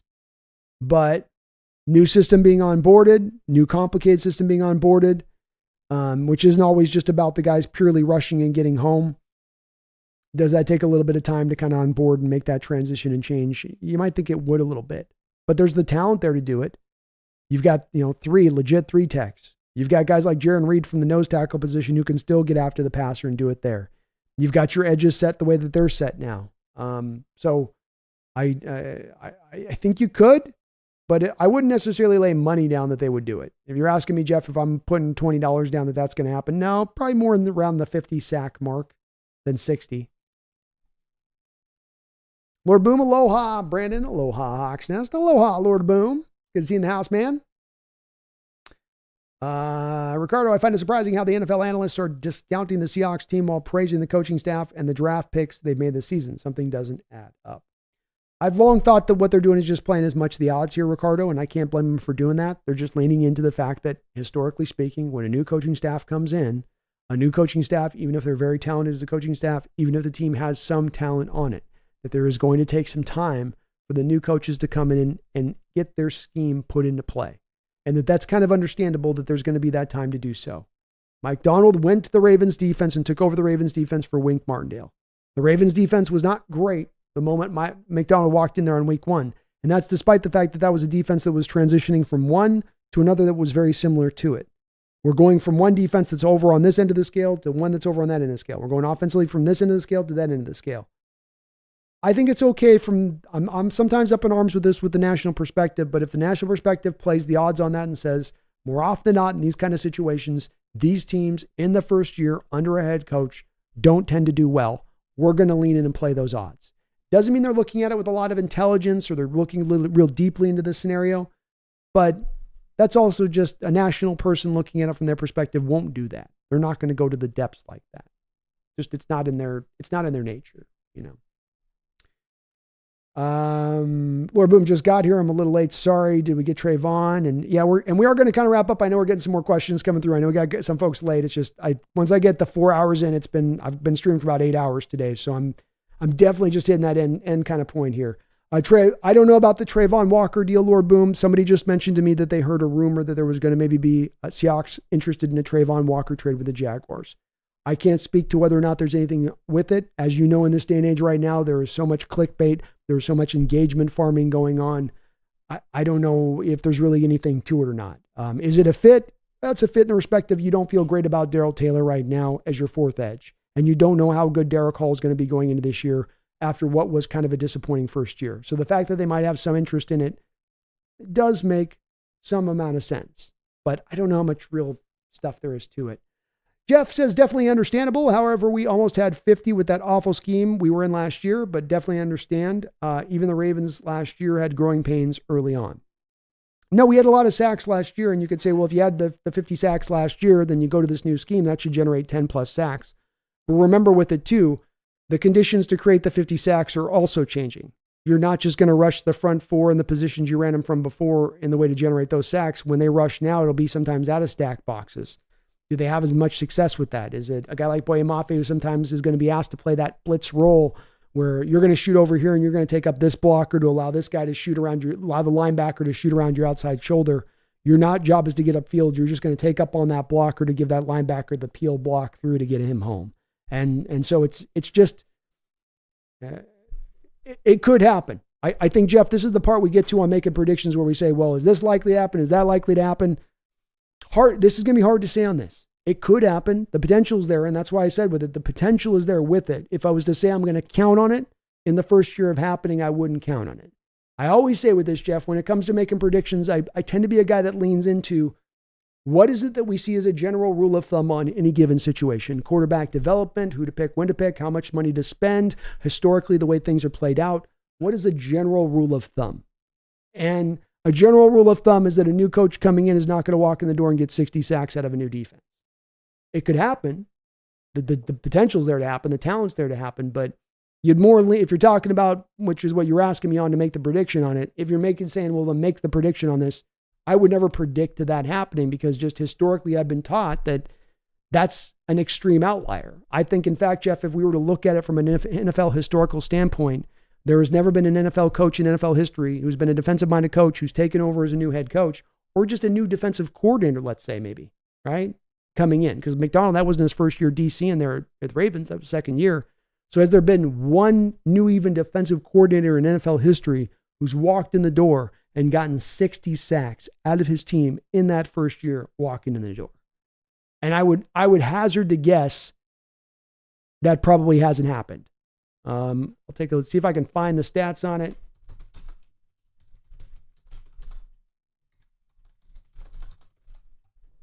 I don't know if they'll show.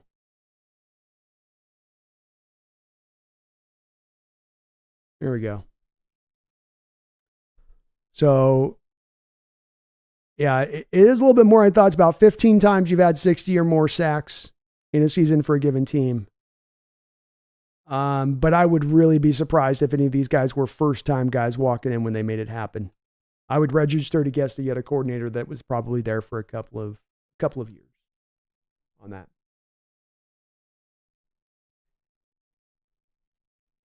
Greg says, Brandon, I understand why you want Woolen to tackle better. I'm just saying his body type gives him limitations, and possibly adding weight to be a better tackler could lead to more injuries, speed loss.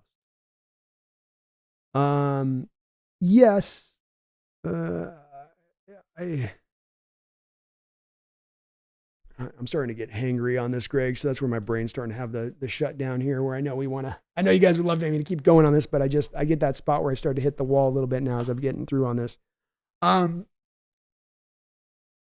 Woolen's problems come down to, when you watch the tape with him, Greg, it isn't the fact that he's got a wispy, thin body. That's not what the problem with tackling last year was. Not he's too thin. It's not the issue. And maybe the shoulder was the part that was in fact impacting him here. But there's a few things that stand out when watching the All-22 tape for me with Tariq Woolen. And this is my perspective, and maybe a difference in outlook of others on this and yourself on this, but my perspective on it is this. He was not interested in being engaging in the run game. Wasn't the wispy thin, wasn't the long arms. It was, I don't want to be ferocious in the run game. I don't want to get in on this tackle. I don't want to get off this block. If I have to come up and I have to make a tackle, I'm going to throw my shoulder and throw my body into the tackle. The effort level is not there in me doing it. If what you're talking about, Greg, is happening where it's the long arms and the lack of strength causing him to be able to be an ability tackle, then what I should be seeing is him coming up, trying to wrap up, and then the running back breaking out of the wrap up, right? But there's not enough consistency on his tape of him coming up and wrapping up. Instead, it's that stupid shoulder tackle he's trying to do. Now, is it, again, the injury? Is it this? Is it the cart? Is it the horse? Is it the chicken? Is it the egg? I don't know. Let's just say for right now, the shoulder was good enough to wrap up. He wasn't interested in doing it. Proof being, he wasn't interested in getting off the blocks either. And that there wasn't that ferociousness to really fight off those blocks. So if that stuff comes forward, his tackling gets better. And that stuff to me doesn't come to anything having to do with, the length and the thinness and all of that. And while he is thin, he's not giving up 20 pounds to these receivers.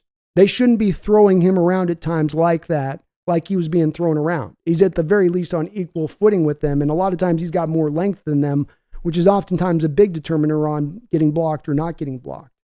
So that's the tough part for me to go to, just that it's a build problem, is that I don't got the dog out there biting butts. I got the dog kind of leaning over into the corner. And so that part's got to be cleaned up first on this before we're going to get to the spot of necessarily being able to fully kind of lean in on the long arms as being the big main inhibiting factor to what's holding them back here.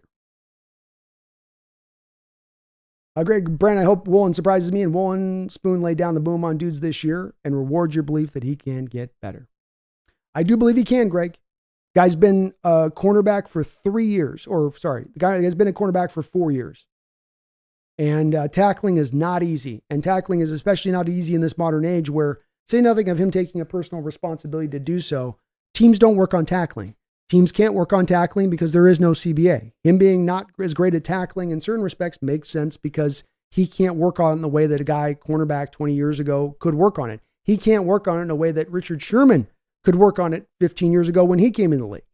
So it's understandable with that these holes, do kind of have a bit of an opening up on some of these players in this way, but you've got to take that onus on your own shoulders then. And that'll be the determinant. And I hope he does as well, because if he can get a little bit better on that side of it, Greg, I know he can cover. I know he can take away the ball. I know he can shut down receivers on the outside. I know he can run with anybody. And so if he can get this one little part of his game just upgrade a little bit, it will take him very far, I believe.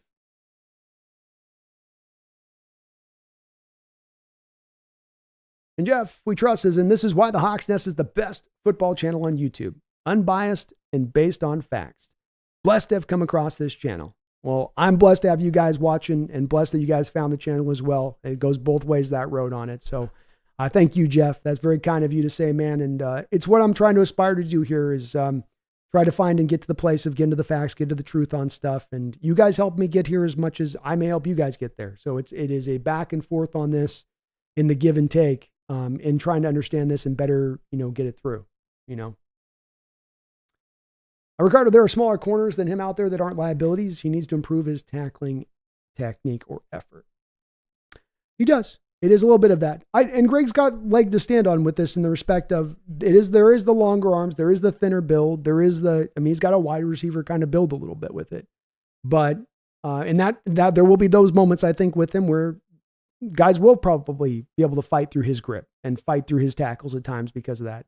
But then that's why you got to make it that, though, for what I see with my eyes. You can't let it be a spot like we had that play last year where he comes over there and it's like the worst play of the year against the Niners, I think, defensively, where we had 4 guys all around to try to tackle a guy and he's 3 yards short of the first down and all 4 guys, like Woolen bailed out. Quandre Diggs took this weird ass route where he ran like a circle around the ball carrier. It was a horrible play, but it was a horrible play of effort. It was a horrible play of guys not giving it their all in that play to stop that guy. And there is a lot of that with Woolen last year on the tape. Somebody was saying a little bit, maybe it was the listening to their own press clippings or whatever it was, but it was unfortunately there and available at times on tape with him. Jeff says, in my opinion, I just don't see the Jaguars spending a number 1 pick just to move on him in the 2nd or 3rd year. I don't think Walker was that bad. He just needs more development. Yeah, I mean, it didn't look like it was a complete backwards year for him with 3.5 sacks to 11 sacks. And I agree with you. It doesn't make a lot of sense to be bailing in this way. It would seem like the Jaguars are throwing him away at where a player you picked at the highest and you spend kind of the most for, you're now throwing at the lowest value at that point to toss him at this point. It's almost like they're just wanting to offboard him at that point, just get him out of town would be almost the feeling, which would then give me a lot of hesitancy, Jeff, to wanting to then bring him in. But that's also where I think this could be some engagement farming and people are doing a lot of this kind of advanced creative ideas and present it like it's rumors thing going on a bit, I think. Akara Thesaurus at 6'6". I can cover anyone, but I can tackle for shite. It's a thing. It does make it harder when you are long and kind of gangly like that, trying to get down and get low. That's where you just want to make sure if you're doing your technique and then you lose the tackle, hey, at least you're doing the proper technique. Where you're trying to wrap and roll, where you're attacking the near thigh, or where you're just kind of throwing his shoulder into his ankles.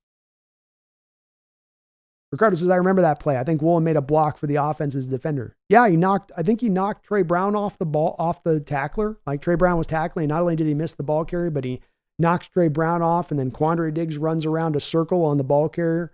It was brutal. It was really bad tape because it was an effort level thing you're seeing, and you're not just seeing it from one guy. You're seeing multiple guys on one play going, I don't feel like getting out all the effort on this. I don't feel like doing all I can do. Tony Wright, good evening, Brandon. I'm sure you've witnessed some excerpts of San Francisco's Brandon Ayuk on the Pivot podcast as he continues to campaign to get his money. I say enough already. Trade him or pay him. I think they're at the point where they got to S or get off the pot as the Niners here, Tony. And they've been trying to wait this out and just hope that it was going to essentially resolve itself with time and that it eventually just comes back home if you just wait him out. Like some kid that you let run away from home and then he'll eventually come back. Give him time. They've got to make a decision on this. It's a tough spot they have themselves in, Tony. They've got $37 million of dead money on the book next year. They've got to pay Brock Purdy $55 million. They can't give him $30 million. They can't do it. They know they can't do it. They don't want to trade him, though, because if they trade him, it means a signaling of an end of their Super Bowl run. Because that team is not going to the Super Bowl if they move Brandon Ayuk this year. It's not happening. So they're in a pickle, Tony. They're in a pickle. There is a no-win point on this situation as far as the Niners are concerned. And like all tough decisions that you have to make, what they're doing is prolonging it as long as they possibly can, hoping it goes away, but it will not go away. And at this point, let him go. You don't want to spend the $30 million. He's insisting on it. I think he's insisting pretty hard at this point if he's waiting this late in the hour, forcing your hand. You waited to pay him because he's heading into the 5th-year option. You waited as long as you could to pay him. That means you're going to pay top of the market price. This is the way it happens. If you wait to pay the guy, you're going to pay top of the market prices. If you get out a year ahead of it, you get a little bit of a discount. And the Niners are kind of playing or acting like that doesn't exist here, and it absolutely does exist. Lord Boom says, hey, B, did you see the Hawks Insiders had a collab rating the Hawks all-time Seahawks team at each position? Of course, middle linebackers were Bobby and Lofa, but usually the third was my man, Dave Wyman. Let's go. Oh, that's cool. Dave Wyman got in there. I don't think that there's any way that Dave Wyman is the third best inside linebacker in Seahawks history. And I think that you probably can find quite a few guys that would have Dave Wyman. That's almost as much for what Dave done after his career, more than it's what he did during his career. There's guys like Julian Peterson had better careers even as a short time in Seahawks than Dave Wyman did. So can't quite put them on that all-time team, but their heart's in the right place on that one, Chase says, has been a member of the Hawks Nest 11 months. Thank you for that. Chase says, the Walker thing sounds like a Chat Sports report. It does sound like a Chat Sports report to me, too. It just does. Lord Boom, I think Woolen can go through his whole career and not know how to tackle and at least be a cornerback, too. He's that talented. Yeah, it doesn't wreck his career if he doesn't get better as a tackler. It just inhibits his upside and how great a player he can truly be. That's really more of what it does. But he absolutely can cover and he can take away the ball, which is the two most important parts to being a cornerback. Ricardo says, I don't know if that was an effort thing or a collective brain fart by the defense. No, the actions by the defensive backfield made sense on that play. Yeah, it was just too much in conjunction for me to believe it was just a random brain fart, Ricardo. There's too many times last year where you were having too many brain farts, where it's weird how so many brain farts look so ridiculously close to a guy not giving out full effort. Just look ridiculously close to a guy making a business decision. Look ridiculously close to not giving out the full allotment of their effort on the play. You know, it's the old thing. You walk up to a pile of crap. It smells like crap. Ugh, God, that smells like crap. You put your finger in it. Man, that feels like crap. Up, you step in it. Man, looks like crap on my shoe. You know, guess what? You eventually get to the spot. You go, nope, it ain't something else. It's just poo you got on your shoe there. It's poo you stepped in. And I think when we see that effort level last year, and is it the coaches, and is it lack of accountability? Is it this? Is it that? We can pull on that thread for years. But it does come down to what we saw was guys weren't putting out their full effort. Multimillionaires were out in the football field, not giving everything they could on individual plays. And that's why they call it making business decisions. Who made the Hawks all-time wide receiver list? Got a feeling they left DK off. Yeah, they might have. Jason Rusk says they could tag Ayuk, though. Jason Rusk, Brandon Ayuk is ending into the 5th-year option right now on the current deal that he's on. And so you're talking about trying to franchise tag him next year, which they would not be able to do. So they don't have to do a franchise tag on him right now. He's not a free agent.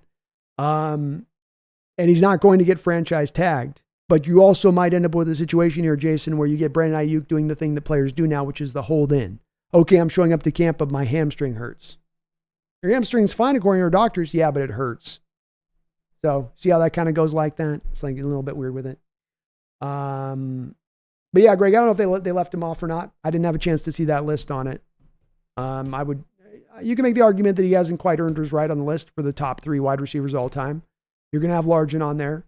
And currently right now still you have guys like Baldwin and Tyler Lockett and even Brian Blades that are still ahead of DK on the list. But give DK another couple of years, he'll get it. He'll get there. He'll get there. All right, we're going to wrap it up on that. I'd love to talk to you guys all night too, but I am hungry. I need to get some food. I am just getting a little hangry. So we're going to put a little bit of a wrap up on that. Lord Ha, you're right, Brandon. I was exaggerating. Wyman was on here, but before him was Peterson, Hawthorne, a whole slew of other linebackers. But the jump sack on LA etched Wyman in my heart forever. Well, there you go. Nothing wrong with having a soft spot for Wyman. He was a good player and a blood and guts guy and played hard, just had those knee issues that kind of held him back a little bit. And he did well for us when he was here.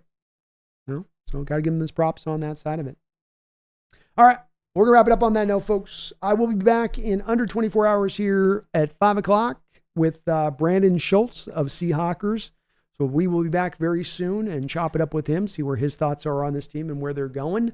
I also have for you guys, just as a reminder, the Hawks Nest Clips channel is now live. It's a whole separate channel of the Hawks Nest. It's going to have clips of live stream shows and extra other clips on top of that in addition. So you do want to get subbed up to that other channel in addition to this channel, as I will be continually feeding that channel. We're going to have about a clip a day coming off that channel here for the foreseeable future. So do please get subbed up over there. I would really appreciate it on that side of it. If you guys could for me today, please do hit that like button as we finish up. Helps the channel grow, helps me get big, helps me get a subs, helps show up on the algorithm, helps me out tremendously. So please do sub up to the channel if you could. I would really appreciate it if you're not already. Thank you guys today for watching. I really do appreciate it. Addicted Hawks, you have yourself a great one. Catch you on the next one, brother. You too, Ricardo. Thank you, man. Greg says, Brandon, thanks for answering my question and good night. Great stuff as always, Greg. You always bring it, man, every time we do a live with it. So I appreciate you as well for always doing that. And my pleasure, man. My pleasure. I love doing what I get to do here, man. This is an absolute honor. And every time I get to go live, it is always a pleasure being able to chop it up with you guys. So Jake Bobo. Bobo Mania is alive. Bobo Mania is real. Where does he fit this upcoming season? How does he sit to this team as the 4th receiver? Does he get a chance to shine a little bit more this year? What is the future for Bobo here in Seattle? I don't know. But we got ourselves a hell of a player, and he had an outstanding opening season for the Seahawks, and it's going to be fun to watch his continued development this upcoming year. Just another piece on a very stacked team that's a much different type of team than you normally see for a new coach taking over, where the cabinet, or as I've said at the pantry, is stocked full and stocked to the nines. And now it's just about this coaching staff using all of these pantry items in the right way to get the most out of them to hopefully get us back to a contending state. I thank you guys for watching. I will be back in less than 24 hours to chop it up with Seahawkers Brandon Nelson at 5 o'clock tomorrow. But until that time, I shouldn't have to remind you, I shouldn't have to let you know that you're ready to have yourself a great season, that you're going to find this to be one of the more satisfying, fulfilling seasons for the Seahawks that you've had in quite a long time. I shouldn't have to remind you that. You should know that, having followed that channel. But just in case, I'm going to let you know. Don't you forget. Don't you ever forget. Go hard.